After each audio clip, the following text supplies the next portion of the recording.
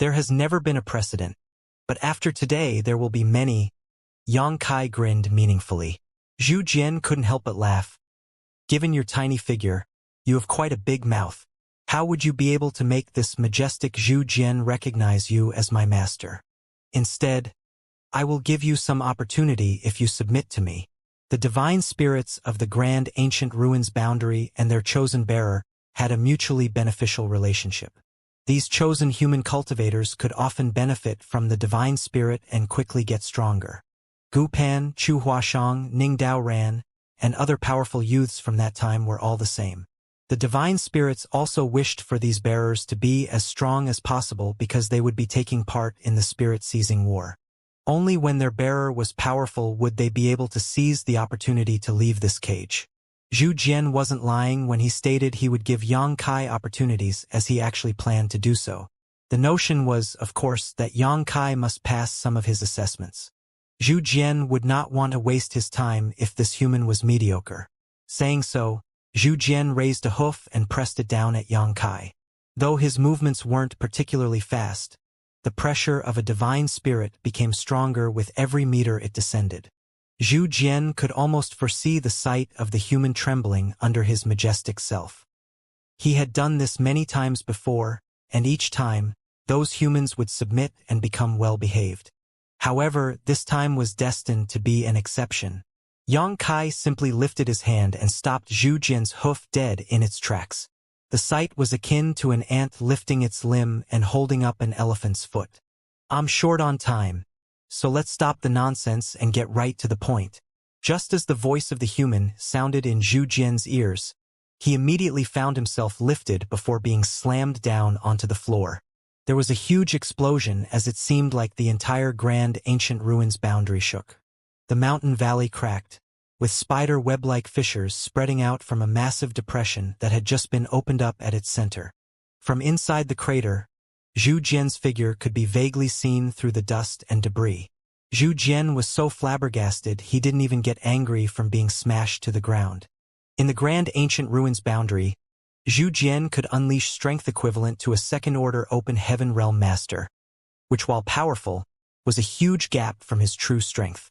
Still, how could Yang Kai toy with him like this when all humans who arrived here were no stronger than Emperor Realm Masters?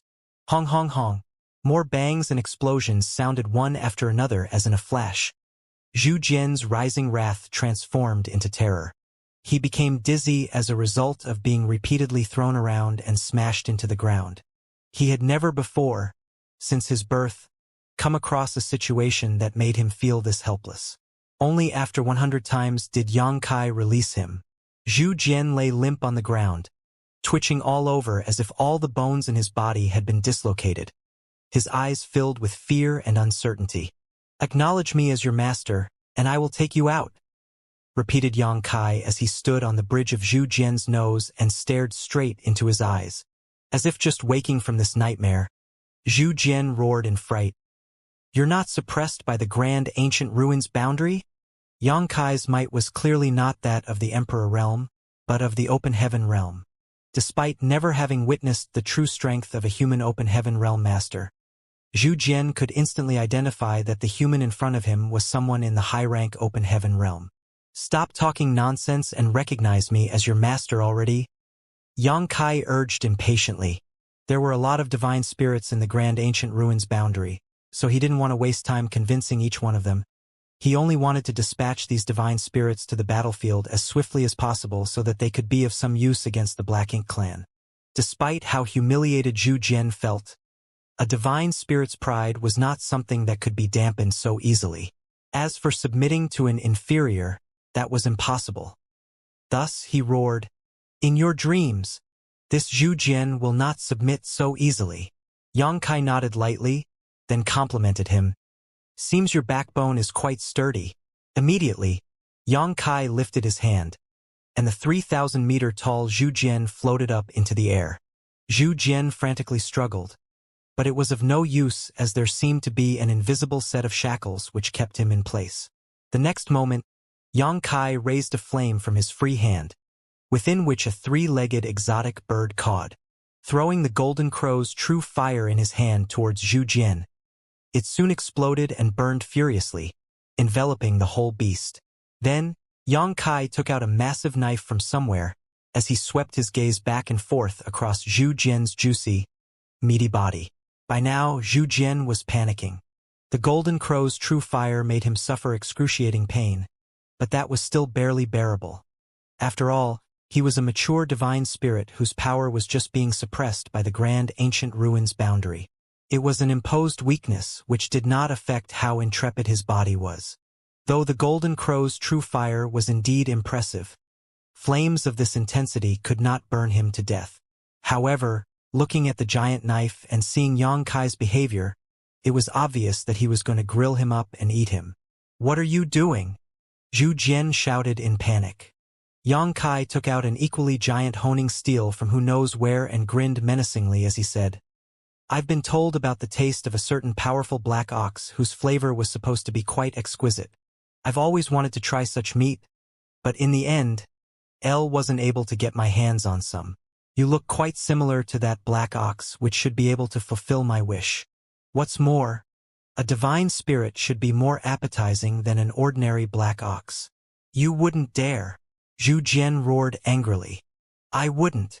With a snort, Yang Kai approached Zhu Jian with the now gleaming knife in hand, eyeing Zhu Jian's rib roast section, lifting his blade as if preparing to slice off a piece. When Zhu Jian saw this human was being serious, he couldn't bear it anymore, so he hurriedly cried out, "Wait, wait, wait. We can talk this out." Yang Kai's knife rested on his flank as he said, "If you want to say something, speak quickly before it's too late." Zhu Jian was agitated. "I'll leave you with all I've collected during my life. I own many treasures that are very helpful for humans to cultivate with." Yang Kai sneered, "Your treasures are all useless to me." Zhu Jian tried again, "Then I will give you some of my source strength. With it, you will have the opportunity to comprehend the innate divine ability of my clan." Upon hearing that, Yang Kai frowned and asked, "What is the bloodline talent of your clan?" He was oblivious to it previously, but during his trip to the no-return pass to cultivate, he had come to understand that every divine spirit clan had their own bloodline talent, which would awaken once they matured thanks to their bloodline inheritance. For example, the Dragon clan's bloodline talent was the Tao of Time, while the Phoenix clan's was the Tao of Space. Since he didn't interact with other divine spirits much, Yang Kai didn't know much about them. Seeing that his interest was piqued, Zhu Jian immediately continued, "The bloodline talent of my clan is one of strength. If you comprehend this innate divine ability, your physical strength will be boundless." Garbage. Yang Kai immediately lost all interest. When it came to raw physical strength, none exceeded the Dragon clan. It was a purely useless bloodline talent for Yang Kai. Zhu Jian felt like breaking down. How could he have offered some of his source strength if he hadn't been forced into a dead end? The loss of even a bit of his source strength would have a significant detrimental effect on him. Yet such huge sacrifices were dismissed as garbage by this human. "If you have anything else for me in exchange for your life, speak up. Or else, I will start my meal," Yang Kai threatened. Zhu Jian sighed, appearing to accept his fate. "What more do I have when you don't even seem pleased by my source strength? Forget it. This is my fate. Please start. Even if you die, you still won't recognize me as your master?" Yang Kai questioned. Zhu Jian was greatly humiliated. Even so, his words oozed contempt as he spoke. "Trivial human. It will bring shame to all divine spirits for this Zhu Jian to submit to you. Instead, death will be a relief for me as I will finally be able to escape this prison."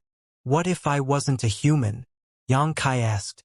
Zhu Jian's heart tightened as he saw Yang Kai step onto his nose once again and gave him a stern look. When those words came out, even though Yang Kai's figure remained the same, the phantom image of a dragon head appeared behind him and intense dragon pressure erupted forth. "You're from the Dragon clan?" Zhu Jian asked in shock.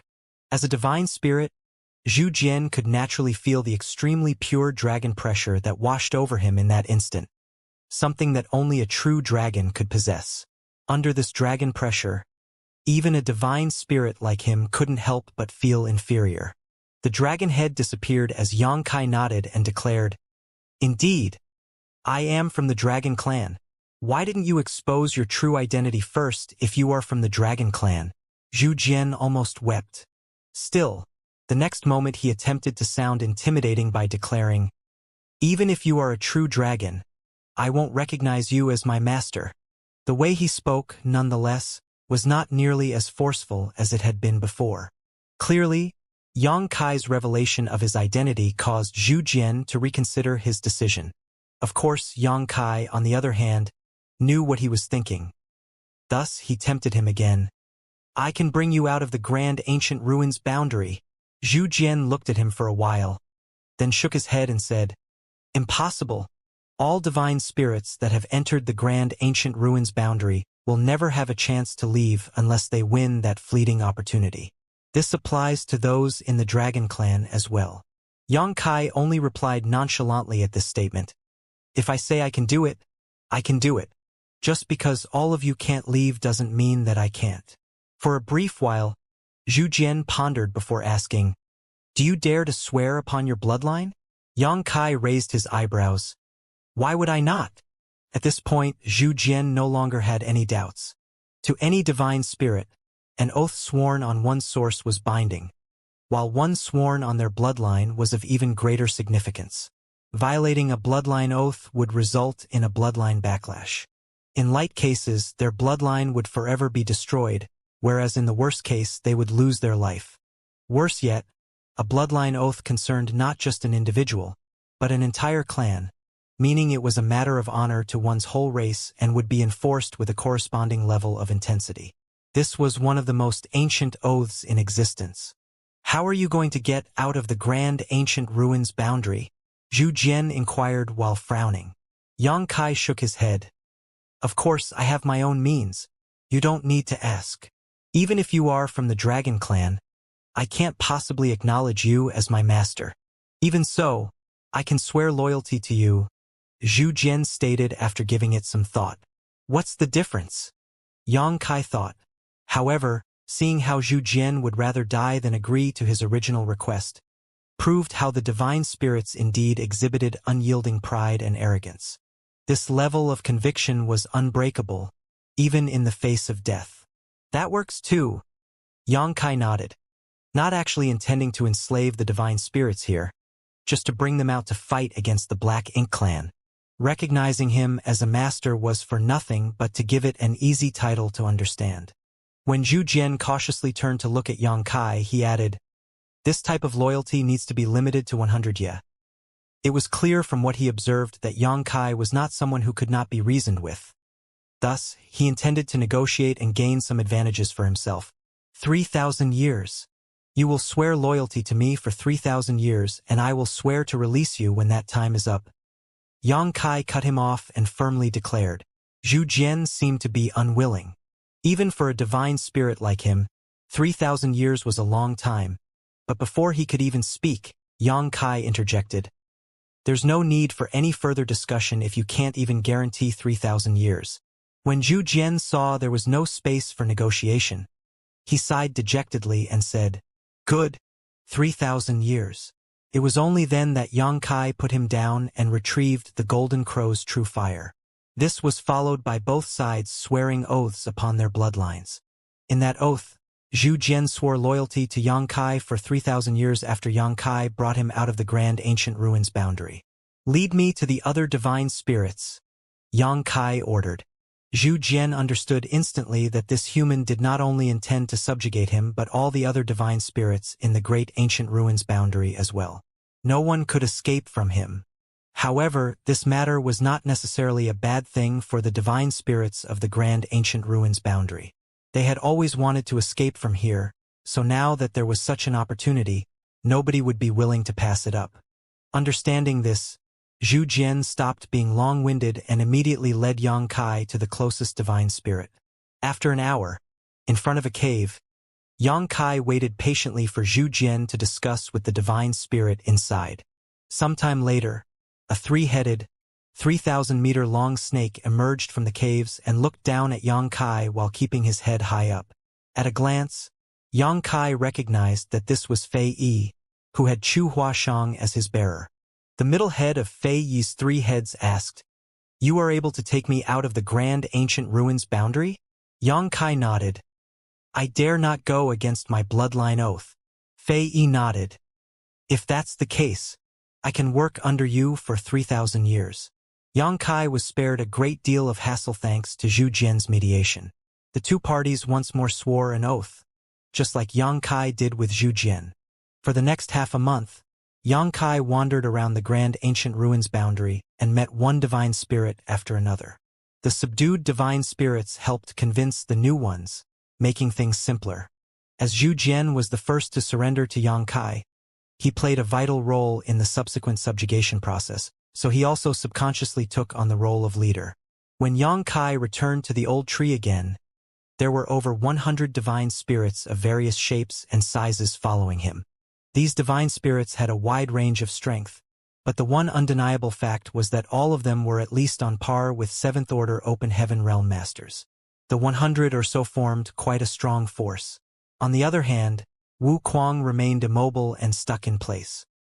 He was so furious after seeing Yang Kai's return that his nose puffed smoke. If he were able to speak, he would have cursed Yang Kai to death. In front of the world tree, Yang Kai bowed. "Old tree, I want to send them to the star boundary through you."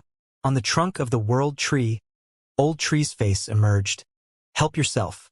Yang Kai nodded and connected to the world fruit on the world tree that corresponded to the star boundary.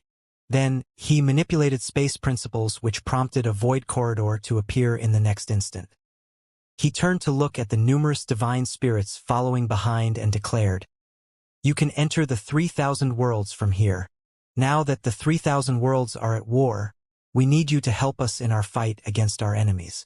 Go to the star boundary's high heaven palace and search for a woman named Hua Qingxi. Tell her that I sent all of you as reinforcements. Remember, you must obey her commands when I am not around. If you dare to commit crimes or disobey her orders, I have plenty of ways to make you suffer." Many divine spirits felt the foreign aura coming from the portal, making them thrilled. Despite Yang Kai's repeated assurances that he would lead them out of the grand ancient ruins boundary, it wasn't until they saw his ability in action that they were able to completely trust him. After going through this portal, they could finally escape the restrictions of the grand ancient ruins boundary and restore their power as true divine spirits. Zhu Jian cupped his fist and said, "Sir, may rest assured, since we have established a bloodline oath, we dare not violate it. And go." Yang Kai responded with a nod and a wave. The first to rush towards the portal was Zhu Jian, who was soon followed by several more divine spirits. They all shrunk their figures to travel through the portal, disappearing one after another. It was only after all of the 100 or so divine spirits crossed the portal that Yang Kai shut it. There would certainly be a disturbance with the arrival of 100+ divine spirits at the star boundary. But that was not Yang Kai's concern now. Grabbing Wu Kuang, Yang Kai addressed the world tree. "Old tree, I need to go to Black Territory. May I ask you for guidance?" Each fruit on the world tree represented a universe world which still had its grand Tao intact. These universe worlds were scattered throughout the Great Territories, but there were none in Black Territory. This was because the entire Black Territory was a dead territory, with no universe worlds remaining. Yang Kai couldn't enter the Black Ink battlefield or Black Territory directly, so the next best option was to travel to the Great Territory adjacent to Black Territory and enter from there. Yang Kai could only consult the old tree, because he was unsure which world fruit corresponded to the relevant universe world closest to Black Territory. Given that the world fruits were grown on the world tree, it would know better than anyone which world fruit corresponded to which universe world. After hearing what Yang Kai had said, the old tree said nothing, but one of its fruits immediately lit up. Yang Kai understood what this meant. As he looked up, he saw a black, almost withered fruit emanating black ink strength from within. Such fruits were not uncommon and represented universe worlds that had been corroded by the Black Ink clan, quickly losing their world force and grand Tao. This was not the worst-case scenario, but it also wasn't a good situation. After a few years, the sickly fruits would ultimately become completely black, and in the end, they would eventually wither and fall off. "Take care, old tree." Yang Kai offered his thanks and headed towards the world fruit while carrying Wu Kuang. The small world fruit got bigger in front of their eyes and transformed into a universe world. When Yang Kai and Wu Kuang recovered, they had already arrived on the outskirts of the universe world. Looking from afar, a black ink nest was ravenously absorbing the remnants of its world force. Furthermore, dense black ink strength enveloped this whole universe world. Yang Kai sighed even though he had encountered numerous situations like this throughout the years. This universe world was on the brink of falling. There was no longer a need to refine a universe world that was filled with black ink strength like this one. All the living beings here had already been transformed into black ink disciples, becoming servants of the Black Ink clan.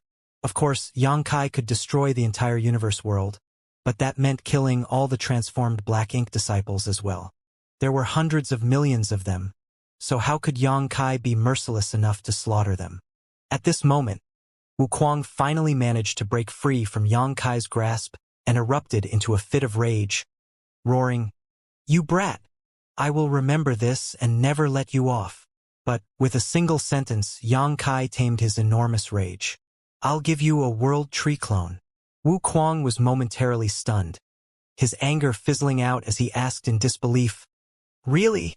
Yang Kai had obtained 3 clones from the world tree. Though Wu Kuang desperately wanted one, he knew Yang Kai wouldn't be willing to give it to him. If it wasn't because he was weaker than Yang Kai, he would have already snatched one away. Unexpectedly, Yang Kai offered a clone to him willingly, which made him both shocked and delighted. If he were given this clone, which would stabilize and fortify his small universe, Wu Kuang would not need to worry about signs of his small universe being unstable due to any sudden increase in strength. He could also maximize the effects of his heaven-devouring battle law with no need to worry about any kind of side effects in the future. Yang Kai then replied, "But, you'll have to follow me somewhere." Wu Kuang became alert at once. "Where? Don't ask so much. You'll know when we arrive." Saying so, Yang Kai simply took out a world tree clone and threw it to Wu Kuang. Wu Kuang quickly accepted it and made sure that it was real before becoming overjoyed. As soon as he put it in his small universe, he felt that his aura grew somewhat denser. He could feel that his small universe started getting perfected after he had placed the world tree clone inside, and in time Wu Kunag was confident there would be even more benefits as the world tree clone grew. He also learned about the mystery of the world tree clone from the world tree, like how it absorbed the power of other universes' worlds. With this world tree clone, he would be able to save many years of cultivation and ascend to the 9th Order Open Heaven realm in no time. Unlike other cultivators, Wu Kuang was not bound by the restrictions of the Open Heaven realm. Nobody knew how or why, but after acquiring the body of great demon god Emoshang, he directly ascended to the 5th Order Open Heaven realm. Logically speaking, the 7th Order Open Heaven realm should be his limit. Wu Kuang was currently in the 7th Order Open Heaven realm already, but despite that, he felt that his martial Tao had not reached its peak. He could still ascend to the 8th Order Open Heaven realm or even the 9th Order Open Heaven realm. Over the years, Wu Kuang had thought about this matter a lot, and in the end, he concluded that the heaven-devouring battle law he created was so exceptional that it broke the innate restrictions of the Open Heaven realm. On the other hand, it was unfortunate that the heaven-devouring battle law could only be safely cultivated by him. If it was someone else, he or she would first notice rapid advancement during the early stages of cultivation, but as they continued to cultivate, the backlash would grow. Furthermore, there was only one solution to this, the flawless purifying golden lotus. However, there was only one such lotus in existence. Having obtained a world tree clone, Wu Kuang squinted at Yang Kai. "Aren't you afraid that I'll run away?" To which Yang Kai returned a sneer. "You can try." Wu Kuang's expression instantly darkened. Although he was in the 7th Order, Yang Kai was already in the 8th Order. On top of that, this man was proficient in the Tao of space. In the face of someone superior in both cultivation and speed, Wu Kuang had no confidence he would be able to escape under his watch. He immediately surrendered. "Gifts blind the eyes. Now that I received a world tree clone from you, I shall follow you wherever you go." Yang Kai gave him a long, thoughtful look. "How carefree of you to say that. I hope you won't regret this in the future."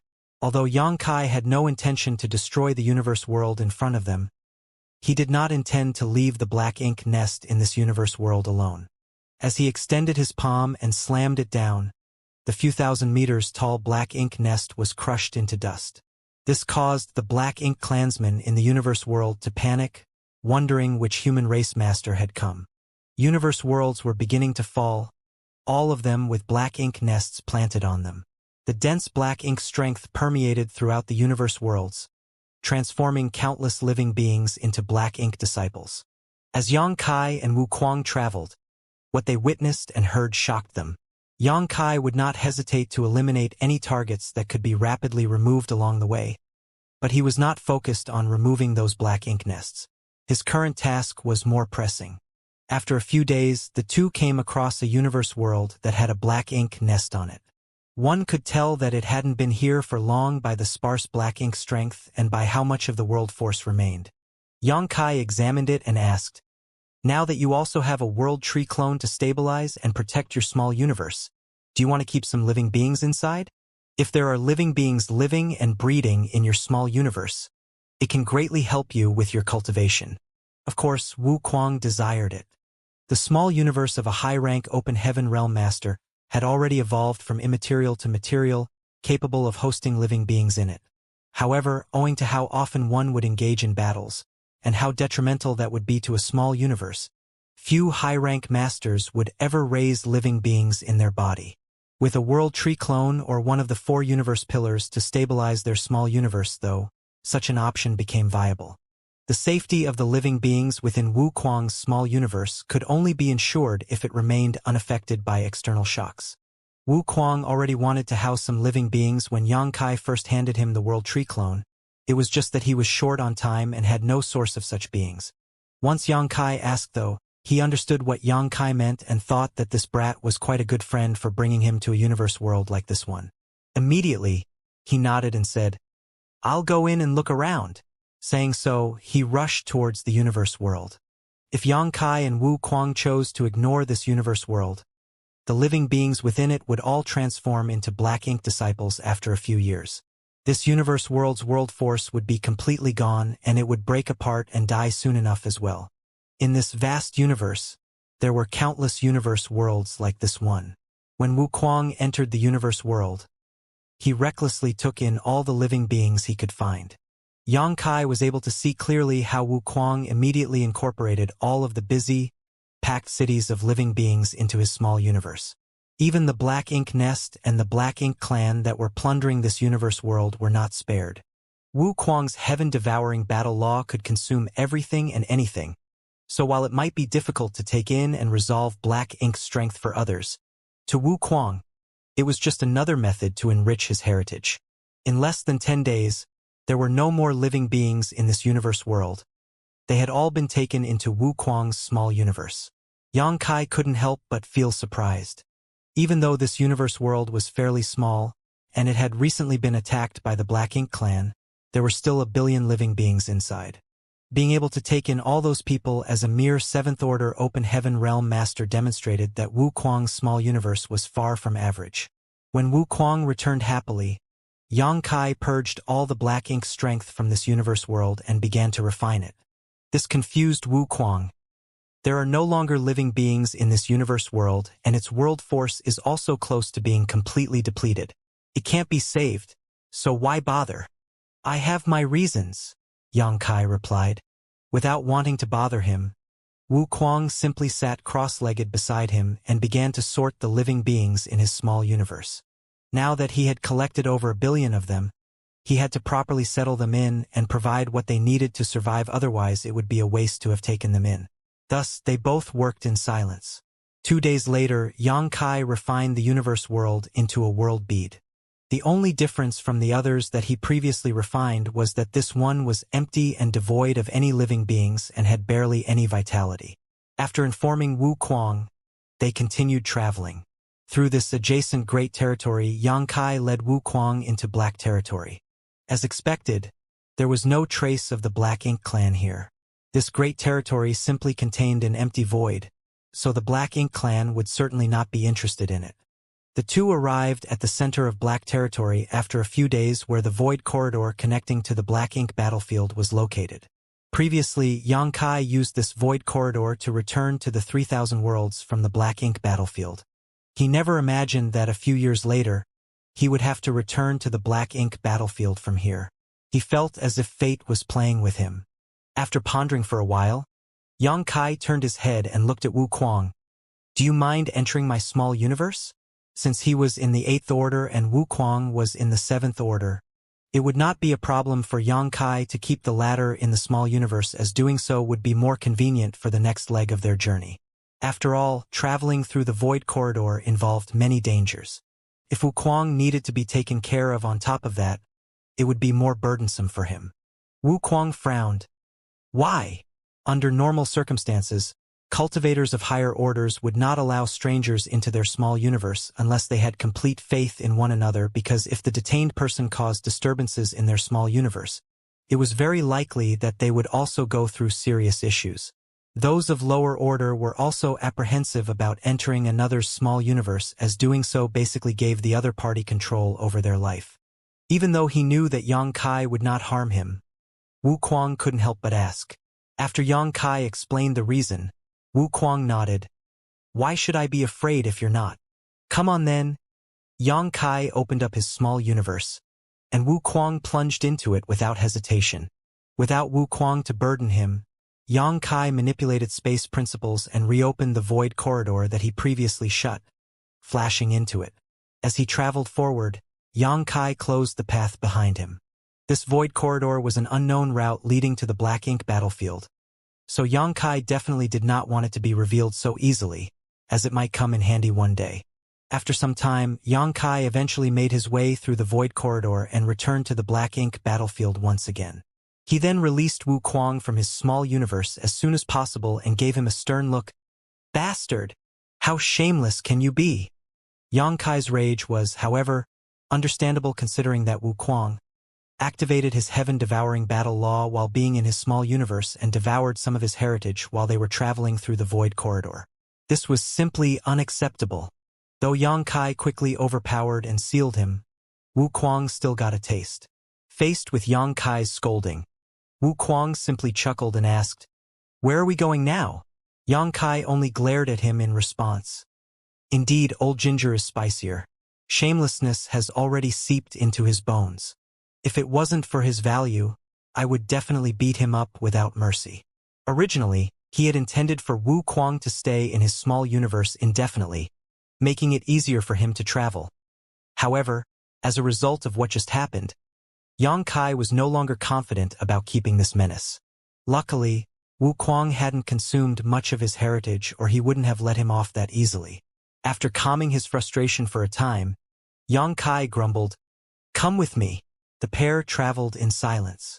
Only a few days later, Wuquang suddenly realized, this is the Black Ink battlefield?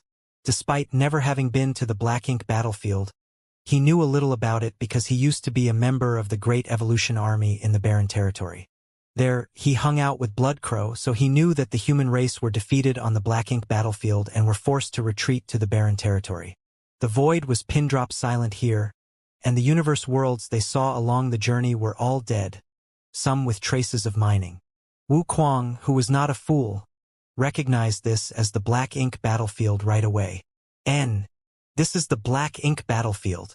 Xianxia nodded. Wuquang grew excited at once. "We're taking the fight to the enemy?" There was obviously something big waiting for them, or Xianxia wouldn't bring him to the Black Ink battlefield for no reason and even give him a world tree clone as a token of his appreciation. Wuquang believed that all royal lords were completely wiped out, and that the two Black Ink giant spirit gods were restrained. Thus, the strongest Black Ink clansmen around were the territory lords. As Wuquang had previously witnessed how strong Xianxia was, effortlessly able to kill a territory lord, he misunderstood and thought Xianxia had brought him here to raise chaos behind enemy lines. This was precisely what he wanted. When Xianxia killed the territory lord earlier, he didn't dare to simply consume the remnant strength, since his strength had advanced too quickly over recent years, and he needed to stabilize his cultivation.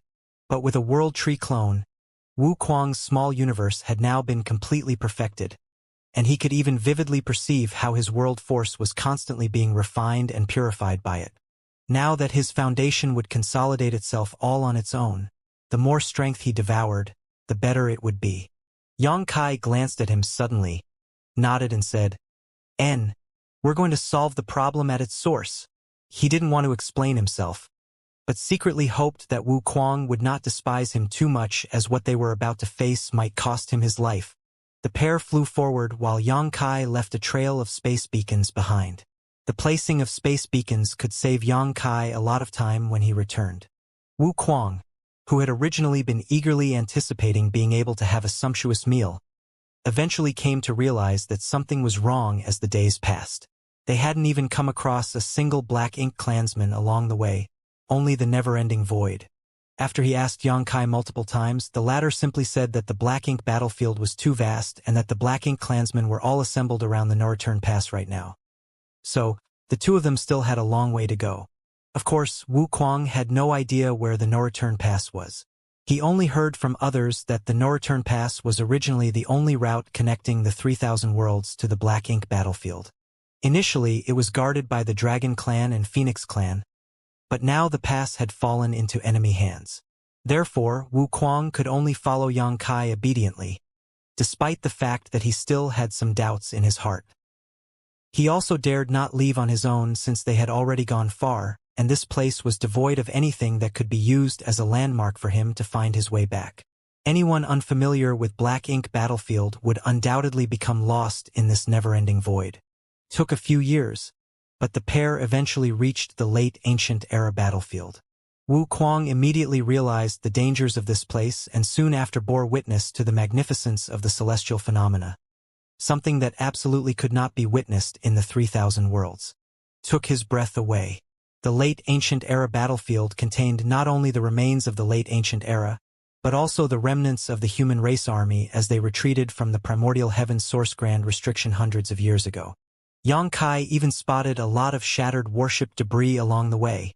When the human race army was retreating from primordial heaven's source grand restriction to the no-return pass, he was being chased by the sheep-headed royal lord, so he did not know how the human race army was defeated while they were evacuating. However, after viewing the remnants of the battle, he could imagine the valiant struggle of his allies at that time. Years passed before the two finally crossed that late ancient era battlefield. Wu Kuang could no longer stand it. "Brat, what are you planning? We've been traveling for almost 10 years. Are you certain this is where the no-return pass is?"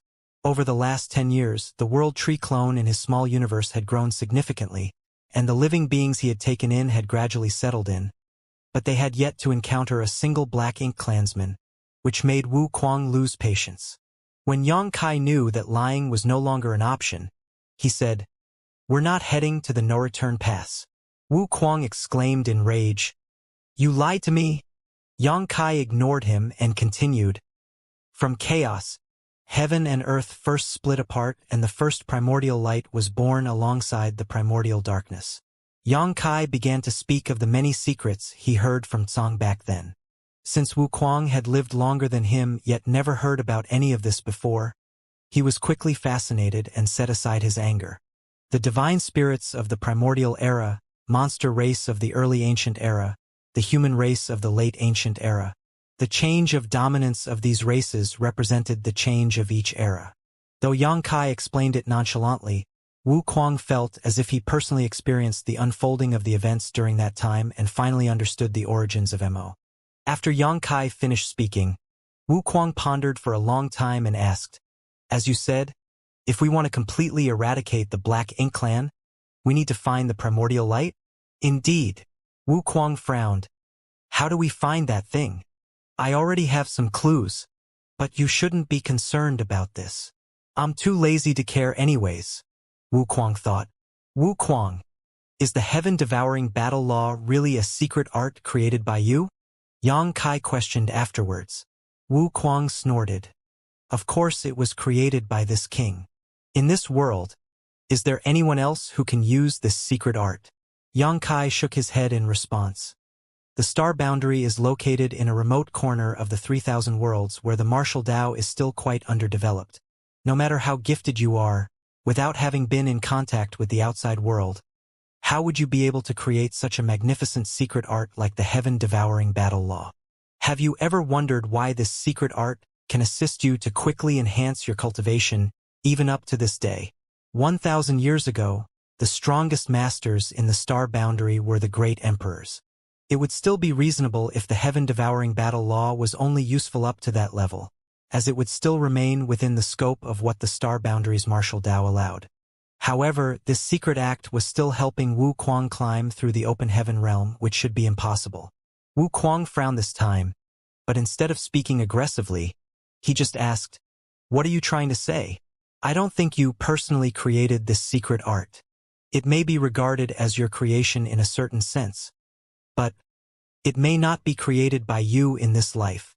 Wu Kuang was stunned and looked at Yang Kai with a menacing gleam in his eyes, but that was ignored by Yang Kai. Only after a long time did Wu Kuang calm his thoughts. After all, Yang Kai revealed his biggest secret in one go, which utterly shocked him. Then Wu Kuang nodded. Yes, the heaven-devouring battle law may not have been created by me. However, when I was young, I frequently dreamed of some fragments of this secret art in my sleep, which is the foundation of the heaven-devouring battle law. If I cultivated according to it, my strength grew steadily, and the heaven-devouring battle law was fully perfected once I became a great emperor. It was not as if Wu Kuang hadn't given this matter any thought. He understood why he had dreams about the secret art and knew that with it, he could become a great emperor. It was because, in his previous life, he was already one. In the Shattered Star Sea, he killed multiple great emperors all on his own thanks to the heaven-devouring battle law. Over the years, as his cultivation strengthened, Wu Kuang frequently saw visions that he had never experienced before and vaguely suspected that there was more to his origin than met the eye. Wu Kuang had also come into contact with the theory of reincarnation, even suspecting that he was such a case, but he had no evidence either way. It was just that he did not expect nor wish for all of this to be revealed by Yang Kai so suddenly. Is there something that made you aware of this? Wu Kuang asked solemnly. Yang Kai remained silent and just led him forward. After a short pause, Wu Kuang stopped asking. He knew that Yang Kai would tell him when it was time. If he refused to say anything now, then it was not time yet. Half a year passed before Yang Kai finally stopped and Wu Kuang hurriedly halted as well. Just as he was going to ask, he felt something, looked up, and his pupils immediately shrank. A massive void filled with warship debris and innumerable dismembered black ink clansmen could be seen in front of them. Wu Kuang even caught a glimpse of a magnificent great pass that was seemingly ripped apart by some overwhelming force. This was a grand battlefield. Wu Kuang quickly came to his senses. This must be a recent battlefield as the warships seemed familiar to Wu Kuang, like the ones the humans used when he was fighting with the Great Evaluation Army in the Barren Territory. This is... He turned to look at Yang Kai. Yang Kai kept his silence before saying, the battlefield outside the primordial heaven's source grand restriction. This is where the human race's crusade force first arrived, and where we met our first defeat. Wu Kuang immediately understood as he had heard about the battle at the primordial heaven's source grand restriction too. He just did not expect that he had followed Yang Kai all the way here, traveling for 10 years straight. Yang Kai then pointed forward. Beyond this battlefield is the primordial heaven's source grand restriction, which is also the origin of the Black Ink clan. There, the true body of Mo is sealed. Wu Kuang experienced a startling surge of emotion. The origin of the Black Ink clan was already not a secret. The royal lords, territory lords, feudal lords, and even the Black Ink giant spirit gods were all created by Mo, showing how powerful Mo was. At the end of the late ancient era, the 10 martial ancestors received enlightenment from the world tree to comprehend the open heaven realm. It was under the instructions of the heavenly way. Those 10 were well aware of the dangers Missouri posed, and they worked extremely hard to set up this primordial heaven source grand restriction to seal it. Though they were able to seal Mo, they were unable to completely destroy it. After millions of years, guarding this place, they passed away, one after another, leaving only one in the end. When the human race army arrived here, we met an individual who called himself Tsang. It was also through him that the human race learned about the secrets of the past. Unfortunately, Tsang also passed away during the battle here. Currently, this place is no longer guarded. Though Mo is still in a deep sleep thanks to the final trick left behind by another master, no one knows when it will awaken. If no one stands guard over this place, no one will be able to stop it, and the 3,000 worlds will be unable to resist. Fortunately, before Tsang passed away, he gave me something, and now, I will hand it over to you. Saying so, Yang Kai stretched out a finger towards Wu Kuang. Instinctively, Wu Kuang wanted to dodge, but that was impossible in the face of Yang Kai's vastly superior strength. As space principles inundated, he was made immobile. Wu Kuang could only watch helplessly as Yang Kai tapped a golden light onto his forehead with his fingertips. In an instant, Wu Kuang trembled hard and his vision went blank. "Sure. Are you still not awake?" Yang Kai said in a deep voice. Although his voice was soft, it rang like a bell in Wu Kuang's head. Following the burst of the golden light that Yang Kai placed on him, memories of the past flooded Wu Kuang. That golden light was actually a piece of Wu Kuang's past life soul, which had preserved all of his memories. Back then, when Song activated the heaven-devouring battle law in front of him, Yang Kai immediately recognized it and hit the mark with a single comment. Song was equally as shocked. After all, an old friend of his created this secret art millions of years ago. However, Yang Kai was able to recognize the heaven-devouring battle law at a glance, which revealed a lot to him. After talking with Yang Kai, Song learned that there was a man named Wu Kuang in this world who also cultivated the heaven-devouring battle law. Since then, Song concluded that Wu Kuang was the reincarnation of his friend, because the heaven-devouring battle law was a secret act created by Shi. For precisely these reasons, Song offered Yang Kai the part of Shi's soul that the latter had left in his keeping.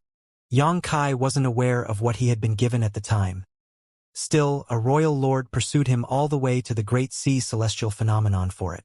Over the years, Yang Kai had also come to understand the importance of the mission Song had given to him before he passed away. Subsequently, he began to inquire about Wu Kuang when he was in the shattered heaven, hoping to find him. In the end, by fate, Yang Kai met Wu Kuang in a random great territory, as ordained by heaven's will. Now that he had returned that soul wisp, completing the mission entrusted to him by Tsang, Yang Kai heaved a sigh of relief while turning to stare at the primordial heaven's source grand restriction. Though Wu Kuang was the reincarnation of that martial ancestor, he was not sure himself.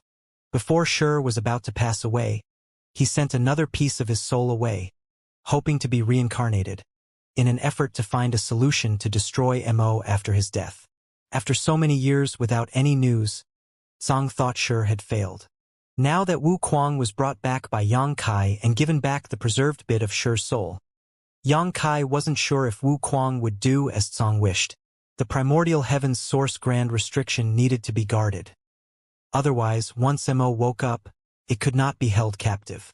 The best person to guard this place was none other than Wu Kuang. Yang Kai secretly made up his mind that if Wu Kuang was unwilling, he would beat him until he was willing. After all, Wu Kuang was currently not his opponent. So, doing so would not be hard. The soul fragment exploded, and information about Shi filled Wu Kuang's mind, causing his expression to continuously change. Several days later, Wu Kuang regained consciousness and was plainly lost in thought. Rather than the free and unfettered heaven-devouring great emperor, he was now unexpectedly burdened with tremendous responsibility, which made him feel somewhat uncomfortable. After observing him in silence for some time, Yang Kai asked, "Do you now understand everything?" Wu Kuang nodded. Many questions in this life had now been answered, including how he was able to acquire the heaven-devouring battle law in his dreams when he was a child, and why there were no restrictions when he broke through, even in the open heaven realm. Although he only directly ascended to the fifth order, he felt that he had the potential to reach the ninth order. After he received that bit of soul left by Shi, Wu Kuang now possessed vastly more knowledge than Yang Kai. Now, Wu Kuang couldn't even tell if he was the heaven-devouring great emperor or Shi. "Now that you understand, you should know the reason why I brought you here, so make a decision.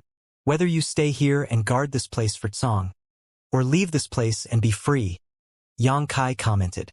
Wu Kuang glanced at the azure dragon spear that Yang Kai was playing with and his brow twitched. "If I say no, Are you going to stab me to death?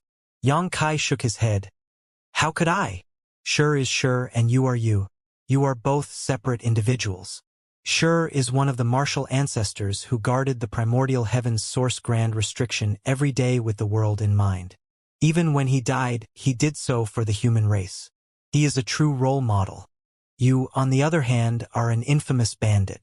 Your story is used as a lesson for misbehaving children in the star boundary. I can understand if you say you don't want to stay, considering that guarding this place is not a matter of a day or two but a matter of thousands or even tens of thousands of years. Not everyone can endure such solitude. Even as Yang Kai spoke such words though, the azure dragon spear glinted an icy light. Sneering, Wu Kuang said, "Stop speaking nonsense. Took you more than 10 years to bring me here. I'm afraid that if I say one wrong word, I'll die on the spot." You misunderstand me deeply, Yang Kai stated firmly. Yang Kai received a cold snort in response before Wu Kuang turned and glanced in the direction of the primordial heaven's source grand restriction. But there is no need for you to threaten me. I will guard this place from now on. Yang Kai raised his brow. This matter is not forced on you. Wu Kuang shook his head and said, I'm not forced. If I did not want to, I would rather you kill me than stay. This is my own choice. With a serious expression, Yang Kai retrieved the azure dragon spear and lowered his head to Wu Kuang. Senior is indeed kind and understanding. This Yang Kai would like to thank Senior on behalf of the 3,000 worlds and song. If MO can be destroyed in the future, much credit will belong to Senior. Wu Kuang snorted coldly at his words.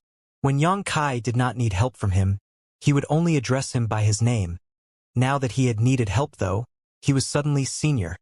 This brat's skin was just too thick. Yang Kai added, May I ask Senior, why are you willing to endure thousands of years of loneliness to guard the primordial heaven's source grand restriction? Wu Kuang glanced at him, knowing that this brat was still not assured about him. After all, everything was just a verbal promise at this point. When Yang Kai left, he would have the chance to leave this place. Thus, he explained, Rest assured, though I am in the 7th Order Open Heaven realm, I am still not strong enough. You know more about the characteristics of the heaven-devouring battle law than anyone other than me. The heaven-devouring battle law can help me to greatly enhance my cultivation. And in the vast universe, there is no place I can benefit more from than this primordial heaven's source grand restriction. Yang Kai instantly understood. You're planning to devour the black ink strength here? The black ink strength here is many times denser and purer than in any black ink clansman. If I can consume the black ink strength here, it will be much more beneficial than killing a few feudal lords outside. Wu Kuang laughed wickedly. Senior, you're indeed wise. Don't pat my ass. It's pointless. Yang Kai continued. Although Mo is now in a deep slumber, I don't know when it will awaken. Senior is currently only in the 7th Order Open Heaven realm. Are you even strong enough to guard the primordial heaven source grand restriction? This was a legitimate concern. It was possible that Wu Kuang, who was currently in the 7th Order, wouldn't be able to exert even 1% of the primordial heaven source grand restriction's power. In which case, he might not be able to restrict Mo. Wu Kuang gushed with pride. Within 3,000 years, this king can ascend to the 9th Order Open Heaven realm. As long as Mo does not wake up before then, there will be no problem. Nobody else in this world except for Wu Kuang dared to boast about being able to cross from the 7th Order to the 9th Order in a mere 3,000 years. It was, however, true that Wu Kuang, who cultivated the heaven-devouring battle law, could borrow the power of the primordial heaven's source grand restriction to rapidly enhance his strength. This was something he was absolutely confident about. Once Wu Kuang really ascended to the 9th Order Open Heaven realm, he would be able to somewhat control the primordial heaven's source grand restriction. After all, he was not any ordinary master but the reincarnation of Shi. He and his 9 old friends created the primordial heaven's source grand restriction, so naturally, he was more familiar with this place than anyone else currently alive. Still, 3,000 years was a steep hurdle to vault. If Wu Kuang found it hard, what more needs to be said about the entire human race? After 3,000 years, Even if Wu Kuang ascended to the Ninth Order Open Heaven realm and completely took control of the primordial heaven source grand restriction, there was still no way to resolve MO if the human race did not have sufficient strength to fight back and did not find the primordial light. Yang Kai nodded and said, "Then, I hope Senior's path in the great martial Tao is as you wish." About the primordial light, Wu Kuang frowned. "Did you ask the burning light and serene glimmer already?" Previously, when he asked about the primordial light, all Yang Kai said was that searching for it wasn't his concern. But, now that Wu Kuang obtained that part of Shi's soul, and recalling his current life's experiences, it was no surprise that Wu Kuang guessed that the burning light and serene glimmer had some relationship with the primordial light. "I did. What did they say?" Yang Kai shook his head. "They couldn't explain it clearly. Right now, the only thing that can be said with certainty is that those two do indeed have some connection to the primordial light. They might be a part of it but were separated from it somehow. They even did as I asked and tried to fuse together, but it was to no avail. We are still missing a key component." Wu Kuang frowned. The key was missing. If they couldn't find out what the one missing key was, they would never be able to locate the primordial light. Turning his head to look in the direction of primordial heaven's source grand restriction, Wu Kuang paused and said, "Do you know why Shi took the risk of reincarnation when he hadn't reached his predestined time of death? If he hadn't done so with the heaven-devouring battle law, he would still have been able to live on for many years, yet he chose to give that all up." Yang Kai instantly felt more energized. Despite hearing many ancient secrets from Song, he had never personally lived during that period. He had a slight feeling that he might have learned a big secret when Wu Kuang asked this out of the blue. Immediately, he replied seriously, "Senior, please enlighten me. To eliminate MO, finding the primordial light is one way. It was just that Shi sensed that the primordial light might not be able to be found, so we could only try the second option." He turned to look at Yang Kai and said in a deeper voice, "To reach the same realm as MO or surpass it, and crush it with absolute power." Yang Kai was shocked. What realm is MO in? MO possesses the power of creation, so it is in the creation realm. This realm is also the realm that Shi and the other 9 had been pursuing, but it is a pity that none were able to achieve it. A little distracted, Yang Kai muttered, "The creation realm." He still remembered that when he and the Ninth Order Open Heaven realm old ancestors visited Song, they inquired about that realm from him. Song only chuckled and claimed that he was only in the Ninth Order Open Heaven realm, just further along that path than others. At that time, Yang Kai vaguely guessed that there might be a higher realm above the Ninth Order Open Heaven realm. His guess was now confirmed by Wu Kuang. There was indeed a realm above the Ninth Order realm, which was the creation realm. Being in the creation realm, MO could create royal lords, territory lords, and even black ink giant spirit gods. This was the might of the creation realm. Back when Mu dove deep into the primordial heaven source grand restriction, she witnessed MO use hints of power that should only belong to the creation realm. Through that, she knew that its breakthrough to the creation realm was just a matter of time. Due to the characteristics of black ink strength, MO was born with an innate advantage. So, not long after she returned from inside the grand restriction, she sacrificed her life to the restriction to fortify it, leaving behind one last trump card for Tsong to play, which must be the reason why MO is in deep sleep right now. Wu Kuang recalled the past while seemingly sifting through his new memories. Although Mu was an unparalleled talent, she was still a woman, which made her hesitate and act more conservatively. That trump card she left behind can only temporarily keep MO in check. It is unable to resolve the issue entirely. Compared to her, Shi chose another approach. To reincarnate? Yang Kai slightly lifted his brow. Wu Kuang gave a nod. Shi and the other 9 used the power of the world tree to reach the open heaven realm, but it was also due to this that they couldn't go beyond the open heaven realm. No matter how high they climbed, they would never surmount the Ninth Order. One needs other means to break this shackle, so Shi chose to reincarnate, hoping to find a way to break through the Ninth Order in his next life. Is there any chance for Senior to do so now? Yang Kai inquired. Wu Kuang smiled and said, The Ninth Order Open Heaven Realm Masters have consistently been the most powerful supreme masters of the human race since ancient times. The Ninth Order Open Heaven Realm is the limit. Not to mention, I'm only in the Seventh Order Open Heaven Realm at the moment, making such a breakthrough even more challenging. After hesitating for a moment, he continued, maybe I will discover more when I reach the Ninth Order Open Heaven Realm, but for now, my cultivation is just too low. Xianxia was aware that this situation could not be rushed, but finding a way to surpass the Ninth Order Open Heaven Realm was indeed another option. The Creation Realm. Xianxia couldn't help but yearn for it. Then again, he remembered that the Eighth Order was his limit in this life. To want to break through to the Ninth Order Open Heaven Realm was already close to impossible, not to mention reaching the Creation Realm. Wu Kuang seemed to have noticed what was going on in his mind, so he turned and asked, you have already reached your limit as an Eighth Order Open Heaven Realm Master. Stop thinking about other nonsense. With a trace of Shi's soul, Wu Kuang gained quite a bit of a senior demeanor. Xianxia only smiled in response. There's always hope. The Universe Furnace? Wu Kuang sneered. Innate Open Heaven pills from the Universe Furnace can indeed help you break through that barrier. But the Universe Furnace is the most mysterious entity in the universe. Nobody knows when it will appear. Let's say it does appear one day. Do you think you'll have a place among all the Eighth Order Open Heaven Realm Masters from all the cave heavens and paradises? Do keep in mind that the number of Open Heaven pills that a furnace produces is limited. Xianxia thought secretly in his heart. If the Universe Furnace shows up one day, and the human race manages to obtain its innate Open Heaven pills, I should be able to take some for my breakthrough.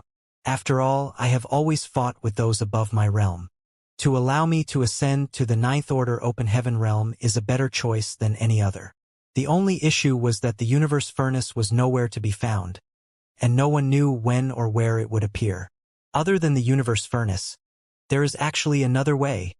Wu Kuang smirked. Xianxia's eyes lit up and he immediately bowed again. Senior, please enlighten me once more. Wu Kuang didn't explain the method to him directly. Instead, he said slowly as he recalled, at that time, Song and the other 9 each had their own accomplishments. Even though Mu was the only female among them, she was undoubtedly the strongest. Due to this, the other 9 were willing to listen and follow her requests. Let's not talk about what the other 9 are skilled at. Do you know what Shi is best at? How would I know anything about something so long ago? Xianxia muttered in his heart, but he kept his expression completely neutral and simply shook his head. Wu Kuang did not intend to keep him waiting and simply explained. Shi was unmatched when it came to developing techniques. Many secret techniques and arts in the 3000 worlds stem from Shi's creations. For example, the Grand Evolution Immortal Bloodlight scripture cultivated by Bloodcrow is a semi-finished product created by Shi, one he came up with when trying to develop the heaven-devouring battle law. Therefore, these two are quite similar. Honestly, what Shi was first deducing was the Bloodlight scripture. It was after he gained more comprehension that the heaven-devouring battle law was created. Xianxia's heart skipped a beat at those words. The Grand Evolution Immortal Bloodlight scripture was a magnificent secret art, one that could refine the blood essence of others for its user to quickly enhance their cultivation. Previously, he also felt that the Grand Evolution Immortal Bloodlight scripture had many similarities with the heaven-devouring battle law. Both had the ability to refine the energy of others, but the heaven-devouring battle law was unquestionably superior as it could devour anything and everything rather than just blood. Xianxia had no doubts about Wu Kuang's claim when he said that Shi was best at deducing and creating secret arts and techniques. After so many years of cultivation, Xianxia had never come across any secret art superior to the heaven-devouring battle law. Although it had certain limitations, which was the challenge of cultivating it without the flawless purifying golden lotus, this drawback did not diminish its power. If even such a secret act could be created by Shi, there was absolutely no doubt in his ability to understand or create other secret arts. Xianxia understood. Shi came up with a secret art to break through to the Ninth Order Open Heaven Realm back then? It's more of a combination of a secret technique and secret art. But yes. Do you want to learn it? Wu Kuang nodded. Of course. Xianxia responded immediately. Yes. Then, I'll teach it to you. Saying so, Wu Kuang stretched out a finger and lightly touched his forehead, just like Yang Kai did before. Yang Kai did not resist. When Wu Kuang's finger met his forehead, an abstruse secret art instantly appeared in his mind and Wu Kuang's voice rang in his ears. This secret art was inspired by the primordial heaven's source grand restriction itself. Although it is considered complete, nobody has ever cultivated it to this day, so I'm not sure if it can be successfully used. But if you choose this path, you will have to take responsibility for yourself. Don't hold me accountable if something goes wrong. Yang Kai remained silent as he processed the profundities of this secret art, and eventually, he understood why Wu Kuang had chosen to give it to him. This was because he knew that Yang Kai carried the soul-warming lotus.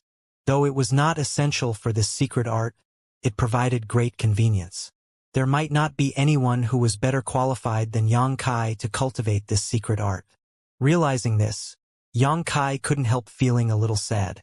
He thought that if this secret art could help the human race to break through the innate limits of the open heaven realm, it could dramatically increase their strength in short order. There were numerous peak 8th order open heaven realm masters in the many cave heavens and paradises, but they were all stuck there due to their natural limits. If this secret art could be popularized, many 9th order open heaven realm masters could quickly be created. There were only 2 9th orders old ancestors currently, but if there were even a few more, it would not take long before the Black Ink clan that invaded the 3,000 worlds could be driven back. They might even be able to deal with the Black Ink giant spirit gods with just 10 more 9th order masters. However, this dream was simply not meant to be. After all, the first step to cultivating this secret art was a life-threatening gamble. Without the protection of the soul-warming lotus, the risk of simply dying right from the start was extremely high. Even so, Yang Kai again bowed his head. Many thanks, Senior, for enlightening me. After Wu Kuang received his gratitude, he spun around and hurried into the battlefield. From afar, his voice could be heard. If the human race does not defeat the Black Ink clan within 3,000 years, our race will face extinction. Brat, you're on your own now. Yang Kai sighed softly as he watched Wu Kuang's figure vanish into the primordial heaven's source grand restriction. Although 3,000 years seemed like a long time, when compared to how long it took for a cultivator to fully mature, it was incredibly short. Nobody could predict what would occur 3,000 years from now, so the only thing the humans could do now was to strive to grow stronger. Soon after, Yang Kai took out a world bead, the one he refined on the way here. It was from the yet-to-be-destroyed universe world, which had its living beings extracted by Wu Kuang. Wu Kuang had no idea what he was doing at that time, trying to refine this universe world. After all, there didn't seem to be a point. Although such a world was falling apart, Yang Kai halted its collapse as he intended to use it as a marker. He could go from one universe world to another by using the world tree as a transit point. If he left this world bead here, he would undoubtedly save years of arduous traveling when he returned in the future. The primordial heaven's source grand restriction was a crucial location, and since it was challenging to transmit any news back to the 3,000 worlds from here, leaving a world bead behind in the vicinity would be more convenient for Yang Kai to travel back and forth between in the future. What's more, because this universe world had lost almost all its world force, it gave off barely aura, so it was almost impossible to detect. If Yang Kai had fully restored this universe world, it might attract the attention of the Black Ink clan, which could lead to trouble if they visited this place and found out what was going on. After finding a concealed location, Yang Kai set the world bead down and attempted to use it to link to the world tree. Confirming that there was no problem, he felt relieved. He then turned around instead of going back to the old tree. Following the direction of the trail of space beacons, he left on his way here. When he was coming here, he left a lot of space beacons along the way, and with them, he could easily find his way back to the void corridor leading to Black Territory. 3 months later, Yang Kai passed through the spiritless land and the late ancient era battlefield, arriving at the void corridor. It took him more than 10 years to travel one way, but just 3 months to return. This was the benefit of the space beacons. Without stopping though, he continued on. His target was not Black Territory. Several months later, several majestic great passes came into Yang Kai's vision as he arrived at his destination. The No-Return Pass. This was the 3rd time Yang Kai came to the No-Return Pass. The first time he visited here was on orders of old ancestor Xianxia to attend the grand ceremony of the Dragon Clan, which helped him to successfully become an ancient dragon. It was also during that time that he completely lost his identity as a human and transformed into a pure-blooded Dragon Clan member. The second time was to bring Ouyang Lai and the group of remnant soldiers to the barren territory. During that time, Yang Kai had taken out the corpse of Azure Void Pass old ancestor and the Black Ox to fight against the Royal Lord. To this day, the words of the Black Ox, "Go quickly. Nyo Nyo will stop them," still rung in his ears. This was the third time. This time, Yang Kai came for no other reason than to raise havoc. The No Return Pass, the only publicly known passage connecting the Black Ink battlefield to the 3,000 worlds, was originally guarded by the Dragon and Phoenix clans. Now it had been taken over by the Black Ink clan, who made this place into their central base of operations. When the Black Ink clan and the humans were battling on the barren territory battlefield, it was from here that the Black Ink clan sent reinforcements and supplies, but Yang Kai put a stop to that after he sealed the territory gate. When he came here last time, Yang Kai discovered that there were many high-rank Black Ink nests and even more mid-rank Black Ink nests. In the present 3,000 worlds and in every great territory, countless Black Ink nests were planted on the many universe worlds. The majority of them were low-rank Black Ink nests, and these nests were capable of devouring the world force of those universe worlds and enveloping them in Black Ink strength. Of course, Yang Kai could easily destroy a couple low-rank Black Ink nests, but going around to each individual universe world to do so was far too inefficient. Instead, he intended to solve the issue at its roots. There was an intrinsic connection between lower-rank Black Ink nests and the Black Ink nest it was spawned from. The lower-rank nests simply could not survive without the higher-rank nest it belonged to. Subsequently, destroying one high-rank Black Ink nest was far better than squashing 100 low-rank nests. Once a high-rank Black Ink nest was destroyed, the mid-rank and low-rank Black Ink nests spawned from it would all wither and die. Yang Kai decided to go all out. His targets this time were those high-rank Black Ink nests. No matter how many mid-rank and low-rank Black Ink nests were destroyed, the Black Ink clan could replace them eventually with enough resources. On the other hand, since the primordial heaven's source grand restriction had been shut and MO was now in a deep slumber, the number of high-rank Black Ink nests was fixed. Destroying one high-rank nest would mean there was permanently one less high-rank nest. If all those high-rank Black Ink nests could be destroyed, no new Black Ink clansmen could be born. Of course, Yang Kai was well aware that this was unrealistic as there was a royal lord guarding the no-return pass. As an 8th Order Open Heaven Realm Master, he could easily cause chaos, but to destroy every single high-rank Black Ink nest was impossible. The best he could do was to destroy as many as possible. Outside the no-return pass, numerous great passes could be seen hovering the void. These great passes had been smashed and broken.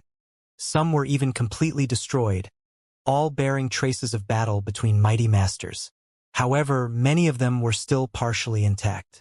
All of these were left behind when the human race army retreated as due to the incredible mass of each great pass, they could not be stored inside a small universe easily, not even the small universe of an old ancestor. This was humiliating for the human race. Furthermore, many universe fragments were floating outside the no-return pass. Those universe fragments were undoubtedly remnants of universe worlds that had been dragged back here from various locations on the Black Ink battlefield by the Black Ink clan. There were some universe fragments here when Yang Kai last visited, but there were many more today which should be the result of the Black Ink clan's action. Whether it was the great passes left by the human race or the many universe fragments though, they were all covered in Black Ink nests. Countless Black Ink clansmen flooded in and out of these Black Ink nests, delivering resources that had been mined from various places. The entire no-return pass was bustling. For several days, Yang Kai kept a quiet vigil but failed to locate the royal lord. Both the human race and the Black Ink clan had lost almost all of their top masters. Every 9th Order Open Heaven Realm Master save for 2 had fallen on the barren territory battlefield to bring down all but 2 royal lords. Thanks to the burning light and serene glimmer, one more royal lord was dead, so currently only one remained. Although Yang Kai did not find any trace of the last remaining royal lord, he was certain that he was in the no-return pass. This was currently the most important location for the Black Ink clan, so where else could their only royal lord be if not standing guard there as a precautionary measure? Is he trying to heal from his injuries? Previously, Xianxia summoned the corpse of Azure Void Pass Old Ancestor, who engaged the royal lord in an intense fight. Even though the old ancestor was already dead, what he left behind before he died was enough to help Xianxia to hold the royal lord back with the might of a Ninth Order Open Heaven Realm Master. It was impossible for that royal lord to escape without any injuries. The best way for Black Ink clansmen to heal was to rest inside a Black Ink nest. Thus, that royal lord was surely inside his Black Ink nest somewhere, as it had only been some 20 or so years since that fight. That being said, Xianxia had no way of ascertaining which Black Ink nest the royal lord was in. After scouting around for days, he could tell that there were over 100 high-rank Black Ink nests here. This was in line with the reports the human race had previously gathered. A sizable number of royal lords came out of the primordial heaven's source grand restrictions, but most of them had been killed, at great cost to the human race. When the battle at the primordial heaven's source grand restriction ended, only around 100 royal lords were still alive, which matched with the slightly over 100 high-rank Black Ink nests here. Now, nearly all of those royal lords were also dead, but their Black Ink nests had been left behind. These were now ownerless, so if the Black Ink clan were to flourish again in the future, they could use these ownerless Black Ink nests to become royal lords and claim the Black Ink nest for themselves. Every high-rank Black Ink nest that was destroyed was akin to diminishing the chances of a new royal lord coming into existence. After deducing that the royal lord had to be in the midst of tending to his injuries, Xianxia began scrutinizing the no-return pass even more closely. It would take a lot of energy to help the royal lord recover, which should be something traceable. Xianxia wanted to locate the royal lord without being noticed, as he didn't want the latter to suddenly pop up when he was in the middle of something. While there were quite a number of Black Ink clansmen in the no-return pass, the place was not closely guarded. This made sense though, as the Black Ink clan had invaded the 3000 worlds and the humans were in a desperate situation, so how would any of them come running over here? Furthermore, one had to pass through barren territory to get to the no-return pass. They would need to reopen the territory gate, not forgetting that there was a Black Ink giant spirit god there. Thus, the human race could not easily get here. It would not have crossed the mind of any of the Black Ink clan that an 8th Order Open Heaven Realm Master was just outside the no-return pass and eyeing them closely. Xianxia did not try to rush things. He was about to do something exceedingly important, so he had to be prudent and patient. Time flew by in a flash, and soon several months had passed. Following Xianxia's prolonged observation, he had a fairly good idea about which Black Ink nest the royal lord was in, since a few Black Ink nests were drawing in far more resources compared to the others. The Black Ink clan hauled large amounts of resources into these Black Ink nests every few days. While resources were also brought to the other Black Ink nests, new Black Ink clansmen would also emerge from them at regular intervals. This was true of both the high-rank Black Ink nests and the mid-rank Black Ink nests. Only a few of the high-rank Black Ink nests did not create new Black Ink clansmen. Where did the significant amount of resources go if no new Black Ink clansmen were being created? Obviously, the resources were being used by a powerful Black Ink clansman to heal. Xianxia memorized the locations of these high-rank Black Ink nests before he started selecting his targets. He was aware that he might not have many chances to attack, and his first move would be the most successful, as the Black Ink clan would not expect an attack from a human race master at this point in time. Thus, the more Black Ink nests he could destroy with his first strike, the better. To accomplish this, Xianxia switched hiding spots a few times to observe the dispersion of the Black Ink nests from all sides. After many more days passed, he finally settled on a plan of attack. There was a great pass that was approximately 300,000 kilometers away from the no-return pass. Xianxia did not know exactly which great pass it was, but he chose it because there were 2 high-rank Black Ink nests there. The other remnant great passes had only 1 high-rank Black Ink nest at most, or several mid-rank Black Ink nests instead. He would reap less of a reward by striking those areas. Therefore, as long as he acted swiftly enough, he could at least instantly destroy 2 high-rank Black Ink nests. Furthermore, there were a few universe fragments near this great pass, and one of them had another high-rank Black Ink nest. If luck was on his side, he could destroy 3 high-rank Black Ink nests with his first strike, along with a few mid-rank Black Ink nests. Since Xianxia had decided on his target, he no longer hesitated. He did not have to do any preparations, and he didn't have to sneak in either. With a flicker of space principles, in the blink of an eye, he moved from his hiding spot to the top of that great pass. He had already summoned his azure dragon spear earlier on, and now he smashed down with it. With his 8th order open heaven realm cultivation, his attack was far from ordinary. As world force swirled, the looming shadow of the spear seemed to shroud the entire Great Pass. Within the Great Pass, numerous Black Ink clansmen who had only recently emerged from the Black Ink nests and were cultivating with the help of the surrounding Black Ink strength perished. Those who were weaker than feudal lords all died, and even the feudal lords had a hard time defending themselves from the power of that spear. Those that did not die were heavily injured. As for the 2 high-rank Black Ink nests, they exploded and scattered into countless shattered fragments.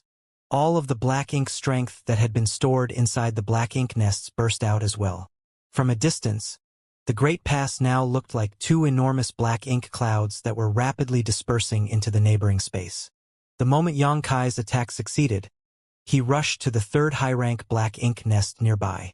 At the same time, within a high-rank Black Ink nest inside the no-return pass, a formidable will awakened from a deep slumber, and an enormous figure several meters tall lunged towards Xianxia.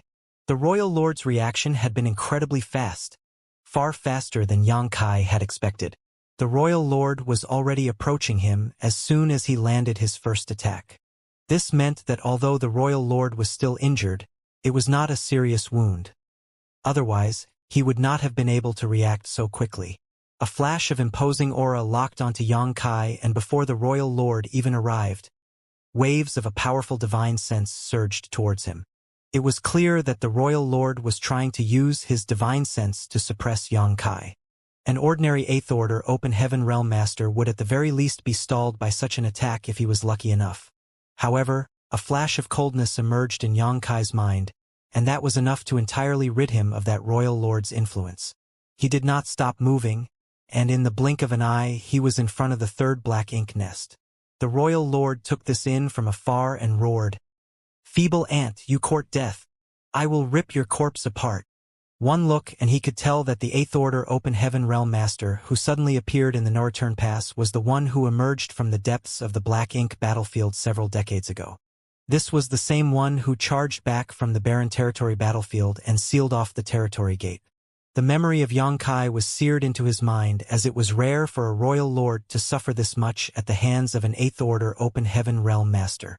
Over the past few years, the royal lord had sent Black Ink clansmen into the Black Ink battlefield to search for signs of Xianxia, but sadly, they found nothing.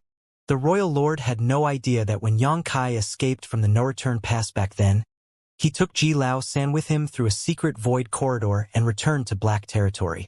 Thus, the royal lord thought that Xianxia was still hiding somewhere on the Black Ink battlefield.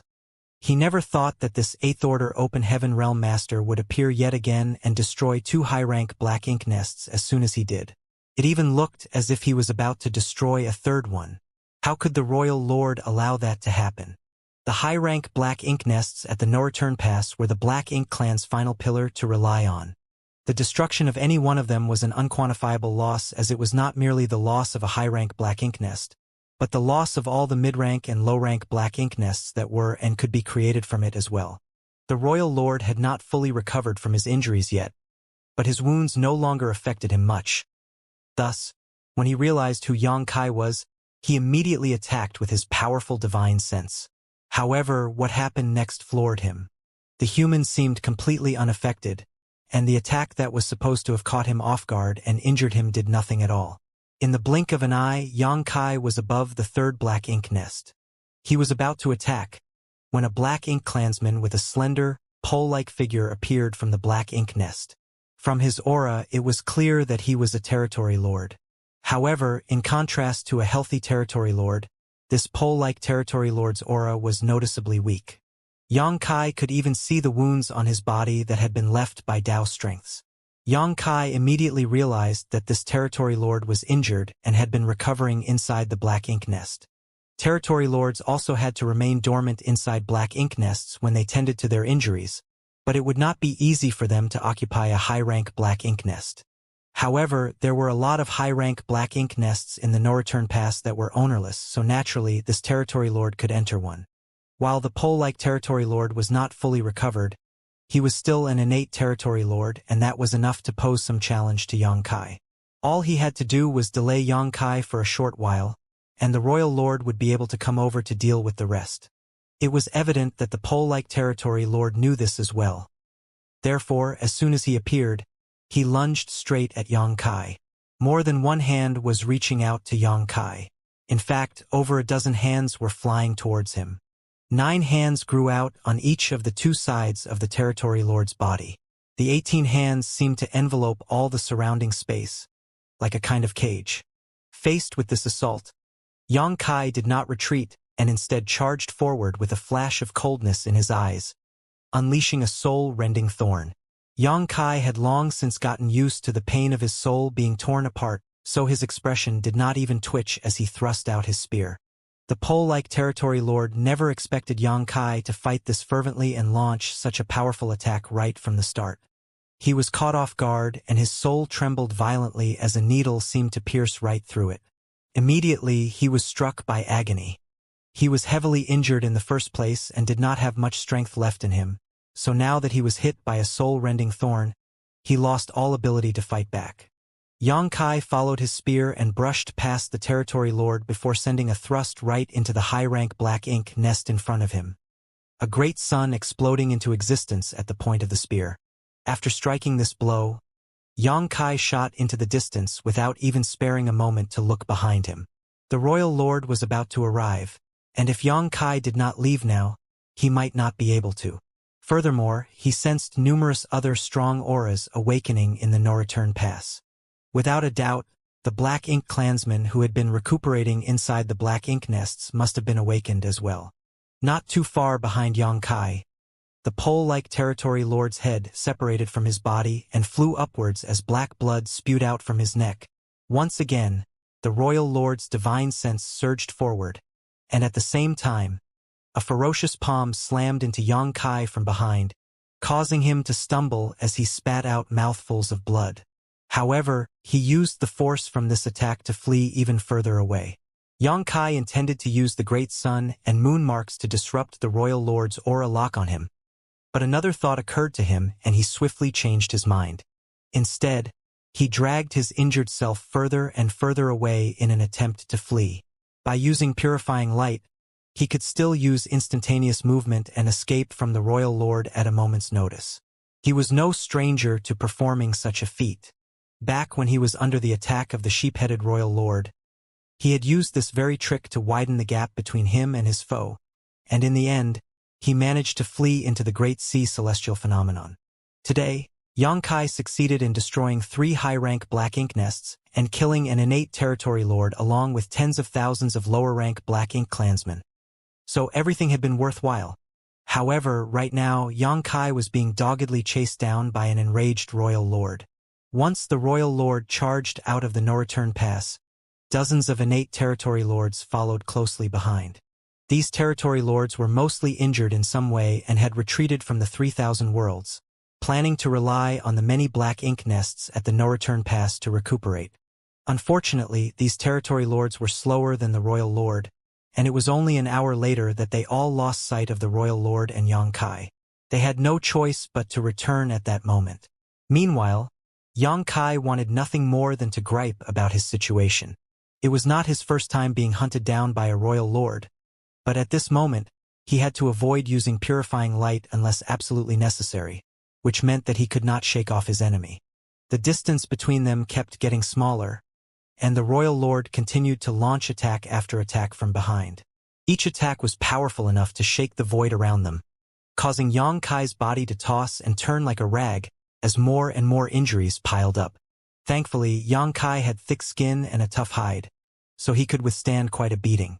With the blessing of his dragon vein, these long-range attacks were not enough to cause a fatal injury. Otherwise, he would not have been able to hold out this long. In between the attacks, the royal lord did not stop sending wave after wave of divine sense at Xianxia to make things even more difficult for the latter. However, with the soul-warming lotus protecting his soul, even attacks from a royal lord's divine sense were ineffective against Xianxia. and so Yang Kai bided his time. He was waiting for the Royal Lord to lose all patience and utilize his Royal Lord's secret technique. Yang Kai did not know for certain whether or not his opponent would resort to the Royal Lord's secret technique, as this was not something he could control, so what he was doing right now was gambling. What he needed to do now was to keep taunting his opponent and enrage the latter. The Royal Lord's secret technique was a fatal move against any human below the Ninth Order. On the barren territory battlefield, a Royal Lord had used this exact move to turn Luen and 2 other 8th Order Open Heaven Realm Masters into Black Ink disciples. Although that Royal Lord was severely weakened after using the secret technique and was quickly slaughtered, the Black Ink clan gained 3 8th Order Black Ink disciples as a result, which then allowed them to revive the Black Ink Giant Spirit God in the Divine Spirit Ancestral Land and establish a connection between the Barren Territory and Wind Mist Territory. It could be said that the Royal Lord's use of his Royal Lord's secret technique was one of the most crucial pieces of the puzzle that led to the Black Ink clan's subsequent invasion of the 3,000 worlds. The Royal Lord who had been killed was a heroic martyr for the Black Ink clan. In this particular situation, Yang Kai did not have to go to any lengths to do anything else. All he had to do was focus on escaping. He had destroyed 3 high-rank Black Ink nests and killed an innate territory lord, so the Royal Lord who was trying to hunt him down was hellbent on killing him. If Yang Kai could drag this out long enough, there was a decent chance that the Royal Lord would resort to the Royal Lord's secret technique. Once the Royal Lord did that, then it would be Yang Kai's opportunity to strike back. During the fight outside the Great Sea Celestial Phenomenon, the sheep-headed Royal Lord had used his Royal Lord's secret technique, which heavily weakened his foundation, and that was how Yang Kai managed to use the Sun and Moon Divine Wheel to land a devastating blow on the former before eventually killing him. It was partly luck that led to Yang Kai's successful killing of that Royal Lord, as Yang Kai himself did not know exactly how he managed to do it. Yang Kai was not fully confident that he would be able to repeat that feat, but if this Royal Lord did use his Royal Lord's secret technique, then even if Yang Kai failed to kill him, he would still be able to turn it into an equal fight with both sides suffering injuries. Even in that sort of a lose-lose situation, Yang Kai had the upper hand as he had his dragon vein and the essence of the immortal tree. Thus, his restorative abilities were far superior. The Royal Lord, on the other hand, would have to fall into a deep slumber inside a Black Ink nest for a long time to recover from grievous wounds. During such a time, Yang Kai could accomplish a lot in the no-return pass. These were the calculations he made that led to Yang Kai deciding against using purifying light to block the Royal Lord's aura before fully escaping. Since he wanted to provoke his opponent, he had to let his opponent see a glimmer of hope yet fail at every turn. This was an incredibly risky choice, as one false move and Yang Kai might truly end up dying. Still, he was willing to make this bet. The 2 figures, one the hunter and the other the hunted, traveled further and further away from the no-return pass, headed towards the depths of the Black Ink battlefield. Even after half a day of chasing, the Royal Lord still did not show any signs of using his Royal Lord's secret technique. Perhaps in his eyes, it would not be worth it to take such a huge risk just to hunt down a single 8th Order Open Heaven Realm Master. Alas, Yang Kai could not hold out any longer. Yang Kai could not completely lose his opponent via conventional methods, as he was not as powerful either. Anyone would fail to hold out for long when being chased down like this. Upon seeing that his opponent was nearly as close to him as he could safely allow, Yang Kai knew that he might not be able to escape if he did not act now. Thus, he used purifying light and enveloped himself. Instantly, the aura from the Royal Lord which had locked onto him was broken off. With a flash of white light and space principles, Yang Kai's figure disappeared. The Royal Lord was stunned by this turn of events, never having expected that an 8th Order Open Heaven Realm Master would have such a mysterious trick up his sleeve. This explained why the human dared to launch an attack on the no-return pass. It was clear that this tactic of his was his trump card. However, from the looks of it, the Royal Lord deduced that this technique could not be easily used. Otherwise, the human would not have avoided using it until now. The Royal Lord was fairly quick to react. Even though it was his first time encountering such an occurrence, just as Yang Kai's figure disappeared, a powerful wave of divine sense surged out and detected the lingering space principles where Yang Kai had disappeared towards. Following that, the Royal Lord sensed Yang Kai's aura in that direction. He was just about to give chase when even that aura suddenly disappeared. Yang Kai was only in the 7th order when he had been chased down by that sheep-headed royal lord, and his mastery of the Tao of space was not as high as it was now.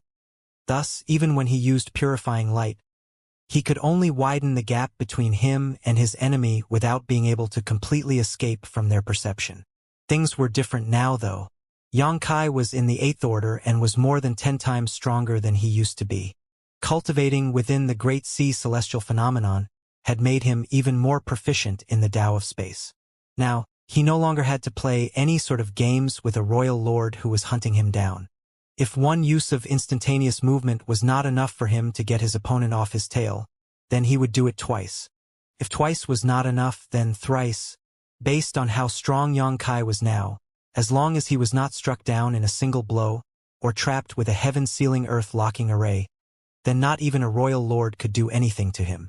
This was the reason why he had the gall to cause trouble in the no-return pass.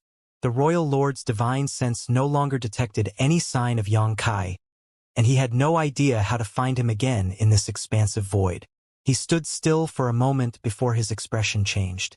He turned back towards the no-return pass before clenching his jaw and growling, "Shit!" The several-meter-high figure instantly turned into a black streak of light as the royal lord shot back towards the no-return pass.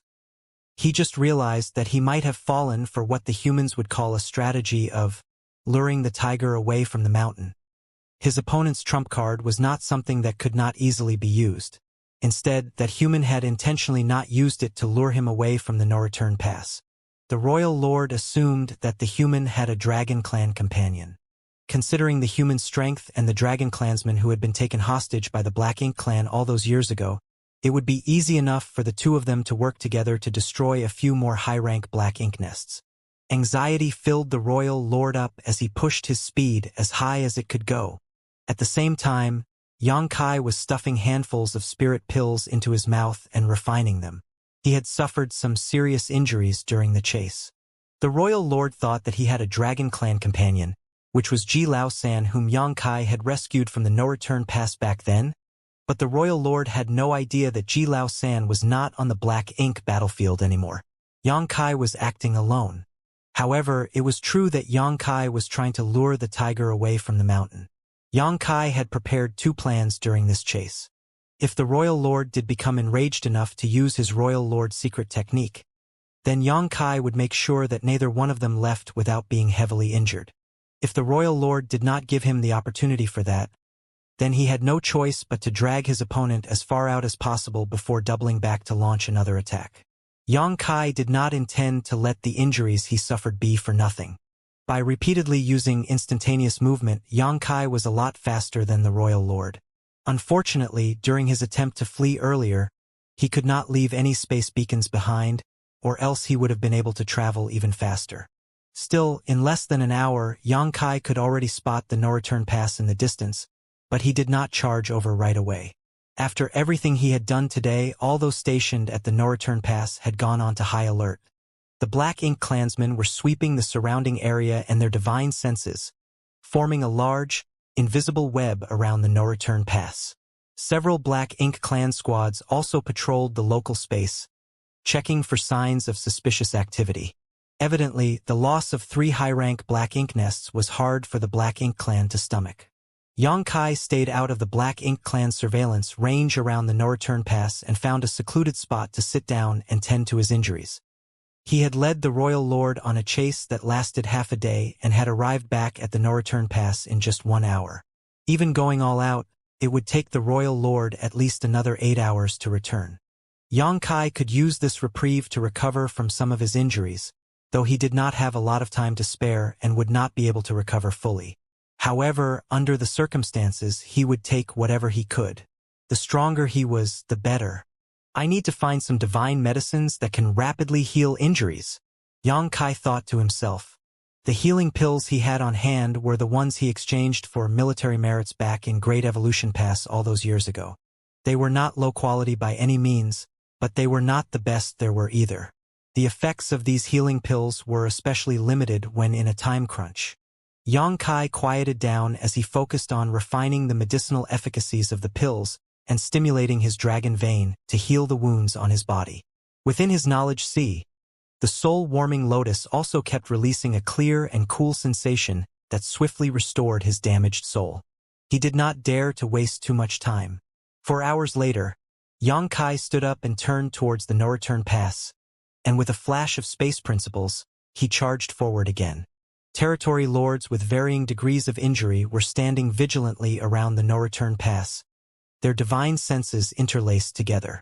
Half a day earlier, an 8th-order human surprise attack had completely humiliated them. Not only did that human destroy 3 high-rank black ink nests, he even killed a territory lord as well. Their royal lord had personally chased after the attacker, but they did not know what the situation was like over there. That being said, they all believed that there was very little chance for the 8th-order Open Heaven Realm Master to survive. After all, there was a huge disparity between an 8th-order human and a royal lord. Right now, what they were wary of was the possibility of that human having a partner. The royal lord was preoccupied elsewhere, and even though there were a large number of territory lords at the no-return pass, 80% of them were those who had returned from the 3,000 worlds to recuperate. Less than 10 territory lords here were uninjured. They could very well suffer a serious loss if a large number of human masters attacked them now. Yet, after waiting around for half the day and seeing no sign of any incoming attack, the territory lords let their guards down for the most part. After all, the Black Ink clan had taken control of the no-return pass and the humans had long since retreated to the 3,000 worlds. It was unlikely for a large number of human race masters to appear.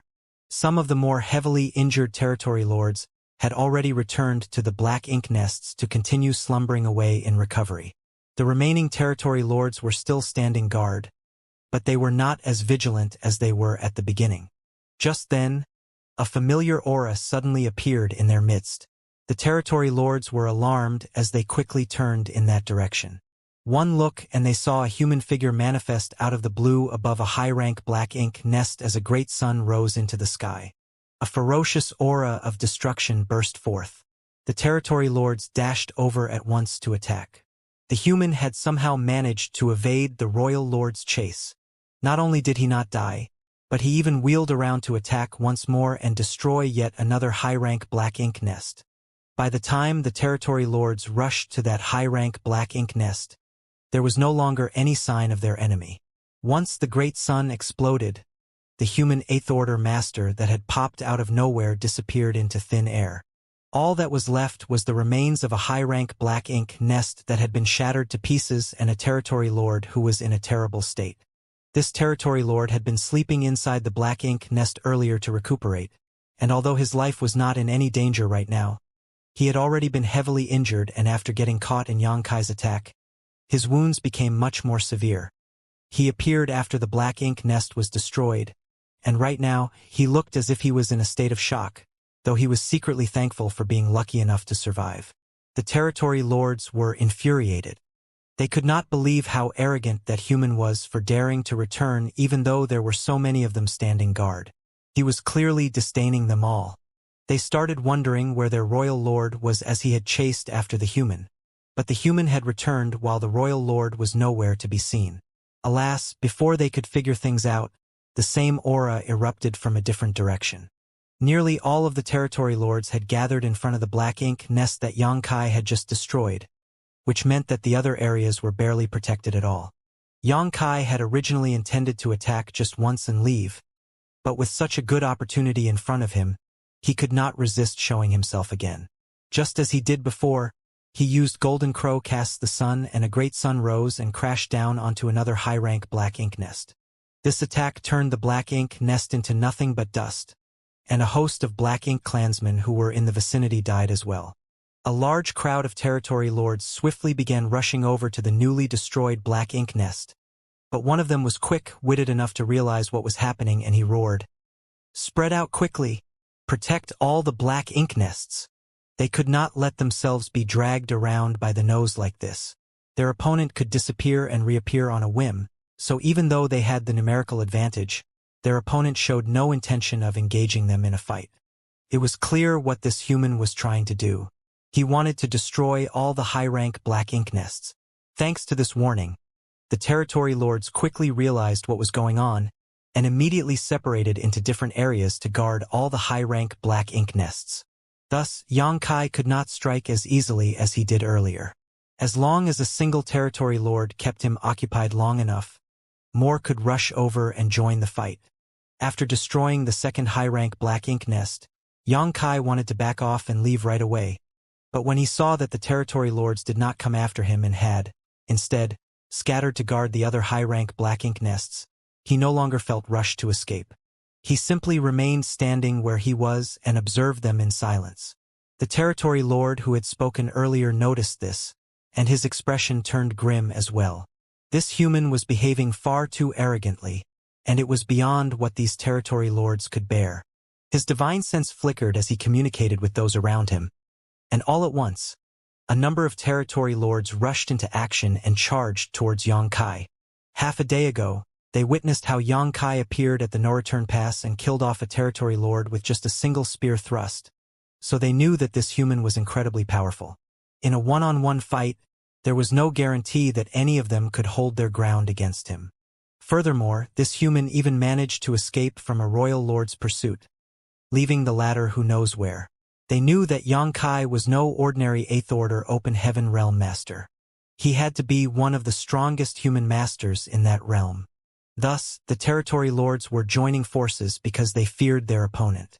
When Xianxia saw the group of territory lords rushing over, he secretly praised the territory lord who had taken charge for coming up with an appropriate strategy. If they simply grouped together without thinking things through, then the high-rank black ink nests at the no-return pass would be left unguarded and undoubtedly suffer unimaginable damage. However, the territory lords had split up to guard different areas now and had even organized a group to subdue him. This was the optimal course of action for them. Xianxia's situation was less than ideal. He was fairly injured after being chased down by the royal lord for half a day, and although he got to recuperate for 4 hours or so, he was only able to slightly restore himself.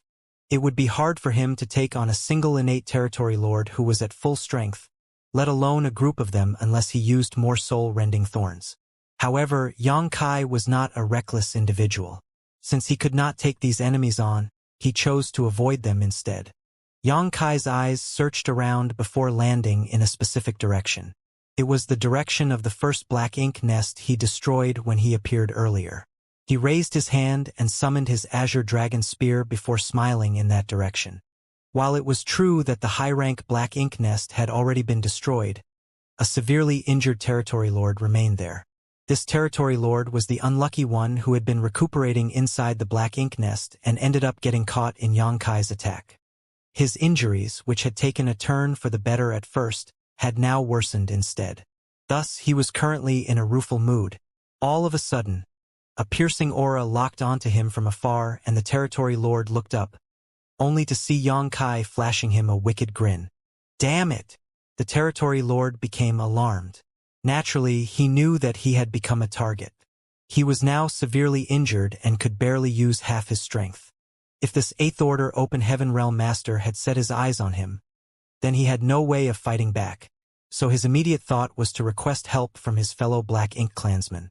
However, after looking around, he realized that the other territory lords who had gathered near him earlier had all scattered off to defend the various high-rank black ink nests, leaving him all alone. The territory lord was in anguish. He felt as if nothing had gone right for him ever since he walked out of the primordial heaven's source grand restriction. In the next instant, Xianxia appeared in front of the injured territory lord, and his azure dragon spear pierced straight into the latter's head. Xianxia had been prepared to use a soul-rending thorn as he was not in a situation to waste much time. Not only would the royal lord return at any moment now, but there were also a large number of territory lords in the no-return pass eager to kill him. He had to kill this territory lord at once before fleeing. However, even as his azure dragon spear pierced through the top of the territory lord's head, the territory lord did not react at all. Xianxia deduced that it had to be because his opponent's injuries were too severe, which saved him the need to use a soul-rending thorn. By the time a group of territory lords rushed back to this place, there was nothing but a headless corpse with black blood spurting out. These territory lords were crushed by what they saw. They were overcome with a crippling sense of humiliation and felt extremely despondent. It was not just them, as all the other territory lords felt the same. Once again, scores of divine senses surged out from the no-return pass, guarding against Xianxia, but they no longer detected any trace of that human. After a half cup of tea's time, the royal lord who had given chase earlier finally returned, and the territory lords who had been in a heightened state of anxiety the whole time could finally relax. The royal lord naturally saw that something happened at the no-return pass, as it had not been in this state when he left. His eyes swept over the place and he quickly assessed the damage. 2 more high-rank black ink nests had been destroyed, and a territory lord had been killed as well. He did figure out that Xianxia lured him away on purpose, so he knew that there would be another attack on the no-return pass, but he still could not accept such an outcome. Clenching his jaw, he roared, "Search everywhere. I don't care how many sacrifices need to be made. Just find me that human. I must shred his corpse into 10,000 pieces." With the order given, Black Ink clan squads began charging out of the no-return pass, heading out in all directions towards the Black Ink battlefield. Even the majority of the territory lords were deployed as well. Most of the territory lords who were injured wanted to bemoan their fate. They retreated from the 3,000 worlds because they needed to recuperate here, yet this was what they were faced with now. Not only did they not get to recover from their injuries, but they even had to risk their lives in a search for an 8th Order Open Heaven Realm Master. They would have just stayed behind in the 3,000 worlds if they had known that this would be the case. Still, seeing that even the Royal Lord was actively guarding the no-return pass instead of returning to his Black Ink nest to recover, none of them dared to voice their complaints and simply did as they were told. By now, Xianxia had already fled far away. He was aware that after everything he did, the no-return pass would become heavily guarded, and a great number of the Black Ink clansmen would come looking for him. He did not mind seizing this chance to kill off a few more Black Ink clansmen, but right now it was more important for him to tend to his injuries. Thus, he continued fleeing at full speed for half a month before he finally located a dead universe world deep within the Black Ink battlefield. He made his way into it and opened a temporary cave mansion for himself. After setting up a series of simple arrays to conceal his aura, Xianxia finally felt at ease enough to sit down. Even though Xianxia sorely wished to destroy every single one of the high-rank Black Ink nests, he knew that was not a very realistic thought, unless he could somehow become a 9th Order Open Heaven Realm Master. As someone only in the 8th Order, if he attacked one too many times, it was bound to backfire on him at some point and he would fail miserably at his goal. After all, if one walked by the river frequently enough, their shoes would eventually get wet. His first strike had been the most rewarding as the Black Ink clan had been taken by surprise. All in all, Xianxia had destroyed 5 high-rank Black Ink nests and killed 2 innate territory lords, so he was pretty satisfied with the results of his efforts. It would not be this easy for him to launch another attack. In fact, Xianxia could not even be certain whether or not he would have the chance to take action again. It was not something that Xianxia cared all that much about, though. While it would be good if he had the chance to strike again, he could simply return to the 3,000 worlds if he did not. After all, he had the secret void corridor, which had served him well the past few years. What he needed to do now was focus on his recovery. As Xianxia lay low, the Black Ink clan went on a frenzied search for him all across the Black Ink battlefield. But in the end, they failed to find any trace of him.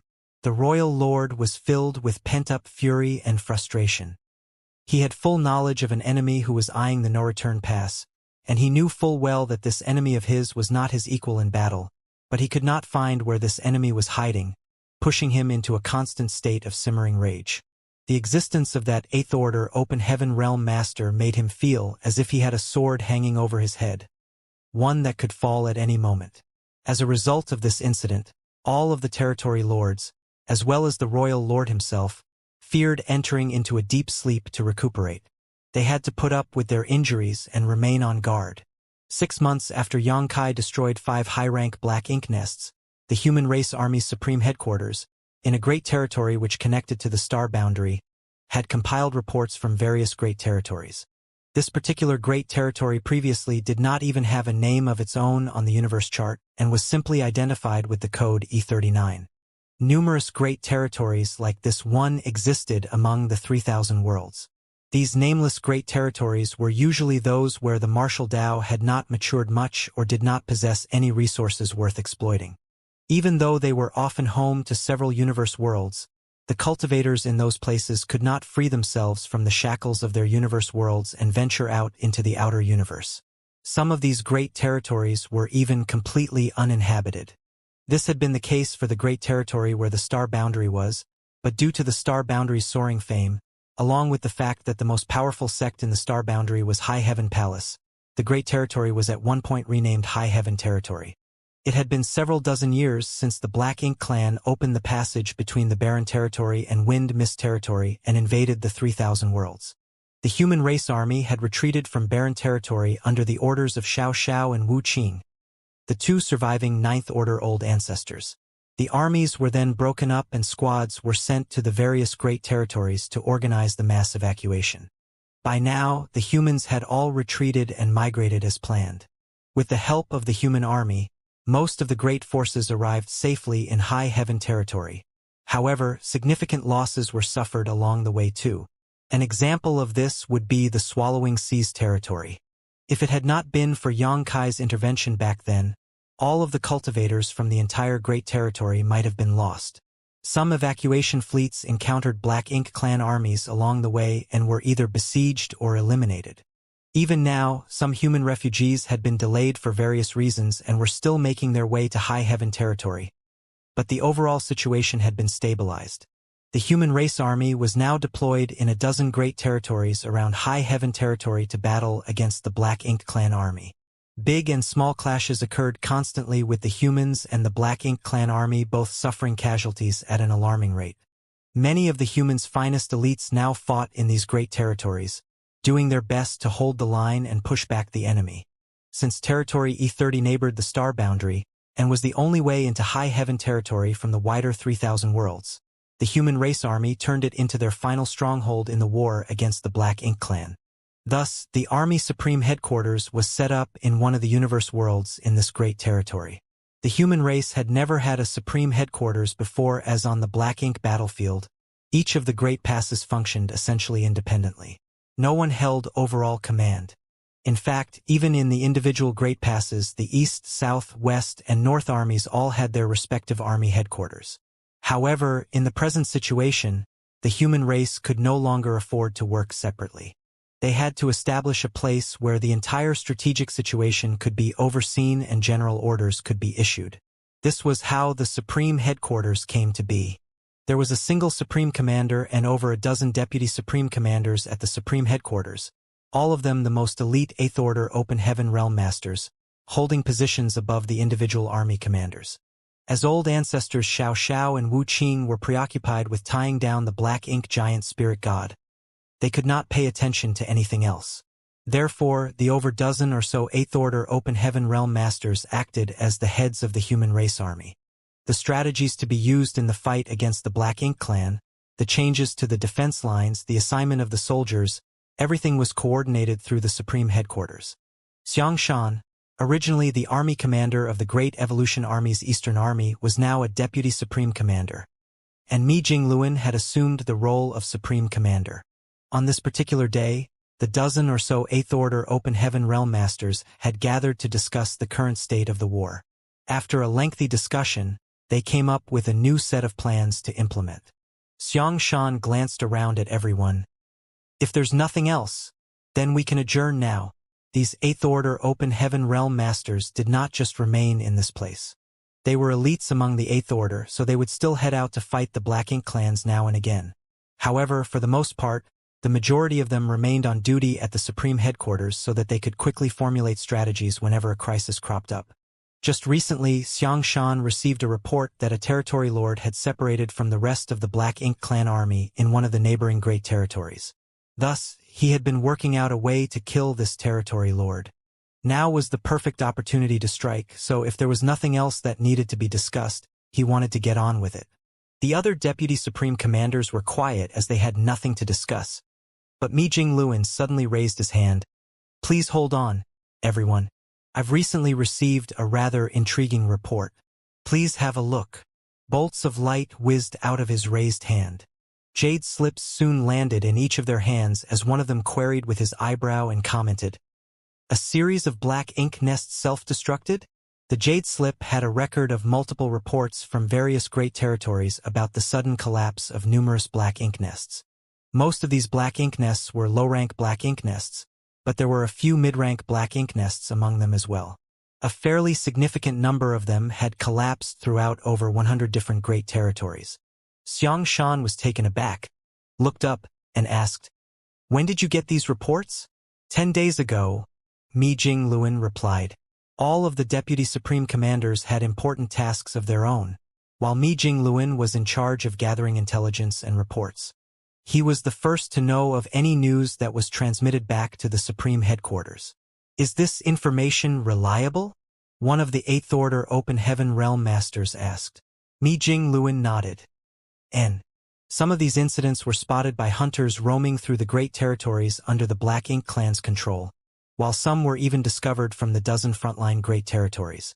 We can't confirm the ones in the great territories that fully belong to the Black Ink clan, but I've sent people to check the dozen frontline great territories, and they've verified the reports. The hunters that he mentioned were those who had formed squads to sneak into the great territories under the Black Ink clan's control to hunt and kill Black Ink clansmen. Some of these hunters were the remnants of the various army squads that previously existed, but most of them were also formed by cultivators from the various second-class great forces. Cultivators from the second-class great forces had never taken part in large-scale wars before, and few of them were used to fighting in a structured army. Therefore, the Supreme Headquarters decided to just leave them be. The cave heavens and paradises no longer restricted the second-class great forces, and many of the masters from those great forces had ascended to the Seventh Order. Thanks to the existence of the hunters, the Black Ink clan suffered noteworthy losses every year.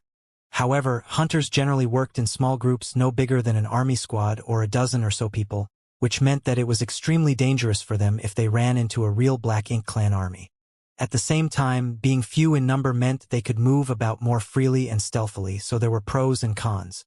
The hunters mostly traveled through the great territories that the Black Ink clan had seized, and 6 months ago, a number of hunters reported witnessing many black ink nests in various universe worlds all of a sudden began to wither and die. At the same time, the same thing had happened in the dozen frontline great territories where the main human and Black Ink clan armies were clashing. Quite a few soldiers had seen massive black ink nests falling apart for no apparent reason. As supreme commander of the human army, Mi Jingluan was always kept up to date on the latest intelligence. So no one doubted his words. One of the Eighth Order Open Heaven Realm Masters' eyes brightened. "Do we have a count of how many black ink nests were self-destructed? How many low-rank ones and how many mid-rank ones?" "For now, we've confirmed 637 low-rank black ink nests and 13 mid-rank black ink nests have withered," Mi Jingluan replied. "However, this is only what we have found, and what we can find is only the tip of the iceberg. There were obviously a lot more black ink nests that had been destroyed than the ones the humans could discover." Mi Jingluan looked around at everyone. "I'm sure you all know what this implies. It would not be a big deal if a few low-rank black ink nests self-destructed. That would only mean that a mid-rank black ink nest had been destroyed somewhere. However, if multiple mid-rank black ink nests had self-destructed as well, then the information gleaned from this news was a lot more significant." Xianxia spoke up quietly. "We have not found any high-rank black ink nests on any of the battlefields, which is why we deduced that the Black Ink clan left their high-rank black ink nests back at the No-Return Pass. The Black Ink clan would consider the No-Return Pass to be a very safe location, as we humans are too busy defending ourselves to attack it. No one would head off to the No-Return Pass to try and mess with them, but from the looks of it now, someone did just that and even succeeded in destroying a high-rank black ink nest at the No-Return Pass. That's why the mid-rank and low-rank black ink nests self-destructed. But who is this person? Although we have no way of confirming the situation at the No-Return Pass, based on what Brother Ouyang said back then, there is a royal lord who is standing guard there. No ordinary person can stir up trouble right under a royal lord's nose," Mi Jingluan declared. Ouyang was with Yang Kai when they returned through the No-Return Pass to the Barren Territory, which meant that Ouyang knew the situation at the No-Return Pass better than anyone in this room. He had naturally told Mi Jingluan about what he knew.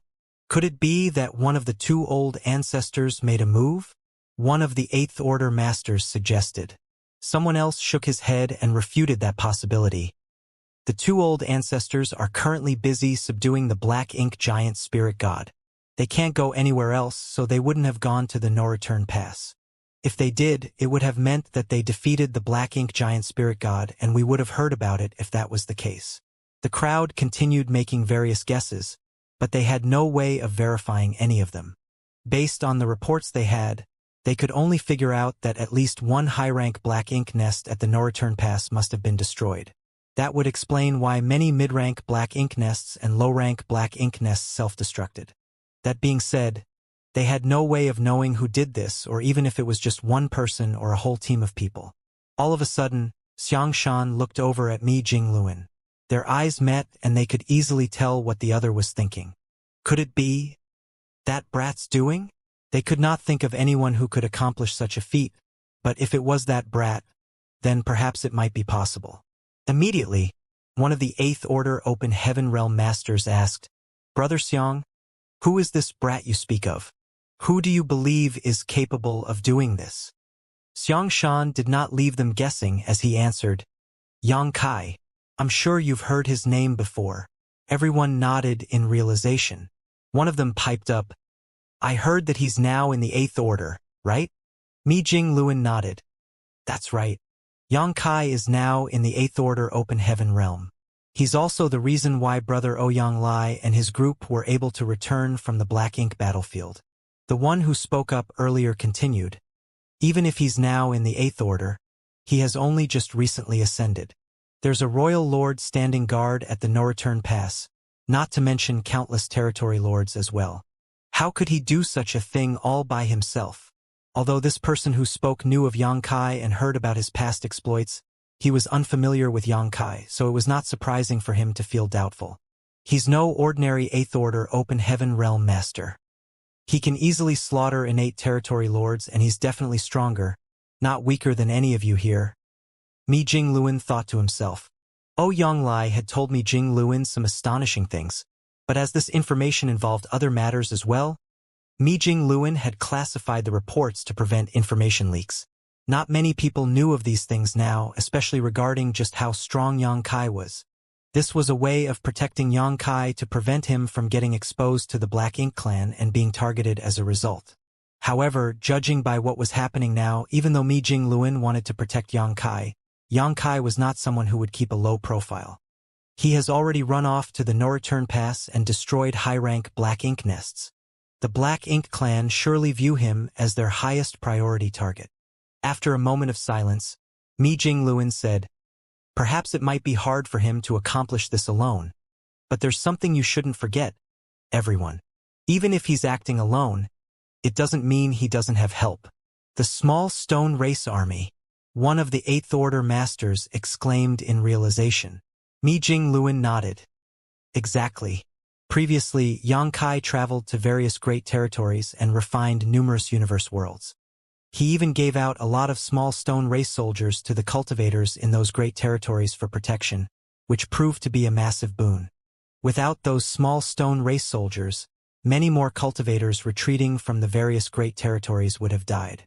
According to my calculations, Yang Kai gave out at least 40 million small stone race soldiers, including nearly 100 who had the raw strength of Eighth Order Open Heaven Realm Masters. Even though it was not the first time these commanders heard about this, they still could not help but feel thunderstruck when Mi Jingluan brought it up again. 40 million from the small stone race. Nearly 100 on par with Eighth Order Open Heaven Realm Masters. Even more that are on par with the Seventh Order, Sixth Order, and Fifth Order Open Heaven Realm Masters. They were all curious as to how Yang Kai cultivated so many small stone race soldiers, creating a massive and powerful army all on his own. They had already investigated the origins of the small stone race and learned they were a unique species of living beings that came from a certain universe world in the New Great Territory, which was adjacent to High Heaven Territory. They were only found in that small universe world. In fact, there was no trace of the small stone race anywhere else. However, they had also studied the small stone race there, discovering that they were not fully sentient and quite weak as well. When compared to the massive small stone race soldiers that Yang Kai gave away, It was as if they belonged to completely separate races. Less than half of those 40 million small stone race soldiers remained now. The rest had died in the battle against the Black Ink clan. Even so, for the humans, the 20 million strong small stone race army provided indispensable strength in battle. This was especially the case because the small stone race was not susceptible to the corruption of Black Ink strength. When in battle, they fought valiantly with no fear of death. These characteristics greatly benefited the human army in battle against the Black Ink clan. As of now, the small stone race had made a name for itself across all the various battlefields, and the humans had also found a way to control and command them. While this method had not been perfected yet, it was still a lot better than before. It was no longer the same as the way it was last time, when people would simply summon small stone race soldiers and have them freely battle the enemy. Under the original circumstances, once these released small stone soldiers killed off all the Black Ink clansmen, if they were not collected quickly, they would begin fighting among themselves or simply run away, which made things rather awkward.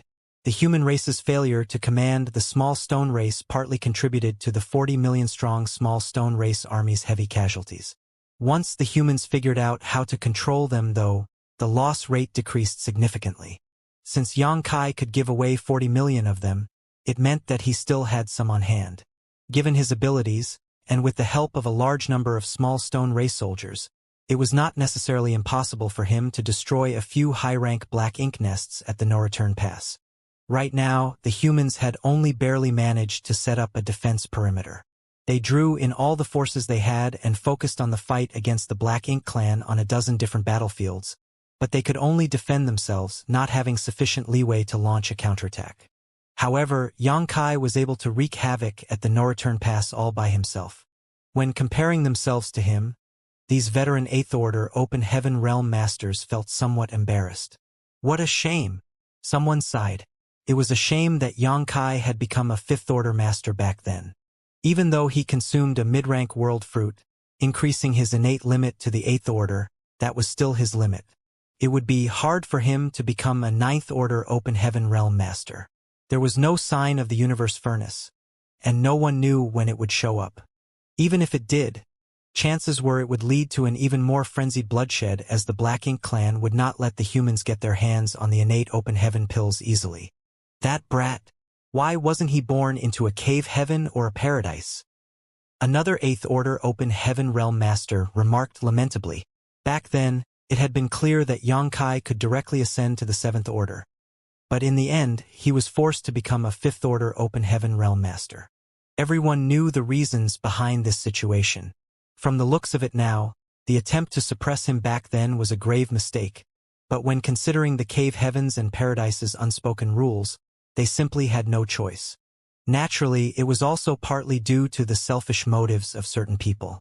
Still, if Xianxia had come from a cave heaven or a paradise, who would have tried to keep him down? Quite the contrary. They would have showered him with resources to allow him to quickly reach the 7th Order Open Heaven realm. Based on his rate of cultivation, if he had directly broken through to the 7th Order back then, he might have already reached the peak of the 8th Order by now and be set to become a 9th Order Open Heaven Realm Master in the near future. He would surely achieve great things the moment he became a 9th Order Open Heaven Realm Master. Xianxia gently rapped his knuckles on the table. There's no point looking back in hindsight now. Why did you bring this up, brother me? Mi Jingluan wore a serious expression as he commented. When Xianxia was with the Great Evolution Army, I interacted with him many times. No ordinary cultivator can compare to him. He is a hero who has done many services for the human race. Without him, we wouldn't have purifying light or purifying Black Ink battleships or purifying Black Ink pills. Now that he's alone at the no-return pass, what I want to ask is, should we send help over to him? After a pause, Mi Jingluan added, that boy simply does not know the meaning of the word restraint, so he definitely won't stop. I'm afraid that if something happens to him, we might lose an essential talent. Help him? How are we going to do that? Furthermore, all of our front lines on the battlefield are barely holding on as it is. We can only manage to defend ourselves, so how can we pull a significant force off our lines to send over to him? An 8th Order Open Heaven Realm Master immediately refuted Mi Jingluan's idea. He was not trying to go against Mi Jingluan on purpose. just stating the reality of their situation. The human race's defense lines had shrunk to a dozen great territories, but their situation still did not look too good either. Many of the others nodded in agreement. Someone spoke up and said, "If we want to help an 8th Order Open Heaven Realm Master like him, we would have to reassign several 8th Order Open Heaven Realm Masters. But each 8th Order Master is indispensable on the current battlefield. Where would we pull them from?" Mi Jingluan stayed silent for a moment before saying quietly, "If we can't reassign anyone given our current defense perimeter, then why don't we give up one of the battlefields?" Everyone's jaws dropped at his words, and the one who spoke earlier stared at Mi Jingluan in disbelief. "Brother Mi, do you think the safety of Xianxia is more important than the loss of an entire battlefield?" Countless soldiers had shed blood to hold every single one of the dozen great territories. The front lines were formed from their sacrifices and could not be given up so easily. Mi Jingluan's suggestion shocked everyone to the core. Mi Jingluan shook his head. Giving up one of the great territory battlefields doesn't imply that Xianxia is more important than them. However, we don't have enough manpower to maintain all of our current battlefields as it is. If we give up on one, we will reduce the pressure we are under. Also, everyone, don't forget that Xianxia is the only one who can use purifying light. The 8th Order Masters fell silent, and moments later, the air was filled with divine senses as they began discussing among themselves. Xianxia gave Mi Jingluan a somewhat helpless glance. This had started as an ordinary conference, but Mi Jingluan was now suggesting that they abandon one of the battlefields. This was no small issue. If they did decide to do this, it would cause a lot of disapproval and dissatisfaction. So many soldiers had died in battle, each of them someone's brother or sister from the same sect. Who among the living did not yearn to avenge these deaths? Who among them was willing to retreat? Even though they would still be heading into battle against the Black Ink clan on a different battlefield, it was not the same. If things didn't go well today, Mi Jingluan would become a target of everyone's anger and reproach. At this moment, Xianxia sorely missed the purifying light that Xianxia had. The human race were having a hard time maintaining their current lines partially because of the lack of purifying light. The human race had nearly exhausted all the purifying light they had, with the little they had retained stored up inside just a few purifying Black Ink battleships. The Supreme Headquarters had set aside this supply of purifying light for special purposes, such as an army commander or other critically important characters being corrupted by Black Ink strength. They did not have the leisure to use it for day-to-day situations. Although purifying Black Ink pills could purge Black Ink strength when a person had not been fully corrupted, the efficacy paled in comparison to purifying light. Because of this, it felt as if the humans had their hands tied when fighting against the Black Ink clan. "You brat! Since you're not dead, hurry back and create more purifying light. Why are you messing around at the no-return pass?" Meanwhile, on the Black Ink battlefield, Xianxia snuck over and was now hiding outside the no-return pass. It had been 6 months since the day he destroyed 5 high-rank Black Ink nests. He had fully recovered from his injuries by now, but upon returning to the no-return pass, he saw that it was still heavily guarded. Along the way, he encountered countless Black Ink clan search teams with many feudal lords, and even a number of territory lords patrolling around, keeping a vigilant watch over the surroundings. The Black Ink clan is being too cautious, Xianxia grumbled to himself. What he did not know was that after the chaos he caused at the no-return pass earlier on, the royal lord flew into an absolute rage. It was not just the territory lords, but even he who was standing guard at the no-return pass, not daring to enter a Black Ink nest to recover from his injuries because he had to constantly be on alert in case Xianxia launched another sneak attack. The Black Ink clan's caution made things difficult for Xianxia. Originally, he wanted to attack a few more times and destroy as many high-rank Black Ink nests as possible, but from what he was seeing now, this was probably the last time he could act. In that case, let's raise some real havoc one last time. Now that Xianxia had made his mind up, he scanned through the no-return pass to find his target. Soon, he zeroed in on a high-rank Black Ink nest on the right side of the no-return pass. Despite not seeing any sign of the Royal Lord or detecting the latter's aura, Xianxia knew that the Royal Lord had to be hiding somewhere, waiting for him to show up. Therefore, as soon as he made his move, he would be on the receiving end of the royal lord's counterattack. However, there was an obstacle in his path this time around. The Black Ink clan had not been on their toes when he attacked the last time. That was how he could easily destroy 2 high-rank Black Ink nests with just one strike. This time, the territory lords had spread out to guard the various Black Ink nests. No matter where Xianxia showed up, he would immediately encounter a territory lord standing in his way. He chose the high-rank Black Ink nest on the right side of the no-return pass because the territory lord who was guarding that area looked quite worn out. Even his aura was unstable. He's heavily injured, which means he's an easy target. Most of the territory lords at the no-return pass were injured in some way or another. Xianxia deduced that they had retreated from the battlefields in the 3000 worlds. He did not study them closely the last time he was here, but after observing them this time, he confirmed his inference. The Black Ink clan had managed to reopen the territory gate to the barren territory, which he had sealed up back then. At the time, Xianxia thought that he could cut off the Black Ink clan's supply lines entirely by simply blocking the portal. Later on, he realized that he had been wrong about that. The Black Ink clan had a way of reopening the sealed territory gates, but it would take some time and they would have to pay a heavy price to do so. To Xianxia, this was not entirely bad news. Since the portal was open, it provided another escape route for him to take. If he made his way through the territory gate, the royal lord would not dare to chase after him quite so readily. Xianxia did not need to test the waters with anything else. Launching a swift and direct attack was the best choice under the circumstances. With that thought in mind, Xianxia manipulated space principles and in an instant, he was above the high-rank Black Ink nest, and with a forceful thrust of the Azure Dragon Spear, he stabbed right at the territory lord who was standing guard here. Xianxia also immediately used a soul-rending thorn for good measure. Soul-rending thorns were incredibly effective against the heavily injured territory lords around the no-return pass, as Xianxia had found when he had a taste of the sweet victory the last time he was here, so he was not stingy this time. All he had to do was sacrifice a small piece of his soul, which was something he could bear. This territory lord was unlucky. An 8th Order Open Heaven Realm Master had severely injured him when he was on the front lines of the war. Thus, he had no choice but to retreat to the no-return pass to recuperate. However, after only getting to rest for a few days, Xianxia had rushed in and raised hell. The royal lord had given the order and this territory lord no longer had the chance to recuperate. He had to keep watch over the area assigned to him in case that 8th Order Open Heaven Realm Master launched another attack. Half a year had passed and after seeing no signs of the human, this territory lord had become less vigilant. Furthermore, he was quite severely injured. At this moment, he was refining the Black Ink strength that drifted out from the Black Ink nest to slowly tend to his injuries.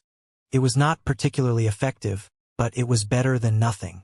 When space rippled around him and Xianxia's spear came crashing down, the territory lord could not react immediately as his injury-laden body numbed his ability to sense danger.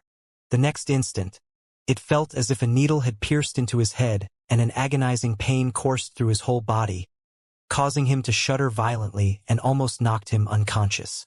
The sharp spear grew increasingly larger in his vision as the territory lord wanted to defend himself, but try as he might, he could not draw upon his Black Ink strength. He had to watch as the spear pierced right through his skull. Xianxia hit his mark with just one strike, and the formidable power behind his blow did not dissipate as it flew out and annihilated the high-rank Black Ink nest below. Another kill. At the same time, the territory lords who were standing guard nearby jumped into action.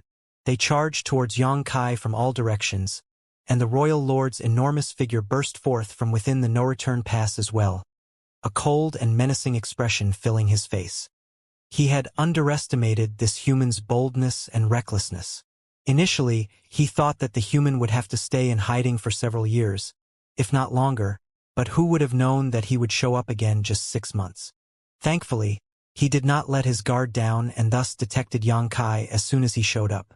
Unfortunately, even though the royal lord reacted quickly, he was not in time to save that territory lord. Xianxia had killed another territory lord in the blink of an eye. However, the royal lord was not too affected by this.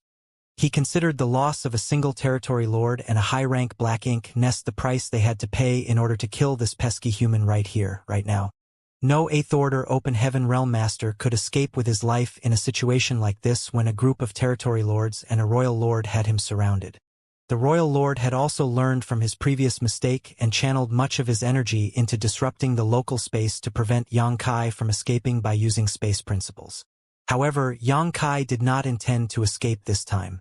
After destroying the black ink nest, he turned around and rushed deeper into the no-return pass, as if he wanted to have a showdown against the royal lord. The territory lords who were moving to encircle him were dumbfounded, wondering if this human had a death wish. Just as the territory lords were about to celebrate, they saw their closest fellow territory lord to Yang Kai howl in agony as he stumbled unsteadily. Yang Kai quickened his pace, and in a flash, he broke through their encirclement. Yet another soul-rending thorn had been used, but Yang Kai did not have the time to kill the second territory lord. Between killing these heavily injured territory lords and destroying high-rank black ink nests, Yang Kai preferred doing the latter. Once he broke out of their siege, Yang Kai raised his spear, and in a burst of light, yet another high-rank black ink nest turned to dust. Bold human! The royal lord who was charging over roared in fury. If he included what happened 6 months ago, there were now a total of 7 high-rank black ink nests that had been destroyed and 3 territory lords who were killed by this single human, and all of this happened right under his nose, which made him feel deeply humiliated. The royal lord no longer wanted to simply rip Yang Kai's corpse apart anymore. He had made his mind up.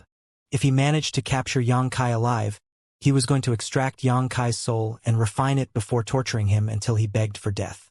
Even more territory lords stormed towards Yang Kai now, and their auras were all as sharp as knives as they sent a flurry of attacks towards him. The entirety of the no-return pass was in a frenzy, as if someone had dropped cold water into a boiling pot of oil.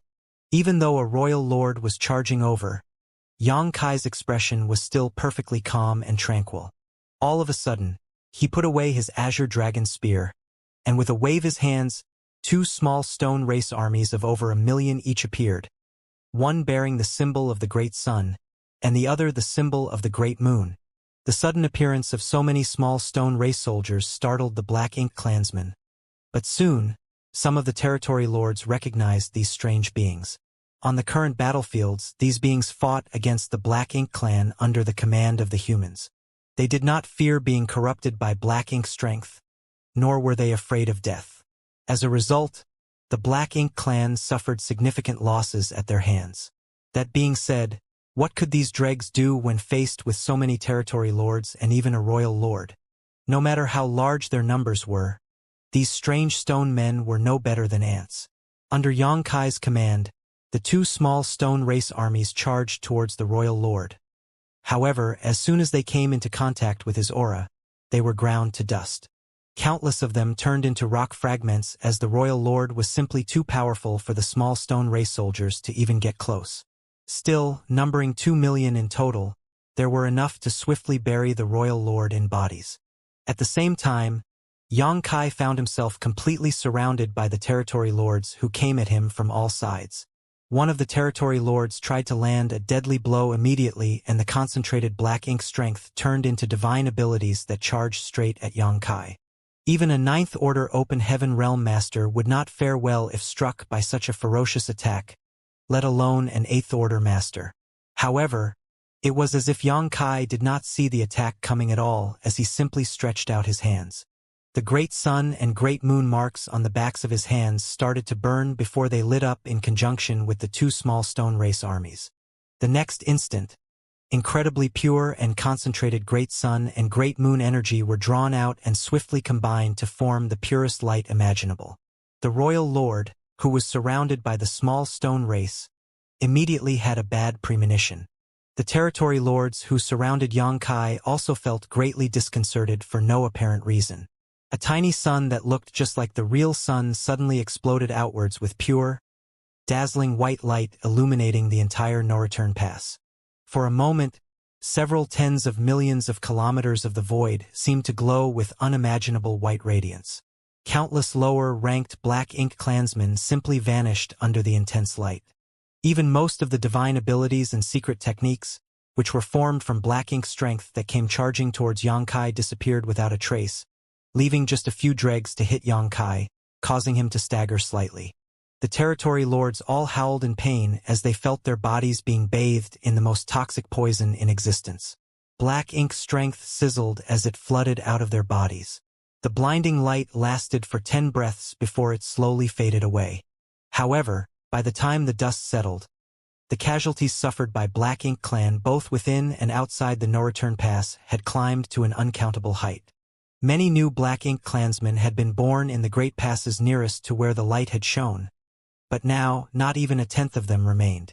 Although things were a little better on the universe fragments and Great Passes that were further out, there were still significant losses there. Only the Black Ink Clan masters who were on the outskirts of the Great Passes were less affected. The aura of over a dozen of the territory lords who were nearest to Xianxia plummeted, dropping down to the level of feudal lords in one fell swoop, damaging their foundations permanently and sending their minds and souls into disarray. The royal lord, whom the two small stone race armies had completely surrounded, was equally stunned and shocked by what just transpired. The two 1 million strong small stone race armies had all turned into shattered rocks, obscuring the royal lord's disheveled figure. He had been at the center of that explosion of purifying light, so he had naturally suffered the most. Even though he was a royal lord, his aura had been thrown into utter chaos.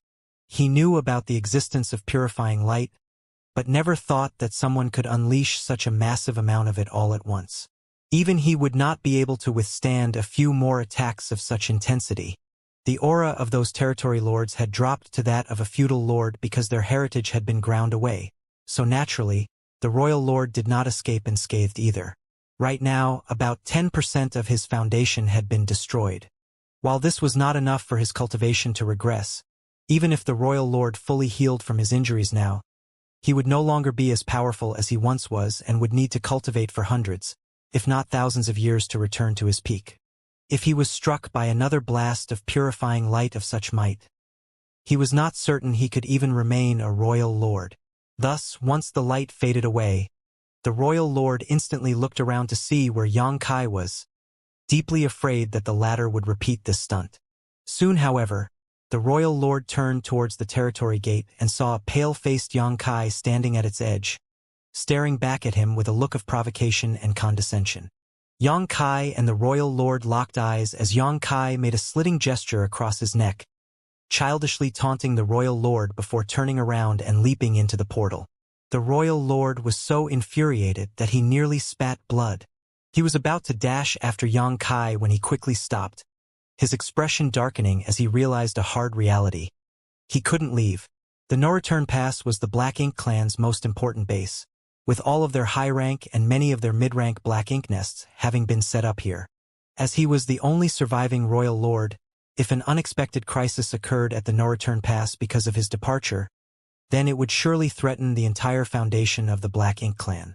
Thus, even though he wished more than anything to chase after that human and slaughter him, he had to suppress that impulse. "Sir," one of the territory lords approached the royal lord for orders. The royal lord had not given chase, and they did not dare to do so either. Over the last 6 months, 3 territory lords had died at the hands of that human and his spear despite him not even targeting them. His target had only been the high-rank Black Ink nests, which all of the Black Ink clansmen had figured out by now. If he had intended to assassinate territory lords instead, the number of dead would not be a paltry 3. Their opponent was far stronger than they could ever imagine. If they went after him without the royal lord, what would happen if that human had set up an ambush on the other side of the territory gate? No one wanted to be sent off to their death just like that. However, if the royal lord gave the order, then they had to give chase no matter how fearful they were. Thankfully, the royal lord had considered the same possibility. He had personally witnessed just how formidable Xianxia was, and he knew that the territory lords here were mostly injured. Therefore, after mulling it over for a brief moment, he quickly said, "Don't bother going after him." His words washed over the territory lords like a pardon from the heavens. Still, all of them were heavy-hearted. Could not be helped as they had lost too much. Not only did they lose another territory lord this time, but 4 high-rank Black Ink nests and over a dozen mid-rank Black Ink nests had been destroyed as well. Initially, that 8th Order Open Heaven Realm Master had only destroyed 2 high-rank Black Ink nests, But when the dazzling white light exploded around them, the black ink nests that were closest to the epicenter were shattered into dust as well, including 2 more high-rank black ink nests. Over a dozen territory lords had also regressed to feudal lords, while the others who were showered by the white light had their strength affected to varying degrees. Their fear and apprehension only increased when they noticed that even the royal lord's aura seemed to have weakened. 6 months ago, that human appeared out of the blue, destroyed 5 high-rank black ink nests, and killed 2 territory lords. Although he only destroyed 4 high-rank black ink nests and killed 1 territory lord this time, the total losses were actually more severe. And these losses did not even take into account the lower-ranked black ink clansmen, who were immediately vaporized when that burst of purifying light hit them. All of the black ink clansmen had one question in mind. What was that light, and why did it have such a horrifying effect on the black ink clan? All they saw was the human summoning 2 small stone race armies, and then everything went white, literally. Now, the small stone race armies had turned into shattered rock and no longer existed. While the territory lords were caught up in their uneasy thoughts, Xianxia was already waiting on the other side of the territory gate. But to his dismay, no one came after him, even though he waited for quite some time. Once he was certain that the Black Ink clan dared not come after him, he casually sealed the portal again. Although the Black Ink clan had the means to reopen the territory gate, it would take them significant time and effort to do so. Xianxia was more than happy to make things a little more difficult for his enemy. After taking stock of the outcome, Xianxia felt fairly satisfied. The only thing he felt bad about was the loss of 2 million small stone race soldiers. Still, this couldn't be helped. There was no way he could avoid making sacrifices if he wanted to oppose a royal lord. The only thing he could do now to face off against a royal lord was to use a large number of small stone races to set off a massive explosion of purifying light. Even the Sun and Moon Divine Wheel could not compare to this in terms of effectiveness. The Sun and Moon Divine Wheel was Xianxia's most powerful secret technique, but it did not have the special characteristic of being able to directly counter the Black Ink clan. Once the portal was sealed up once more, Xianxia exhaled lightly. He achieved a lot in this risky gambit of his and suffered significant injuries in the process as, at the last moment, he had to focus on igniting the Great Sun and Great Moon strengths inside the small stone race soldiers, disallowing him to block the attacks from the various territory lords. While most of the attacks were significantly weakened or blocked entirely by the wave of purifying light, with so many territory lords attacking him at once, some of them inevitably hit their mark.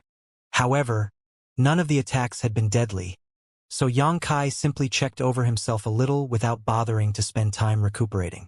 He then turned around and flew in a different direction where he sensed devastating shockwaves emanating from.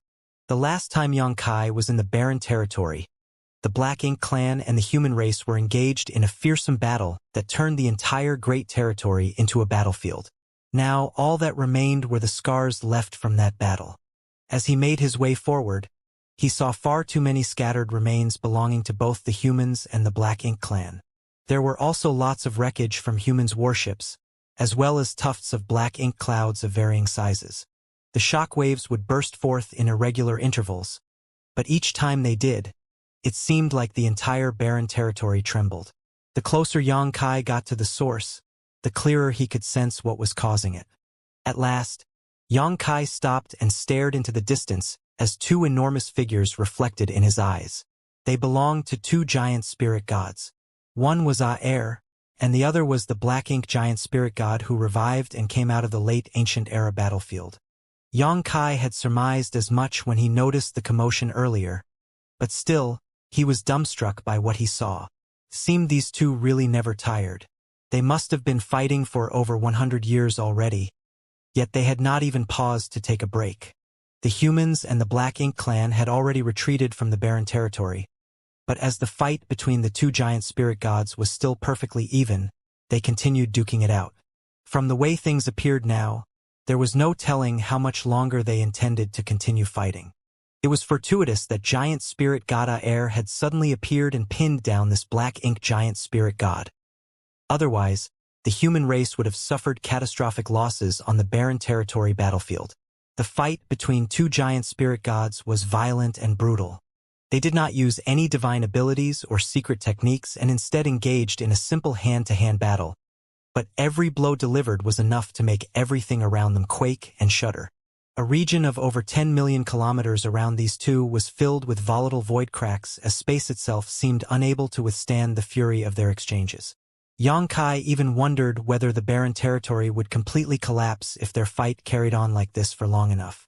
After silently observing them for a while, he raised his hands to form a cone around his mouth before yelling with all his might, "Air!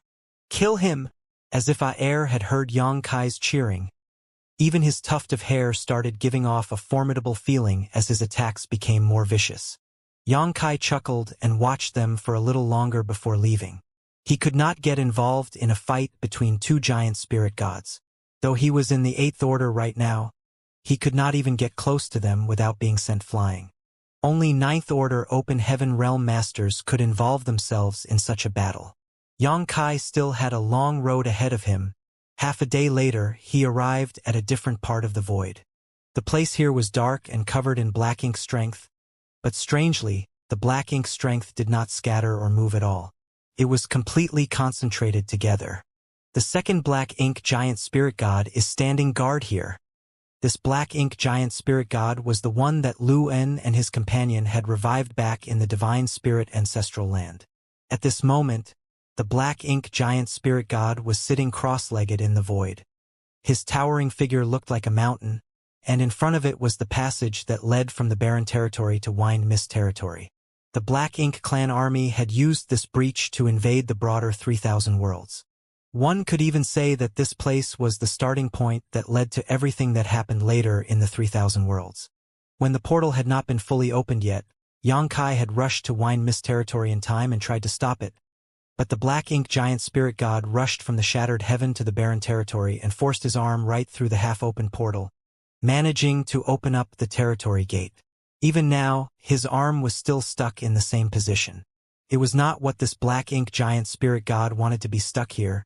It was simply that he could not move. Xianxia looked over and saw abstruse runes that appeared and disappeared along half of that Black Ink giant spirit god's arm, which was thrust through the boundary wall. These abstruse runes were crawling around like snakes to form a large chain that locked it in place. Xianxia detected a familiar aura from those runes. After calming his mind and focusing for a moment, it soon dawned on Xianxia that it was old ancestor Xiao Xiao's aura. It was not just old ancestor Xiao Xiao that he detected either. There was another person's aura which was almost as powerful as old ancestor Xiao Xiao's. Wu Qing. Xianxia's brow rose slightly. The humans only had 2 9th order old ancestors left. One was old ancestor Xiao Xiao and the other was Wu Qing. This meant that the 2 9th order old ancestors were currently in Wind Mine territory and had used some sort of secret technique to restrain the Black Ink giant spirit god here. Naturally, these two were no match in a battle against a Black Ink giant spirit god. But Xiao Xiao and Wu Qing had chosen the best opportunity to make their move. Back then, the two of them had commanded the human race army to withdraw from the barren territory before making a few arrangements and then immediately rushing over to Wind Mist territory. At that time, it seemed that in order to maintain the territory gate between the two great territories, the Black Ink giant spirit god could not retract his arm from the breach. The 2 9th order old ancestors arrived at Wind Mist territory before the Black Ink clan army had fully moved out and then worked together to attach this chain-like secret technique to the Black Ink giant spirit god's arm.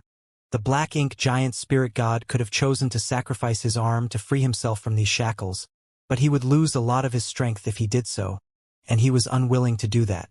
Therefore, for the past few decades, he had been engaging in a silent battle of patience with the 2 9th order old ancestors. The Black Ink giant spirit god sensed Xianxia's arrival and was secretly shocked by the fact that the latter was still alive. At the time, a royal lord had specifically left the barren territory to hunt Xianxia down. Yet here Xianxia was alive and well. If Xianxia was alive though, then the fate of that royal lord was evident. However, the Black Ink giant spirit god showed no inclination of paying any attention to Xianxia as most of his focus was on trying to outwit the 2 9th order old ancestors. Simply put, he felt no need to spare a puny ant like Xianxia any mind. He ignored Xianxia, who did likewise. Xianxia narrowed his eyes slightly as he quietly took in everything in front of him. Decades had passed and most of the traces of that great battle had faded away. But Yang Kai could still sense the tragic atmosphere looming over this place. In the last moments of the battle in the barren territory, 33 old ancestors sacrificed their lives here, along with the Dragon and Phoenix clan leaders. Only old ancestors Xiao and Wu Qing were spared from that tragedy. The 33 old ancestors managed to kill 44 royal lords and over 1 million Black Ink clan soldiers in their final blaze of glory.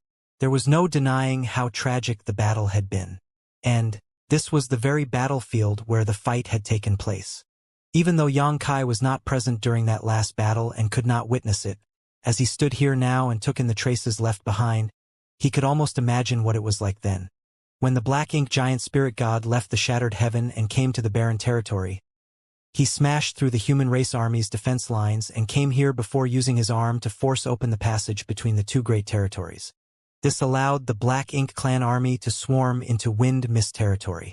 For the humans, the battle was lost at that moment as the invasion of the 3,000 worlds could no longer be stopped. Under those circumstances, the Ninth Order Open Heaven Realm Masters had two choices. One was to lead the human race army's retreat and leave the barren territory. They could then preserve their strength to fight another day. They were the most powerful of all the human race masters, and if they chose not to engage in battle, the Black Ink clan could not do anything to them. However, the Ninth Order old ancestors chose the second option. They chose to fight to the bitter end. The 33 old ancestors showed no regard for the cultivation and longevity that they had attained with great difficulty and fearlessly launched a final assault on the Black Ink clan. The Dragon and Phoenix clan leaders followed suit. 44 royal lords had been killed in that battle, which was every single royal lord there was save for the one who left the barren territory earlier to pursue Yang Kai and the one who stood guard over the no-return pass. Too much had been sacrificed in that battle, but it had also cleared the obstacles that stood in the way of the human race's future. The old ancestors had sacrificed their lives in exchange for giving the younger generation, including people like Yang Kai, time to grow stronger. It had been over 20 years since then, but as Yang Kai stood in this place, it was as if he had traveled back in time and witnessed the tragedies of that battle. His heart constricted and his dragon blood started to boil. When confronted with 33 old ancestors, along with the Dragon and Phoenix clan leaders, the Black Ink clan would have also put up a fierce resistance to withstand their sudden attack. Still, they could not resist the dying determination of these valiant souls. Once the royal lords had been wiped out, the surviving old ancestors did not retreat though and instead continued to attack the Black Ink giant spirit god who was pinned down here. In the end, none of them survived. What they had accomplished in that battle was still showing its effect now as the Black Ink giant spirit god did not come out of the fight unscathed. His colossal body was covered in wounds that could not heal due to the many Tao strengths that crisscrossed around them. Black Ink strength kept leaking out of the wounds, but the Black Ink giant spirit god would absorb it back into his body, and the cycle repeated. This was most likely the reason why Xiao and Wu Qing could restrain the Black Ink giant spirit god from afar.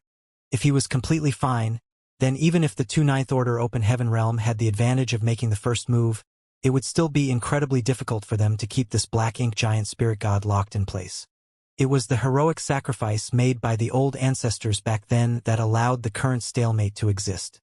Yang Kai narrowed his eyes and looked over at the Black Ink giant spirit god as he coldly snorted, "Look at you now, Mo." Every Black Ink giant spirit god was one of Mo's soul clones.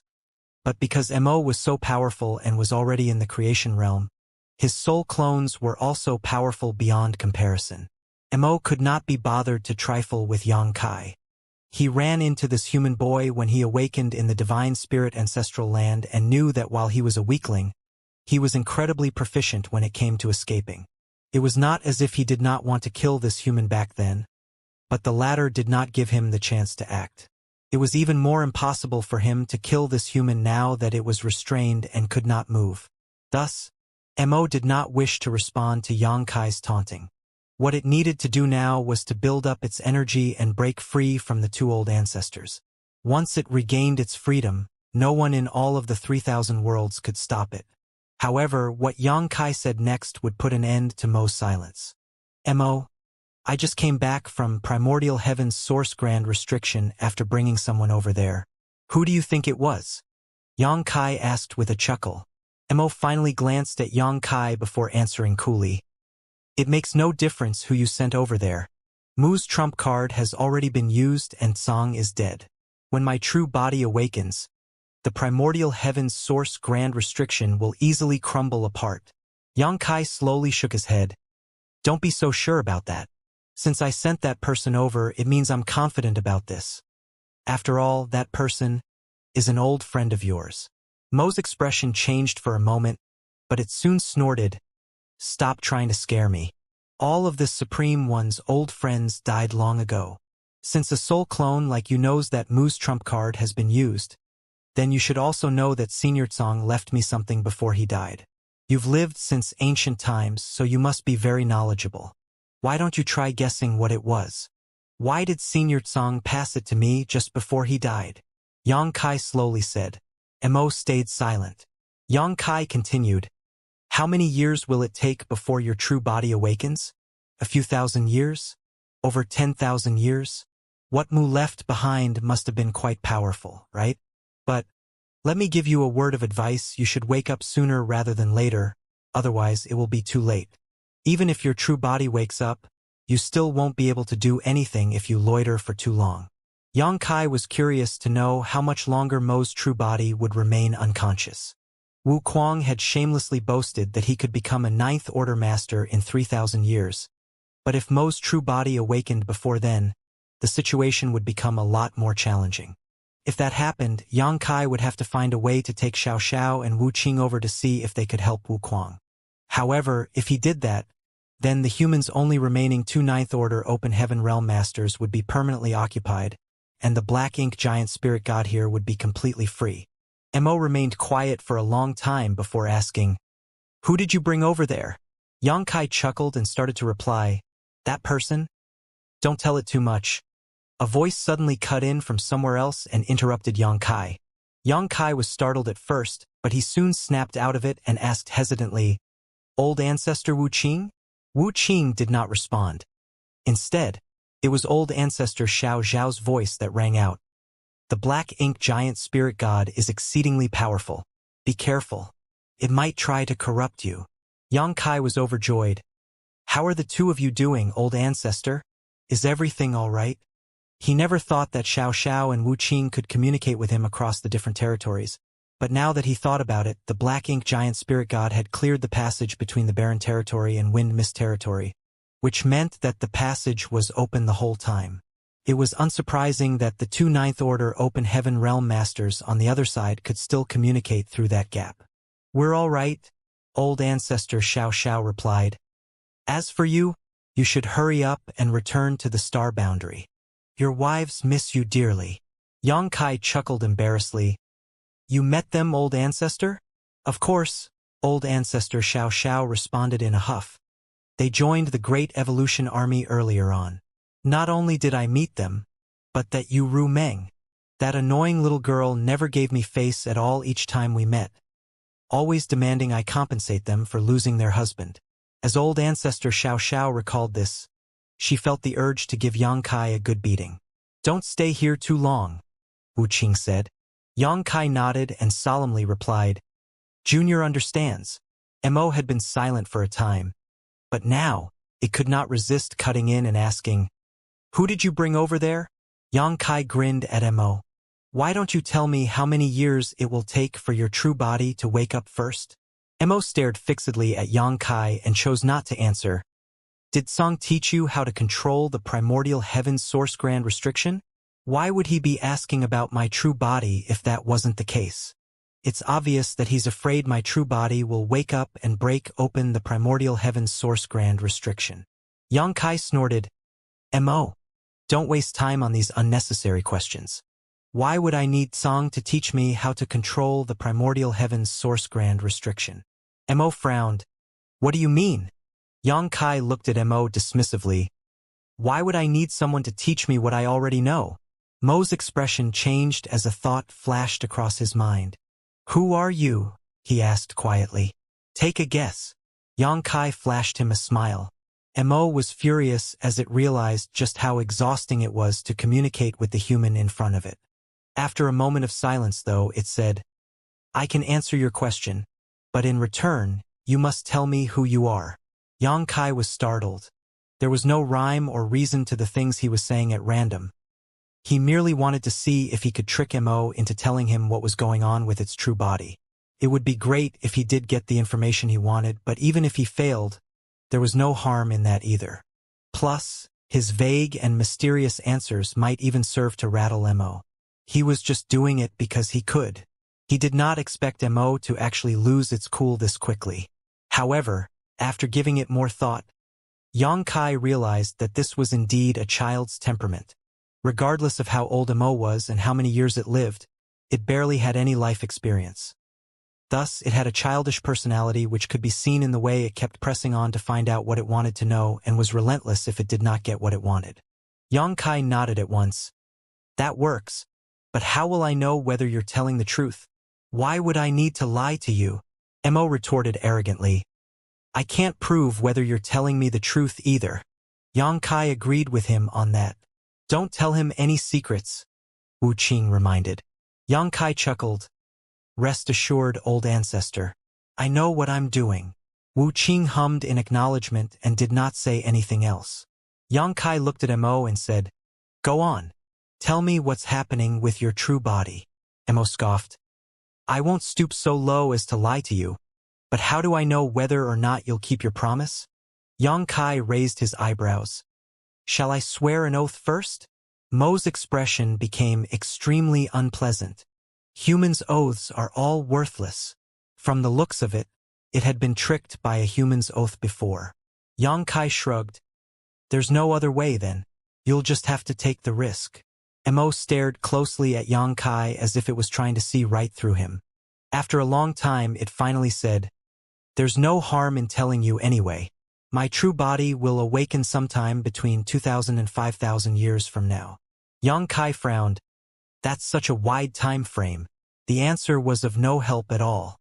If Mo's true body awakened in 2,000 years, then Wuquang would definitely not be able to become a ninth-order open heaven realm master, but 5,000 would be ample time. Mo shook his head and said, I'm just a soul clone of my true body and can only make speculations regarding what's happening. How can I be sure of anything? However, my true body created 3 soul clones and was affected by the trump card Mu left behind, so it won't be waking up anytime soon. Even though Mo had reached the creation realm, splitting off 3 soul clones were still immensely taxing on it. Furthermore, it was also affected by the trump card Mu had left behind back then and thus fell into a deep slumber. 2,000 to 5,000 years. Xianxia silently pondered to himself. 2,000 years from now, he would have to make regular trips to the primordial heaven source grand restriction to check on the situation, as Wuquang had no way of getting the word out if something happened there. As Xianxia was deep in thought, Mo grew impatient and started urging, It's your turn. Xianxia chuckled and did not speak. However, with a quick flash of a certain secret technique, large amounts of pure black ink strength poured out of Mo's wound, which Xianxia then absorbed and refined. Mo's expression hardened. Sure. It's you. The heaven-devouring battle law was unique, so it went without saying that Mo recognized it at once. What's more, there was only one person in this world who could use the heaven-devouring battle law, the one who created it. Xianxia stopped using the heaven-devouring battle law almost immediately, a faint smile lingering on his face as he remained quiet. He noticed that Mo seemed to fear Sure, and after giving it some thought, it made sense to him. The heaven-devouring battle law could refine anything, including black ink strength, which made things difficult for Mo too. As it was, Sure's efforts back then greatly contributed to the reason why the primordial heaven source grand restriction managed to restrict Mo all these years. He kept devouring black ink strength and refining it to weaken Mo. Among Tsang and the others, Mo showed the most respect to Mu, but the one it was most afraid of was Sure. I can't believe you're still alive. Mo stared at Xianxia incredulously. Xianxia remained silent with a faint smile on his face. Meanwhile, over in Wind Mist territory, Xiao and Wuqing, the 2 ninth-order old ancestors, exchanged glances with puzzled looks on their faces. They knew about the situation in the barren territory, but they had no idea what the black ink giant spirit god was prattling about. Who was Sure? One of the 10 that included Song? What did Yang Kai have to do with this person called Sure? Although the two human Ninth Order masters could not figure out what was happening, the fact that the black ink giant spirit god was noticeably disturbed was great news to them. They quickly formed hand seals to strengthen their secret techniques, and in the next breath, more runes began creeping up the black ink giant spirit god's arm towards its shoulder. The symbols turned into large chains which were about to lock up its entire torso. Mo snapped out of its reverie and swiftly countered.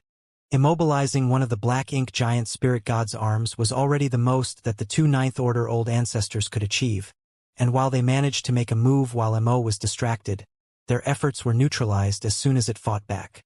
All at once, the glowing runes began flickering, sometimes advancing, other times retreating.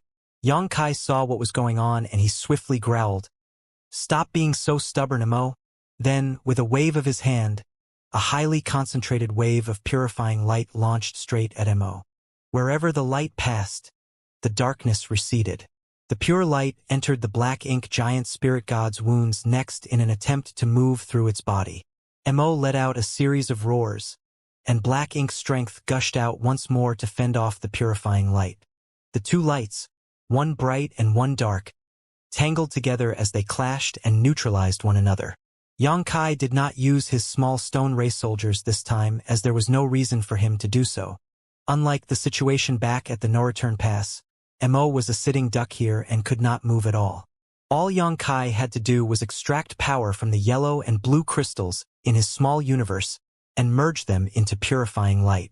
Back at the no-return pass, using the small stone race army to confront a royal lord was a surefire way to catch the other party off guard. But the small stone race provided a great advantage, and Yang Kai did not want to sacrifice them unless absolutely necessary. The dazzling white light continued to flow out, depleting massive quantities of yellow and blue crystals. Yang Kai was not in a position to feel bad about using them now though. In any case, if he ran out, he could just go ask Big Brother Huang and Big Sister Lan for more. He had never used purifying light this way before. The two lights continued their struggle in the void, but despite giving it his all, Yang Kai failed to break through the black ink strength's blockade. It was as if the black ink giant spirit god had endless strength. Thanks to Yang Kai's efforts though, Xiao and Wu Qing, the two Ninth Order old ancestors in Wind Mist territory, immediately felt the pressure they were facing lighten. While they did not know what Yang Kai did, they could tell that he managed to draw most of the black ink giant spirit god's focus to himself. The two Ninth Order masters naturally did not hold back. World force flowed freely as they worked together, and soon, the chains around the black ink giant spirit god's arm became a lot stronger. This showdown lasted for almost an hour, which was long enough that 2 mountains worth of yellow and blue crystals in Yang Kai's small universe were expended. Even the great sun and great moon marks on the back of his hands became burning hot. Initially, Yang Kai had hoped that he could get rid of this black ink giant spirit god by using purifying light, but now that he tried it out for himself, he realized just how much of a dream that was. The black ink giant spirit god's aura did weaken slightly, but by Yang Kai's estimate, even if he used up all of his yellow and blue crystals, it would still be insufficient to vanquish this opponent for good. Moreover, if things carried on like this, Yang Kai could not be sure whether his great sun and great moon marks could hold out. The burning sensation on the back of his hands was getting stronger, and it felt as if his hands were about to explode. Still, his actions were not futile. At the very least, with his help, the two human Ninth Order masters managed to further suppress the black ink giant spirit god. Yang Kai figured this attack would take the black ink giant spirit god at least 100 years to recover from. Perhaps I should come by now and then, to ease the burden of the two old ancestors. Yang Kai thought to himself. Since he could not get rid of the black ink giant spirit god for good, he did not persist any longer. He withdrew his 2 marks and stopped drawing strength from the yellow and blue crystals. The dazzling white light lingered for a moment longer before being completely enveloped by black ink strength. Yang Kai looked over at the black ink giant spirit god, whose expression was gloomy. Darkness swirled around the giant figure that was undoubtedly furious.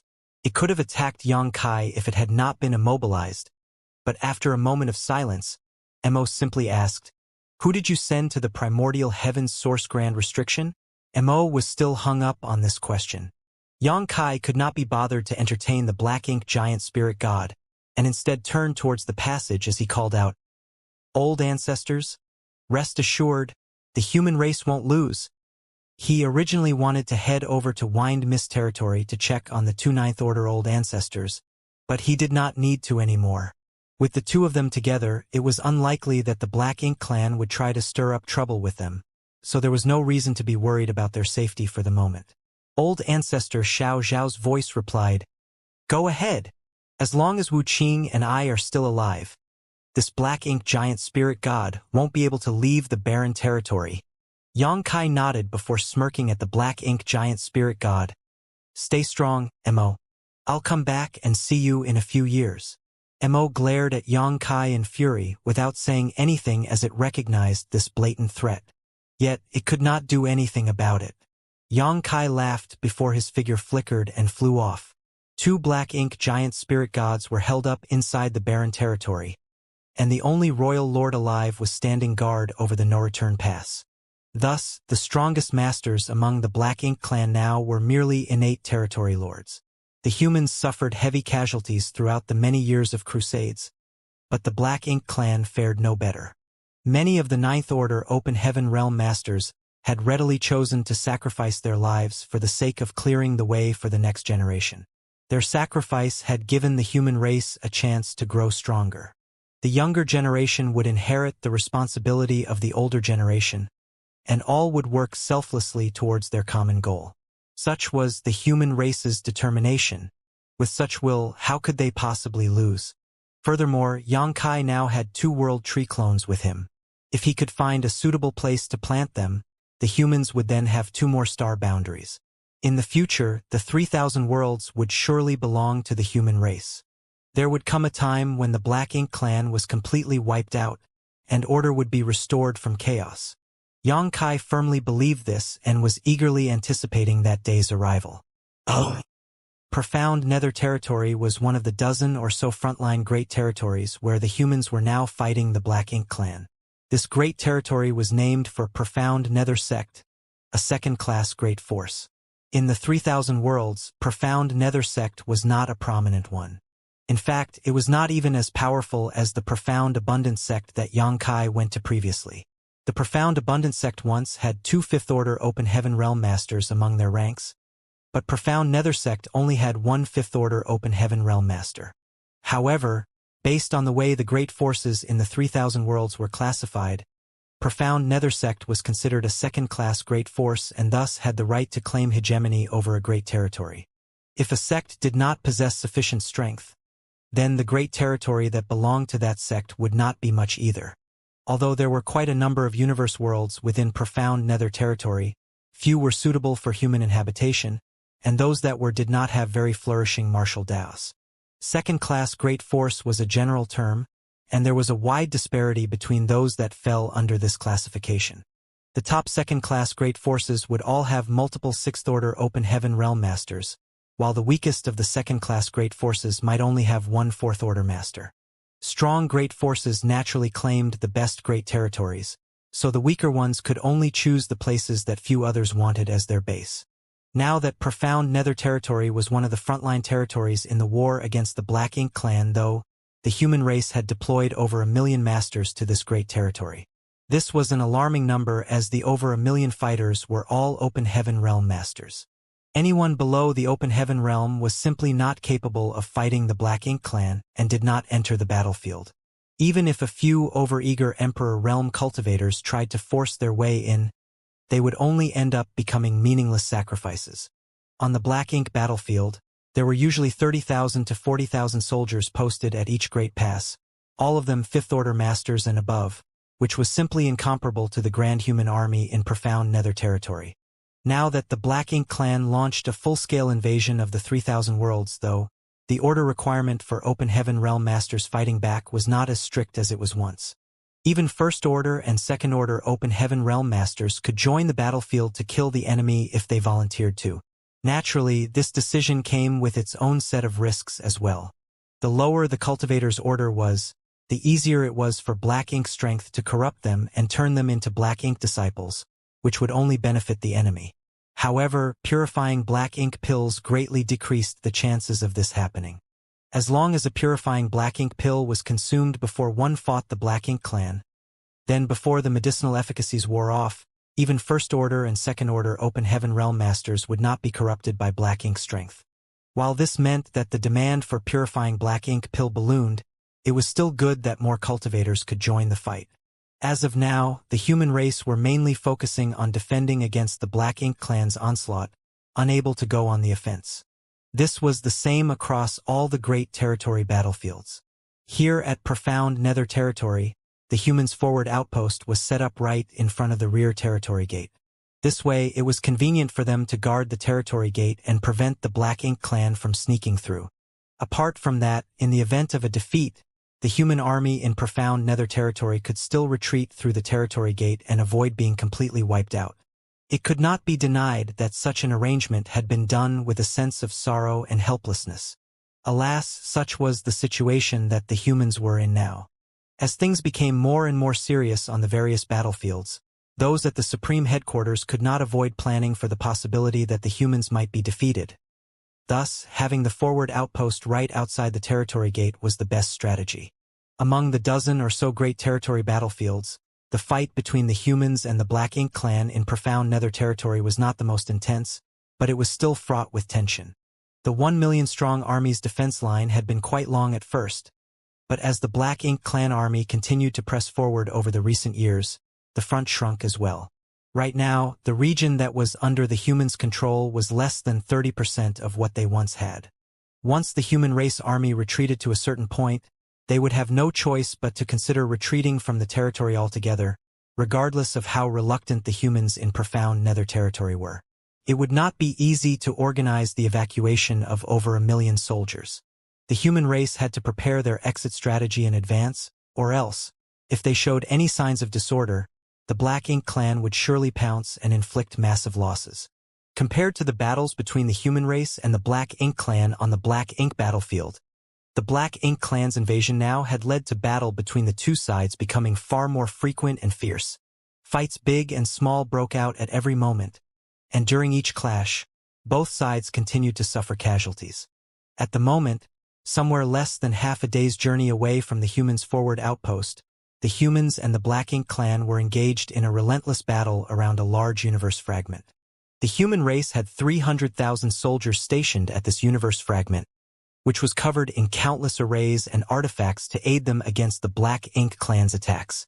This battle had carried on for 3 months already.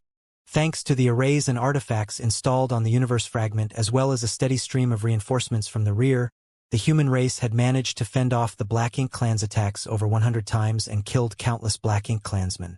That being said, just like the human race had reinforcements, the Black Ink clan did too, and their numbers were far greater.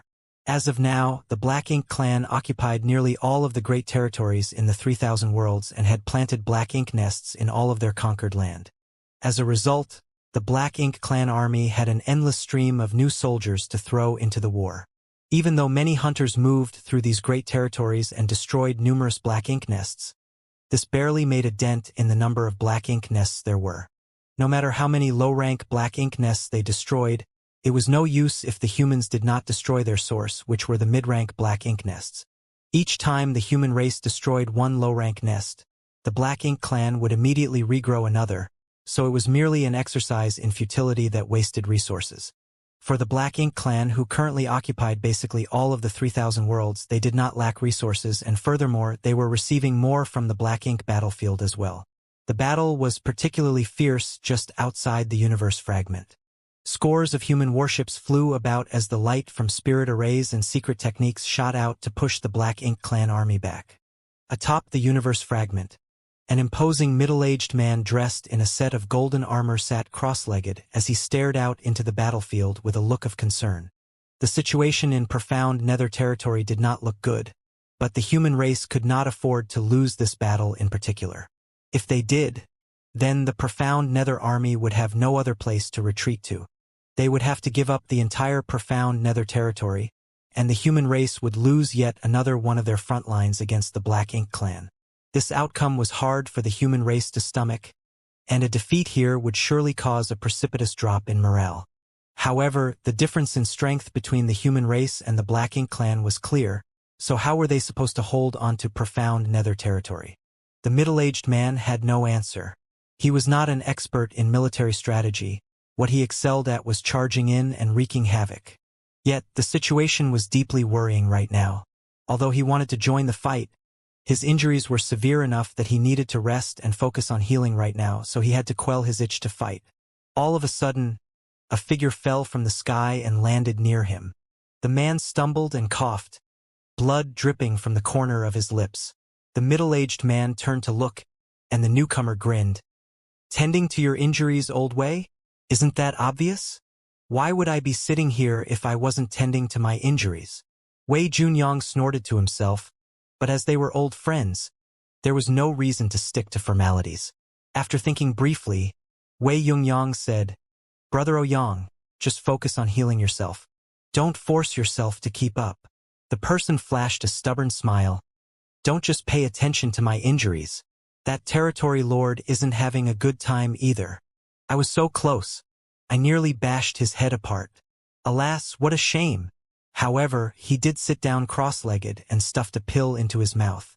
If Yang Kai was here, he would have recognized the person that Wei Junyang addressed as Brother Ouyang. It was Ouyang Lai, the one he brought back from the Black Ink battlefield a few decades ago. They were all well acquainted with each other as their paths crossed numerous times at Great Evolution Pass. The two Eighth Order Masters shared a preference for charging straight towards the enemy. Thus, they got along well and had been friends for many years. There were quite a few Eighth Order Open Heaven Realm Masters in profound nether territory, as the 1 million-strong human army was made up of the remnants of the armies from over a dozen human Great Passes that fought on the Black Ink battlefield. This included Great Battle Pass and Great Evolution Pass. Wei Junyang was the army commander of the Eastern Army at Great Battle Pass. Over the past 500 or so years, the human race armies of the various Great Passes had gone through battles at the Primordial Heavens Source Grand Restriction, the No Return Pass, and the Barren Territory. These three major wars greatly depleted the human race's reserves. Thus, when the human race retreated to High Heaven Territory and the Star Boundary, the various Great Pass armies were disbanded and reorganized into armies named after the dozen or so Great Territory battlefields. The army here at Profound Nether Territory was the Profound Nether Army. If they failed to hold their ground in Profound Nether Territory, then the Profound Nether Army would be broken up and redistributed to the other armies. Right now, Wei Yungyang and Ouyang Lai were both commanders in the Profound Nether Army. As long as no Ninth Order Open Heaven Realm Master showed up, the veteran Eighth Order Army commanders would remain in charge. They were not the only army commanders here, though, as there were several other Eighth Order Masters who held such a rank. After quietly tending to their injuries for a while, Ouyang Lai abruptly said, "It's hard to fight against these innate territory lords, compared to the territory lords they were used to facing on the Black Ink battlefield. These innate territory lords that came out of the Primordial Heaven Source Grand Restriction were far stronger. Back on the Black Ink battlefield, Ouyang Lai could kill average territory lords if he pushed himself to his limits, though he would suffer serious injuries in the process. However, when facing off against innate territory lords whose powers were on par with his, even his most fervent attacks did not achieve similar results. Earlier on the battlefield, he was clashing with an innate territory lord for quite some time. But in the end, both of them were heavily injured and had to withdraw to tend to their injuries. Ouyang Lai and Wei Yungyang both ranked among the strongest Eighth Order Open Heaven Realm Masters, so if this was the case for them, then it was not hard to imagine the pressure the ordinary Eighth Order Open Heaven Realm Masters faced. On the Black Ink battlefield, Eighth Order Open Heaven Realm Masters were generally stronger than territory lords, but now the positions had been flipped. "That's to be expected," Wei Yungyang nodded coolly. "It's said that the innate territory lords are born straight from the Black Ink nests and possess a trace of Mo's source. They are born with immense strength, but have to sacrifice their future for it. Innate territory lords could not become royal lords because all their potential was exhausted from the moment they were created, but due to this, they possessed great strength from the moment they came to be and could stand toe-to-toe against the human race's most powerful Eighth Order Open Heaven Realm Masters." "I know that. I just don't like it," Ouyang Lai grumbled. "Humans had to work hard and spend countless years to become Eighth Order Masters. Along the way, they had to brave numerous risks and perils.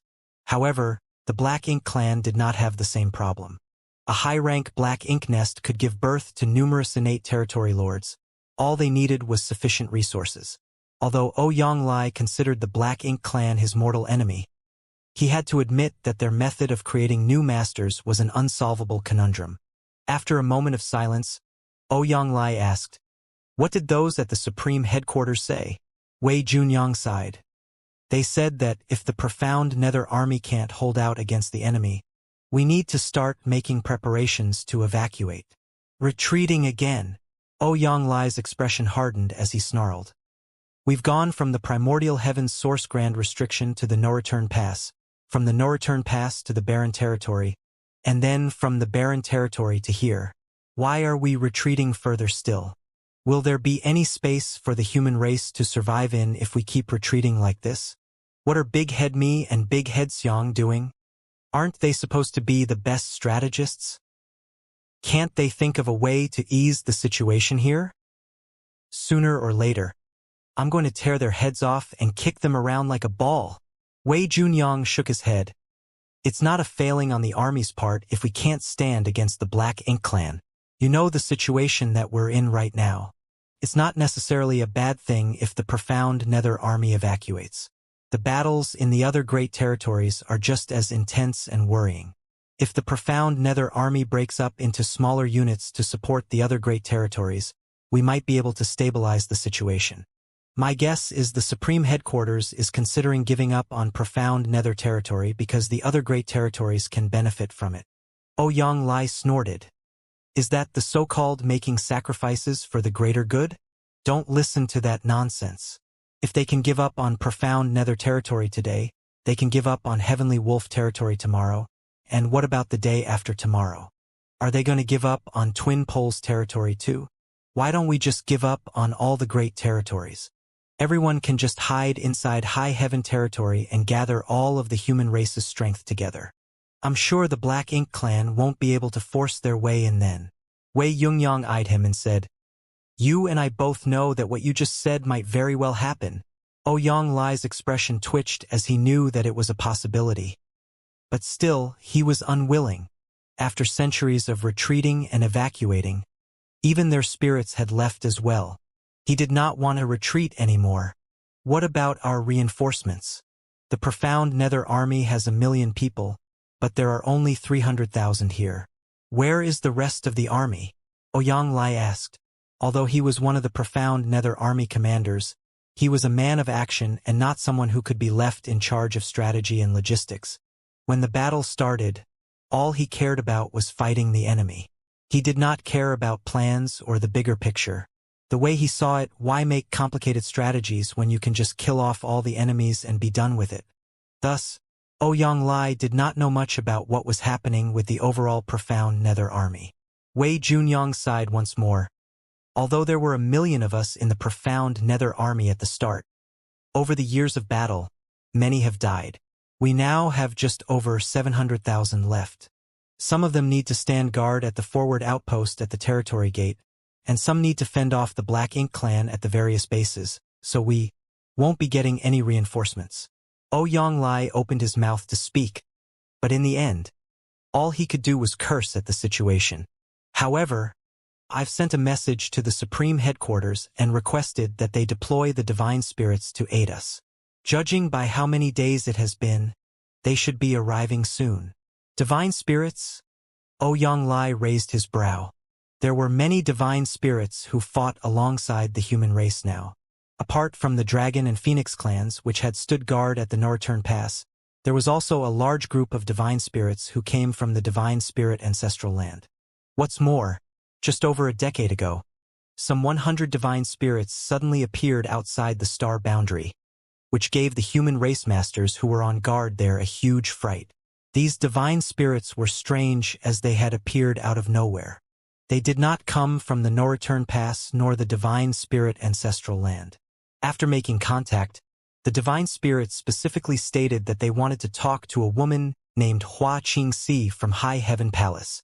High Heaven Palace dared not do anything to slight them, and Hua Qingxi immediately came forward, finally figuring out that it was Yang Kai who convinced these divine spirits and sent them over from the grand ancient ruins boundary to aid them. The human race cheered when they heard this news. They did not have enough combat power right now, so the sudden appearance of over 100 divine spirits was undoubtedly a great boost. Everyone thought that they would be a powerful backup for the army. However, no one would have expected that upon arriving at the star boundary, these divine spirits were not interested in standing with the human race in battle. Instead, they remained inside the star boundary and threw their weight around haughtily. In the end, Fu Guang, who had been tending to his injuries, had to come out and teach them a harsh lesson before they restrained themselves.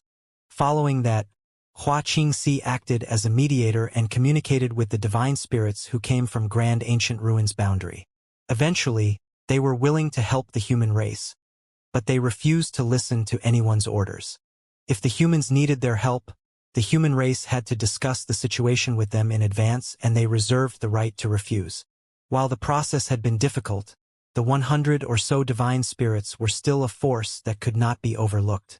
Now, all divine spirits had been separated into several teams, not standing guard over any one battlefield, and instead being deployed by the supreme headquarters to any of the battlefields that needed aid. This way, the divine spirit's utility was maximized. There had been several times when the human race's defense lines in various frontline great territories had nearly been overrun when the divine spirits showed up and managed to turn the tide.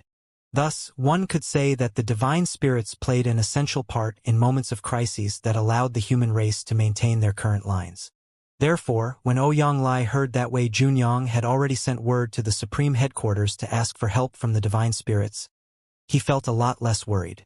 However, he quickly started having concerns again and asked, "The divine spirits who are coming won't be the ones who came out of the Grand Ancient Ruins boundary, right?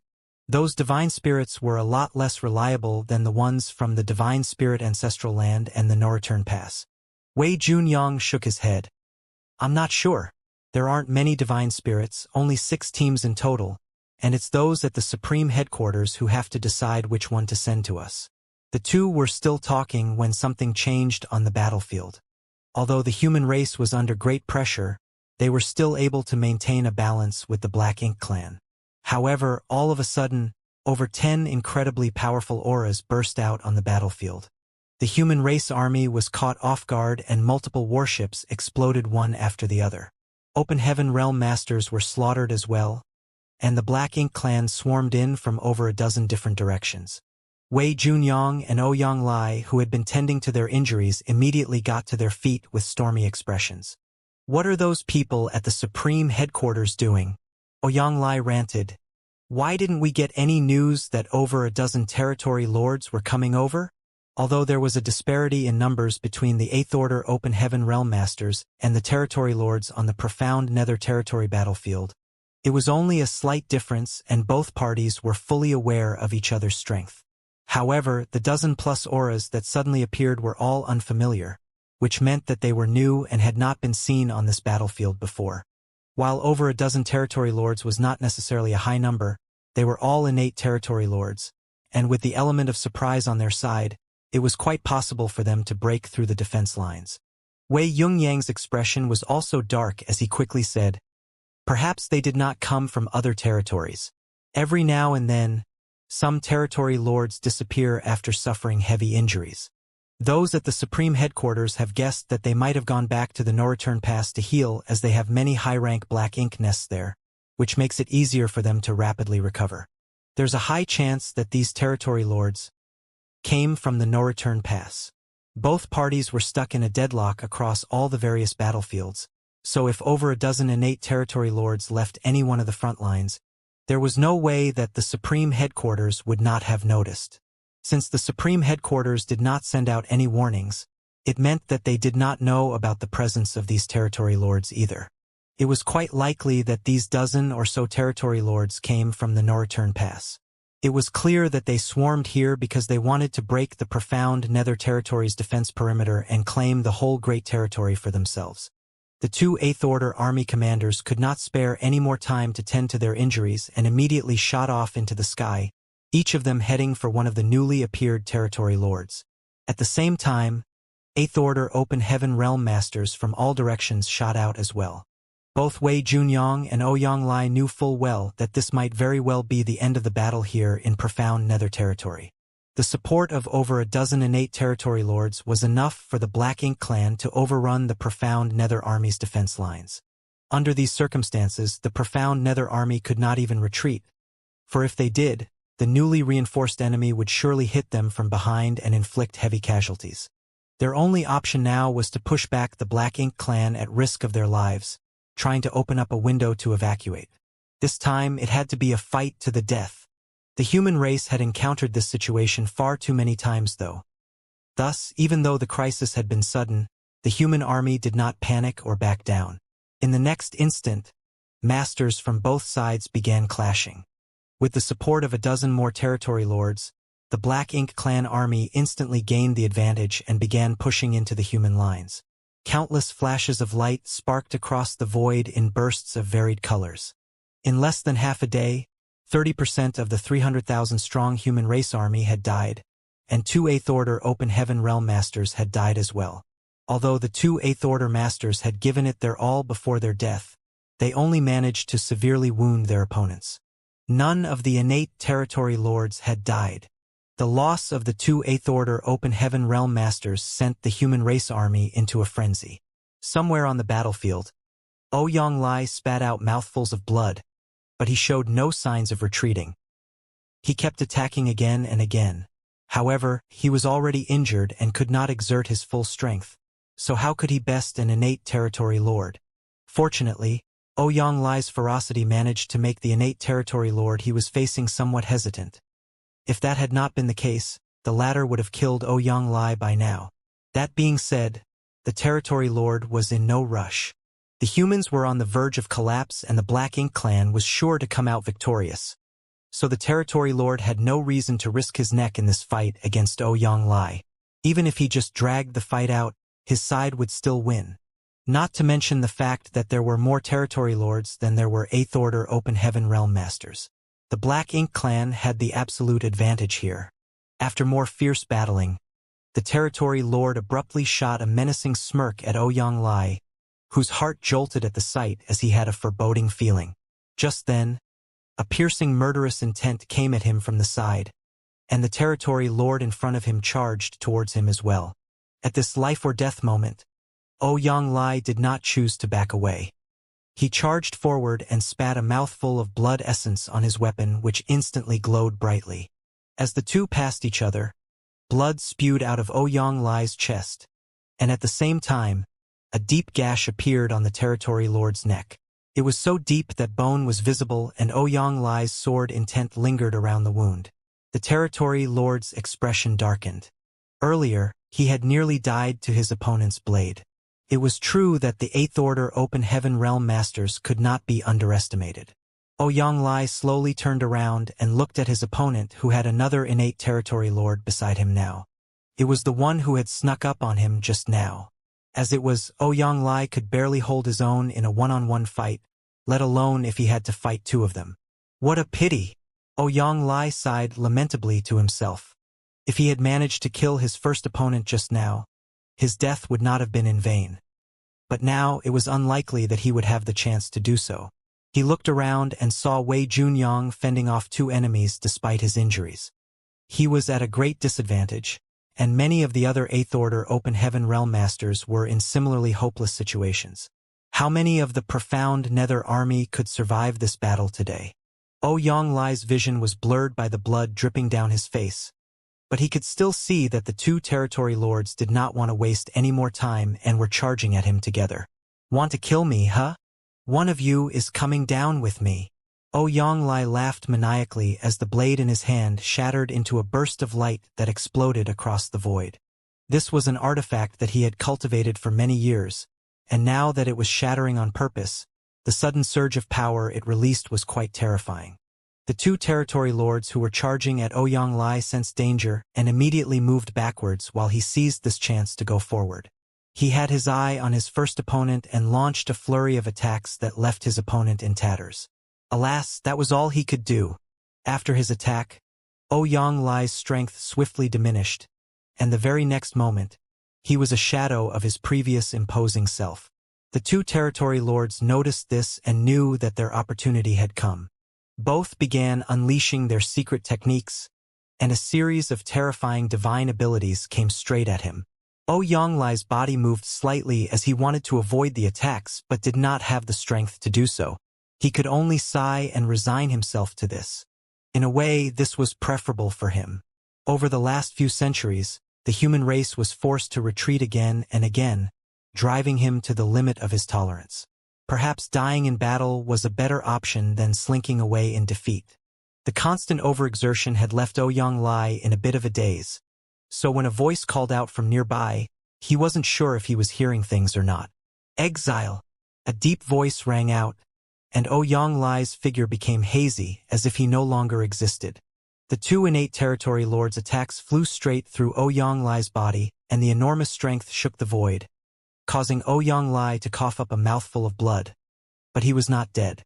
As the territory lords reacted in shock, a dense murderous intent fell over them. A great distance away, a golden light broke through the void like a shooting star, weaving through the battlefield from the rear of the Black Ink clan army, and wherever it passed, the Black Ink clan lines collapsed. In the blink of an eye, the golden light was right in front of them. Profound and mysterious strength swirled as the glow of a spear swiftly enlarged within the vision of one of the territory lords. The territory lord was terrified by the murderous intent that enveloped him. He wanted to fight back, but all of a sudden he felt a piercing pain in his head. Pain racked his entire body as his black ink strength no longer circulated properly. In the next instant, the spear covered in multicolored light pierced through the head of the powerful innate territory lord, causing his life aura to immediately swell up before bursting apart and dissipating. All of this only took a single breath, causing the other territory lord's expression to stiffen. He looked over and finally saw a young man with a cold look in his eyes withdrawing his spear. At the same time, the air seemed to quiver and the Eighth Order Open Heaven Realm Master who had been on the verge of death immediately disappeared, seemingly sent off somewhere. The territory lord locked eyes with the young man who snapped icily, "What have you all been doing while I was gone?" While he spoke, space seemed to freeze, and the innate territory lord felt as if he was about to meet his doom. A Ninth Order human master? Wasn't it said that the only two left were held up somewhere else? Where did this Ninth Order Open Heaven Realm Master come from? However, upon closer inspection, the territory lord noticed that his opponent only had the aura of an Eighth Order Open Heaven Realm Master, which only confused him further. After all, how could a mere Eighth Order human kill an innate territory lord in one blow? Yonglai suddenly appeared on top of the universe fragment at the front lines of profound nether territory, covered in blood and in complete disarray. Even his aura was in total disorder. The intense battles against the innate territory lords seemed to have exhausted all of his energy. His mind was dazed and his head felt heavy. He was on the verge of losing consciousness at any moment, and he figured it would take over a year for him to recover from his ghastly injuries. He should be celebrating his escape from the clutches of death. But he had no clue how he managed to survive and why he ended up here. However, a theory soon formed in his mind when he recalled the familiar voice he heard earlier. Thus, he gathered all the strength he could muster and looked out into the void. Immediately, he saw a familiar figure who was battling the innate territory lord who had snuck up on him earlier. It really is that brat. Yonglai was thunderstruck. Moments ago, he had already come to terms with his impending death.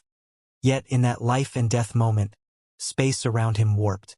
He sensed that he had somehow merged with the void at that instant, allowing him to survive the attacks from two territory lords. Space secret technique. He knew that Yonkai was the only one who could do this. Yonkai also had to be the reason why he suddenly appeared on this universe fragment. That brat must have used his space secret technique to move me here. It's good that he came. Yonglai exhaled slowly before collapsing to the ground, no longer able to hold himself up anymore. All his strength seemed to evaporate at that moment. As he watched the innate territory lord scrambling around the battlefield to dodge Yonkai's fierce attacks, a strange feeling formed in his heart. When did I start feeling a sense of relief whenever this brat shows up? It felt as if the humans would surely emerge victorious if Yang Kai was here. Ouyang Lai chuckled at the thought of how old men like him seemed so useless. Despite their millennia of cultivation, in the end, they had to rely on a younger generation when it came down to it. Yang Kai had saved him twice now if he included what happened back at the no-return pass. Honored master, take this pill. All of a sudden, a voice called out behind Ouyang Lai. Ouyang Lai turned around and saw his treasured disciple limping over to him with a bottle raised, one that contained valuable spirit pills. Gong Lian was severely injured as well. There was a large gash across his abdomen that had nearly cut him in half. He would not have retreated from the fight if it had not been for such grave injuries. Ouyang Lai glanced at his disciple's sorry state before glancing at Yang Kai's magnificence on the battlefield, and could not help but exclaim with a sigh, "How useless!" This disciple of his was someone whose talents surpassed many others. He would not have taken Gong Lian in if that had not been the case. Gong Lian was now a 7th Order Open Heaven Realm Master after Ouyang Lai took him under his wing and put a lot of thought and effort into training him. While Gong Lian was indeed a remarkable talent, that was still nothing in comparison to Yang Kai's achievements. Why did I not consider taking Yang Kai as my disciple? Gong Lian had purposely come over to give his honored master some medicine. He thought that this would lead to a touching moment between the master and disciple, so he did not expect to be criticized in such a manner instead and felt rather aggrieved. Honored master, the speed of this disciple's cultivation is already fast enough. It took him 200 years to become an emperor, another 100 years to condense his Tao seal, and yet another 100 years to break through directly to the 6th Order Open Heaven Realm Master. Then, in less than 1,000 years, he became a 7th Order Open Heaven Realm Master. All in all, he had only been cultivating for about 1,500 years. Few people in all the 3,000 worlds became 7th Order Open Heaven Realm Masters at such a young age. However, Gong Lian's honored master just called him useless. The comment made him feel as if he had been stabbed in the heart. Ha, never mind. Not everyone is a freak like that brat. I can't demand it of you. Ouyang Lai sighed once more before taking the spirit pill from Gong Lian and consuming it. If his disciple was considered a genius, then Yang Kai was the most extraordinary genius among all geniuses. Gong Lian eked out a faint smile, but he felt even more crushed on the inside. Just then, they sensed the death of yet another innate territory lord. Ouyang Lai turned to look before loudly exclaiming, "Astonishing!" As expected, Yang Kai had killed the innate territory lord who snuck up on Ouyang Lai earlier. It had not even been 30 breaths of time since Yang Kai's appearance, but in that short span, he had killed 2 powerful innate territory lords. Ouyang Lai had a feeling that Yang Kai was even stronger now than he was back when they met at the no-return pass. "Look over there, honored master." Gong Lian noticed something unusual and pointed it out. Ouyang Lai followed Gong Lian's gaze and noticed that the rear of the Black Ink clan army was in chaos. A series of great suns and great moons illuminated the darkness. Under the glare of these lights, countless strange creatures were attacking the Black Ink clan army from the back, which caused their formation to crumble. Small stone race. Ouyang Lai's eyes brightened as he quickly figured out that Yang Kai must have brought these creatures here. In general, the human race masters did know that Yang Kai had many small stone race soldiers with him. After all, the small stone race found in all the various battlefields were handed out by Yang Kai previously. There were even some small stone race soldiers here in profound nether territory, though their numbers were fairly small. After so many years of fighting, a significant number of the small stone race that Yang Kai had given away back then had died. The small stone race was useful when it came to dealing with the Black Ink clan, but they had their weaknesses too. They were hard to control and varied greatly in strength. Based on the fighting prowess of each of the race's armies, when the numbers were equal, the humans were stronger than the Black Ink clan, but the Black Ink clan was a lot stronger than the small stone race.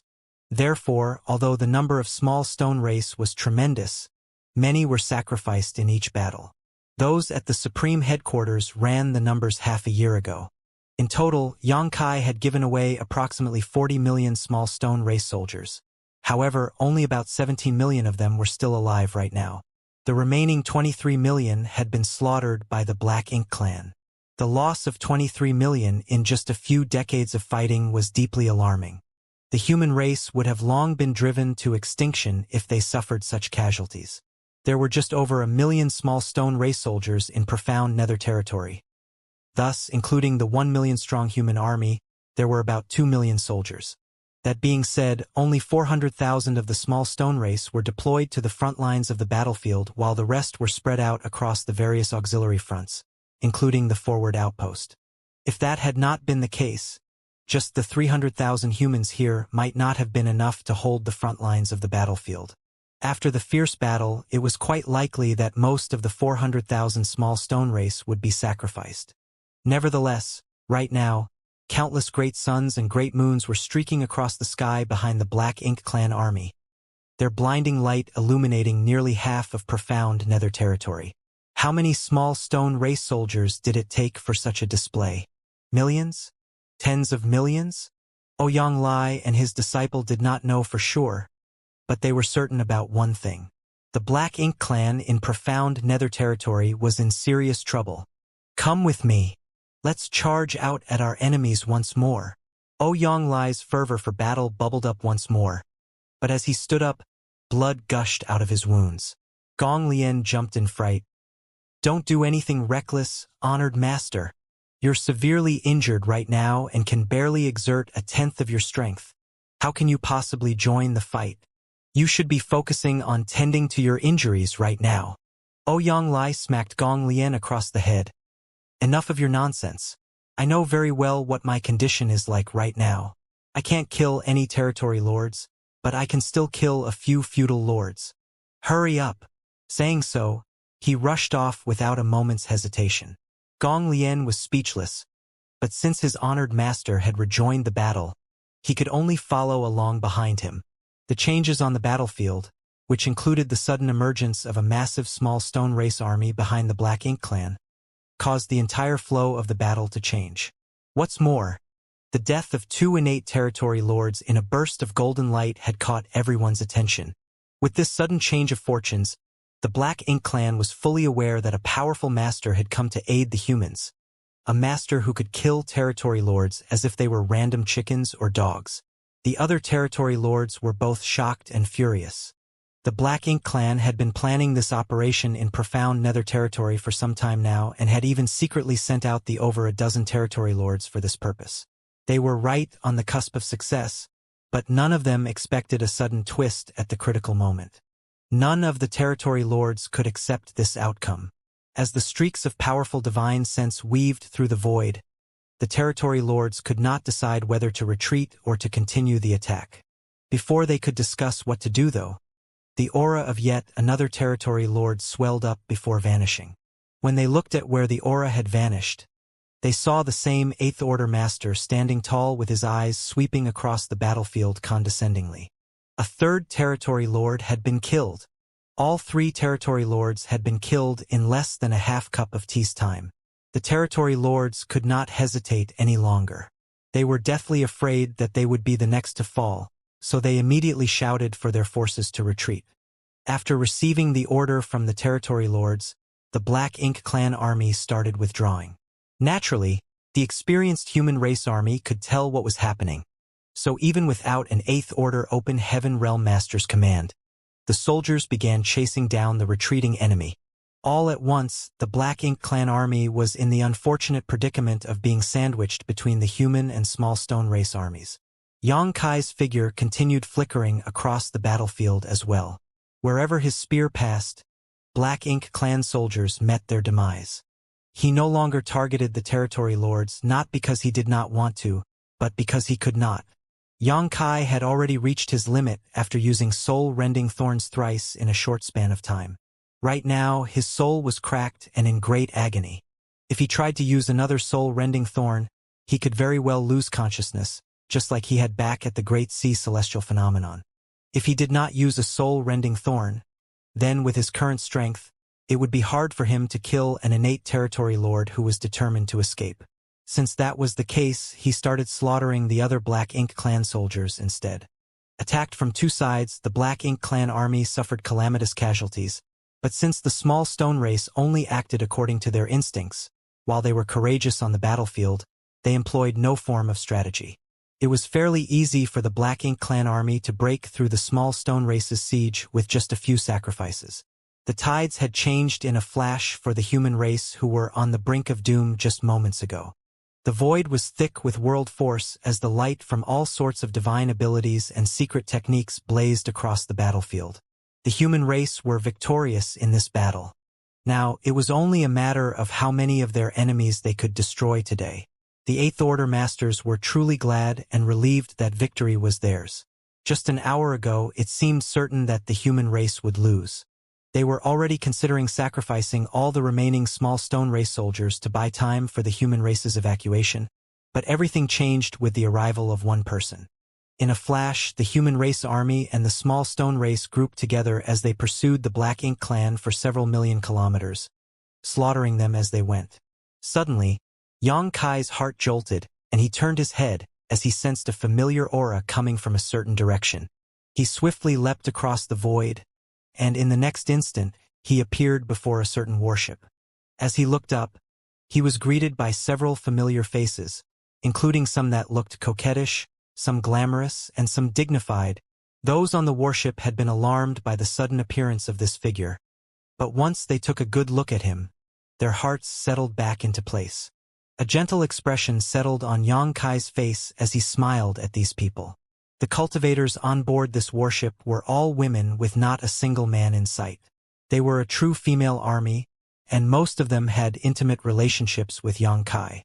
Earlier on, he rushed over because he sensed their auras. All at once, Xianxia's heart was flooded with yearning. His mind raced with all that he longed to say to them, but in the end, all he said was a simple greeting, "I'm back." Yes, he was back. It had been around 1,000 years since he left Black Territory, and now he was finally back.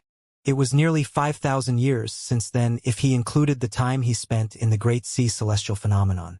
While it was a pity that he did not return triumphant, at least he was back. Xianxia dreamt of this moment countless times during the crusade against the Black Ink clan on the Black Ink battlefield, and at last, his dream had come true. Yu Rumeng immediately rushed forward in agitation, and Xianxia opened his arms as he waited for her to fly into his embrace. However, the charmed demon saint simply brushed past Xianxia and sent forth a divine ability that battered the fleeing Black Ink clan soldiers in the distance.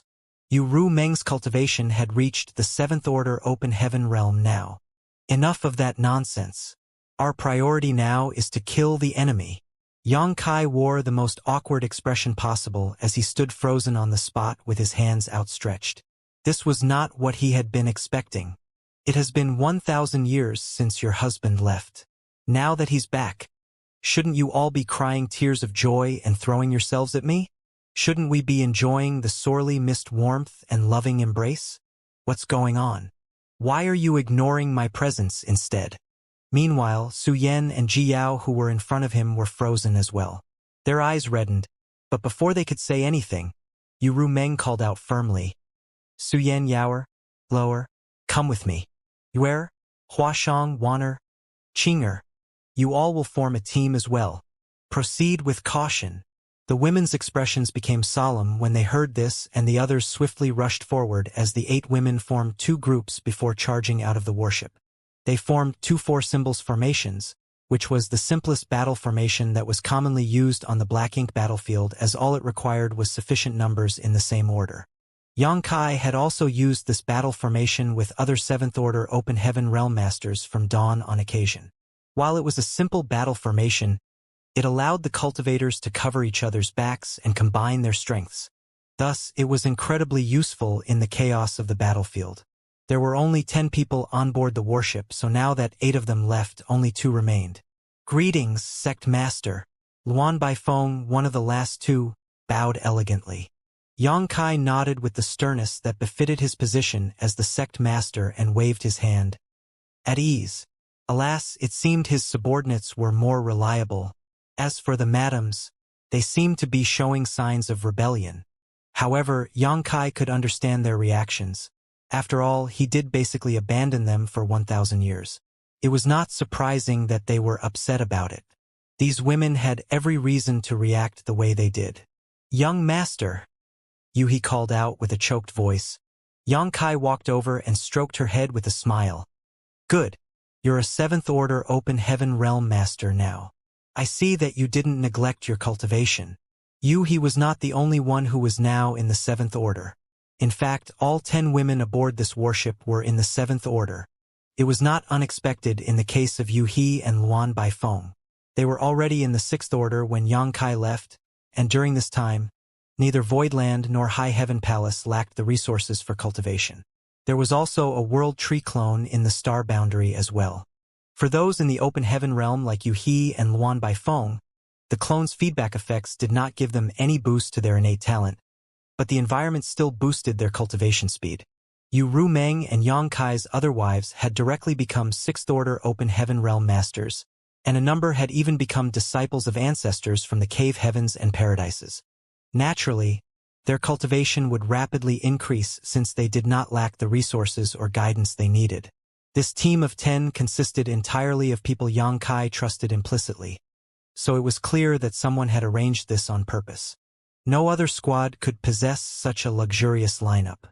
If 10 7th Order Open Heaven Realm Masters joined forces, they were even able to face off against a territory lord for some time. This was probably the reason why none of these women showed any signs of serious injury. Of course, there was another reason for this as well. Their warship was a little unique, and Yongkai sensed it as soon as he came over. Based on age alone, Yuhi was much older than Yongkai. After all, she had already been a veteran 5th Order Open Heaven Realm Master when she first met him. However, the moment Yongkai stroked her head, she could not stop her tears from flowing as she stared at him with a teary-eyed smile. "Kill!" Yu Rumeng shouted fiercely from in front of the warship.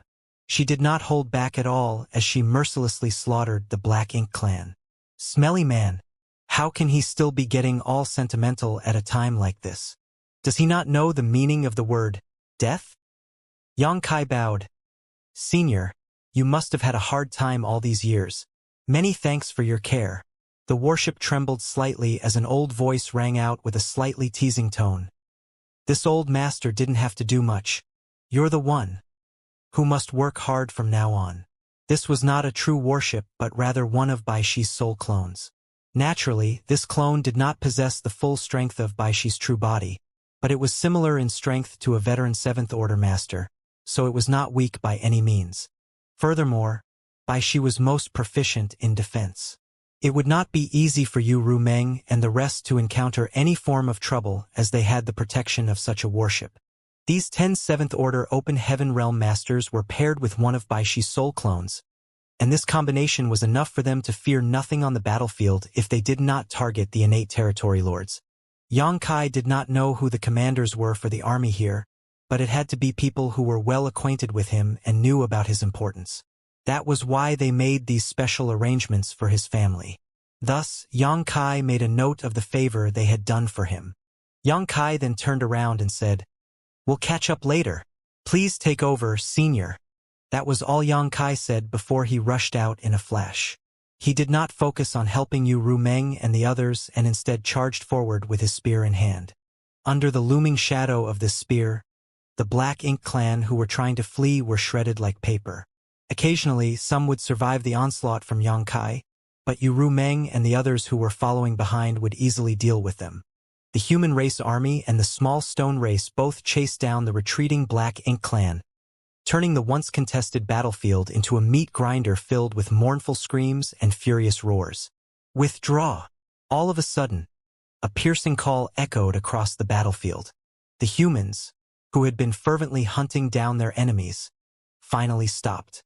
They could not continue chasing down the Black Ink clan anymore, lest they stretch themselves too thin and suffer serious losses from a sudden counterattack.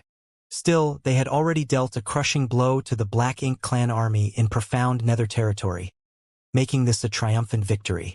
They could not destroy the Black Ink clan in one blow, and if they forced the Black Ink clan into fighting back out of desperation, the humans would also suffer greatly. Thus, withdrawing after gaining some benefits was the optimal strategy. Yu Rumeng and the others swiftly returned to the warship, all of them breathing heavily and covered in sweat with visible streaks of blood on their clothes. It was evident that they had suffered some injuries in this battle. No one could guarantee that they would remain unscathed in the chaos of the battlefield, as accidents would always happen. Xianxia did not return to the warship right away and instead used his great sun and great moon marks to gather the surviving small stone race army first before rejoining the others. However, no one paid any attention to him. He wanted to talk to him, but a glare from Ru Meng forced her to remain still. Ha! All is not well within the family. Xianxia lamented to himself as he watched these women sitting down cross-legged, none of them showing any signs of wanting to talk to him. He could not help but miss his gentlest little senior sister. If little senior sister was here, she wouldn't ignore me like this. Although he did not see Xianing Chong, he knew that she would not be here on the battlefield, as her specialty was not fighting. Alchemy was her strong suit. The human race army's need for all kinds of spirit pills was enormous, so alchemists like little senior sister had to remain behind in safety to refine spirit pills for those on the front lines. The human race could not afford to lose such talents, so the higher-ups would never allow them to join the battlefield unless there was no other choice. As the army retreated, numerous Eighth Order Open Heaven Realm Masters passed by, but they merely nodded to Xianxia in greeting and showed no intention of coming over. It was clear that they knew what Xianxia's relationship with the women on this warship was. Since it was his first time reuniting with them, he would have a lot to talk about with his madams. They were not obtuse enough to disturb him now. However, they were also puzzled by what they saw. Something was amiss about the atmosphere on the warship. While there was no fighting, it felt as if the warship was a frigid purgatory, causing many of them to shudder lightly. They were also secretly exclaiming over the luck Xianxia had with love, for he had so many wives who were all high-rank Open Heaven Realm Masters. They were truly envious of him. Baishi's quiet chuckle sounded, as if he was enjoying the show. Luan Baifeng was also glancing around at the others as she stood by the side. She was the only outsider among this group, but she did not treat herself as one. Instead, she was taking in the strange atmosphere in amusement. Everyone else was tending to their injuries. Thus, Xianxia joined them awkwardly by sitting down cross-legged and stuffing a fistful of spirit pills into his mouth. He looked like an injured animal who was quietly licking his wounds, making for a pitiful sight. He felt a pang in her heart, but before she could do anything, Ru Meng's eyes flashed open and shot her a glare. He sighed. Although her heart ached for her young master, Madame Ru Meng seemed to want to teach him a lesson, and it was best for her to stay out of these family issues. She knew that all the other madams followed Ru Meng's leadership and would go along with what she decided. After thinking about it, he figured that it was probably a good thing to teach her young master a lesson so that he would not keep running around all the time. Previously, it was a little better as he only left for a few decades at most, which could not be considered long for cultivators of their realm. Plus, regardless of where he was still within the 3,000 worlds back then. However, this time, he left for around 1,000 years and had gone to an extremely dangerous place, constantly putting his life at risk. Amid the void, people were cleaning up the battlefield and retrieving the bodies of the fallen soldiers. This was done in silence as sorrow and grief spread through the area. While Xianxia tended to his injuries, he checked with Baishi about the humans' current situation. After the battle at the Primordial Heaven Source Grand Restriction, Xianxia spent several centuries running around without even stopping for a moment. He did not partake in the battles at the No Return Pass and the Barren Territory either. Therefore, he knew nothing about the human race's present state. Now that he was back, the first thing he wanted to do was get some information. Baishi kept nothing from him. A long conversation later, Xianxia had the gist of what happened with the human race in recent years. Back when the Black Ink clan broke through the passage between the Barren Territory and Wind Mist Territory, the human race began withdrawing and evacuating, with their end destination being High Heaven Territory, where the star boundary was located. Xianxia knew about this in a general sense.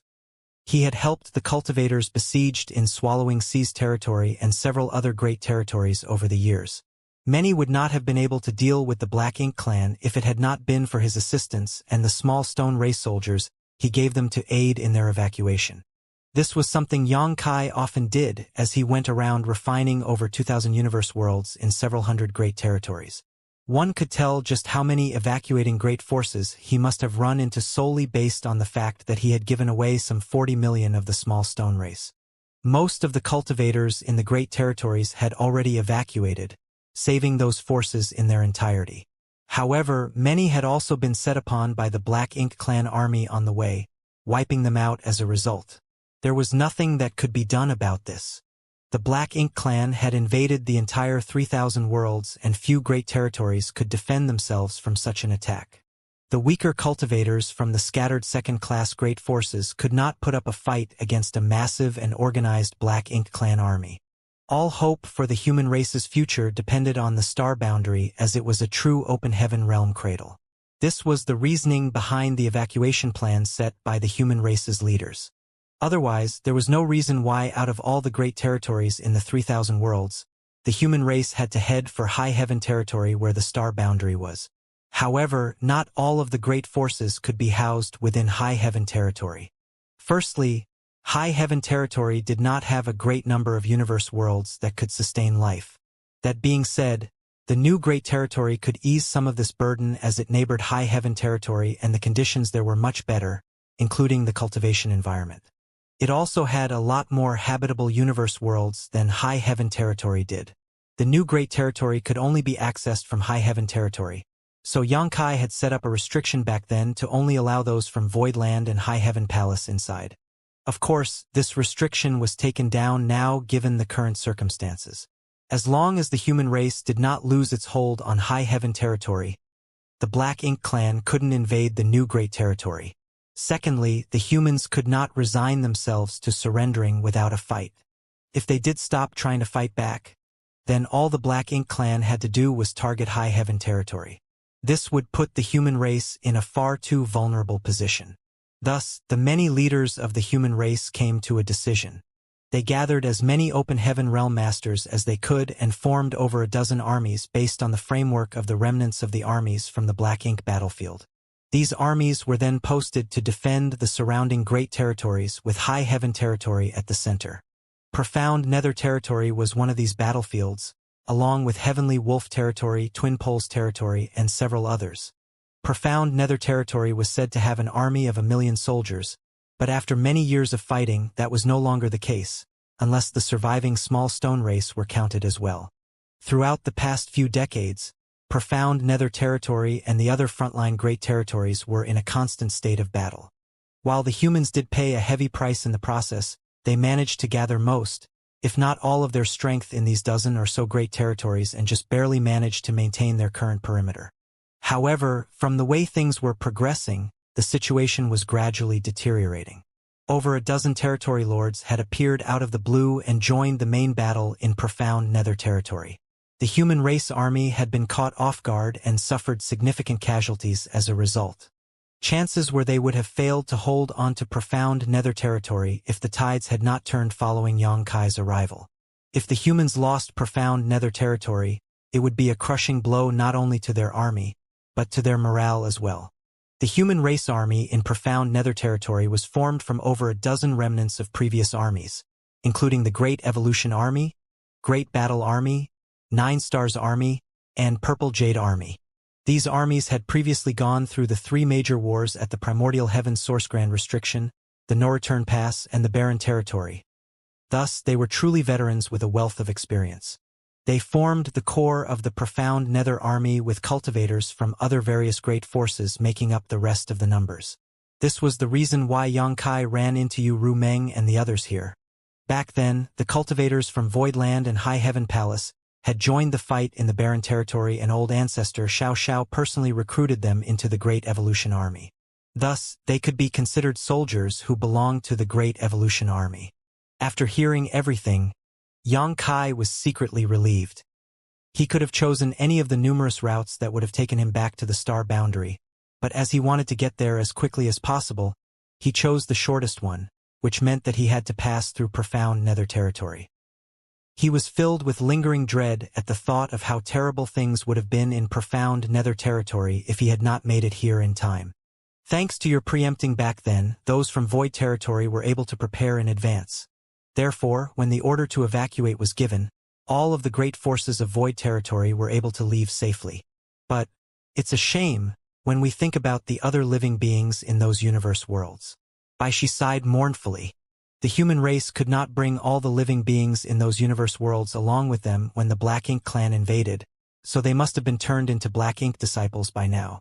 I've already refined those universe worlds, Senior. You don't need to feel bad about them, Yang Kai said. Void territory was considered Yang Kai's territory, so he would not stand by and do nothing when it faced this existential crisis. When Yang Kai went to Void territory back then, he purposely checked on Void land. When he realized that Void land had completely disappeared, he figured that she must have evacuated everyone. At the time, the Black Ink clan had not invaded Void territory yet, so Yang Kai refined all the universe worlds and took them with him.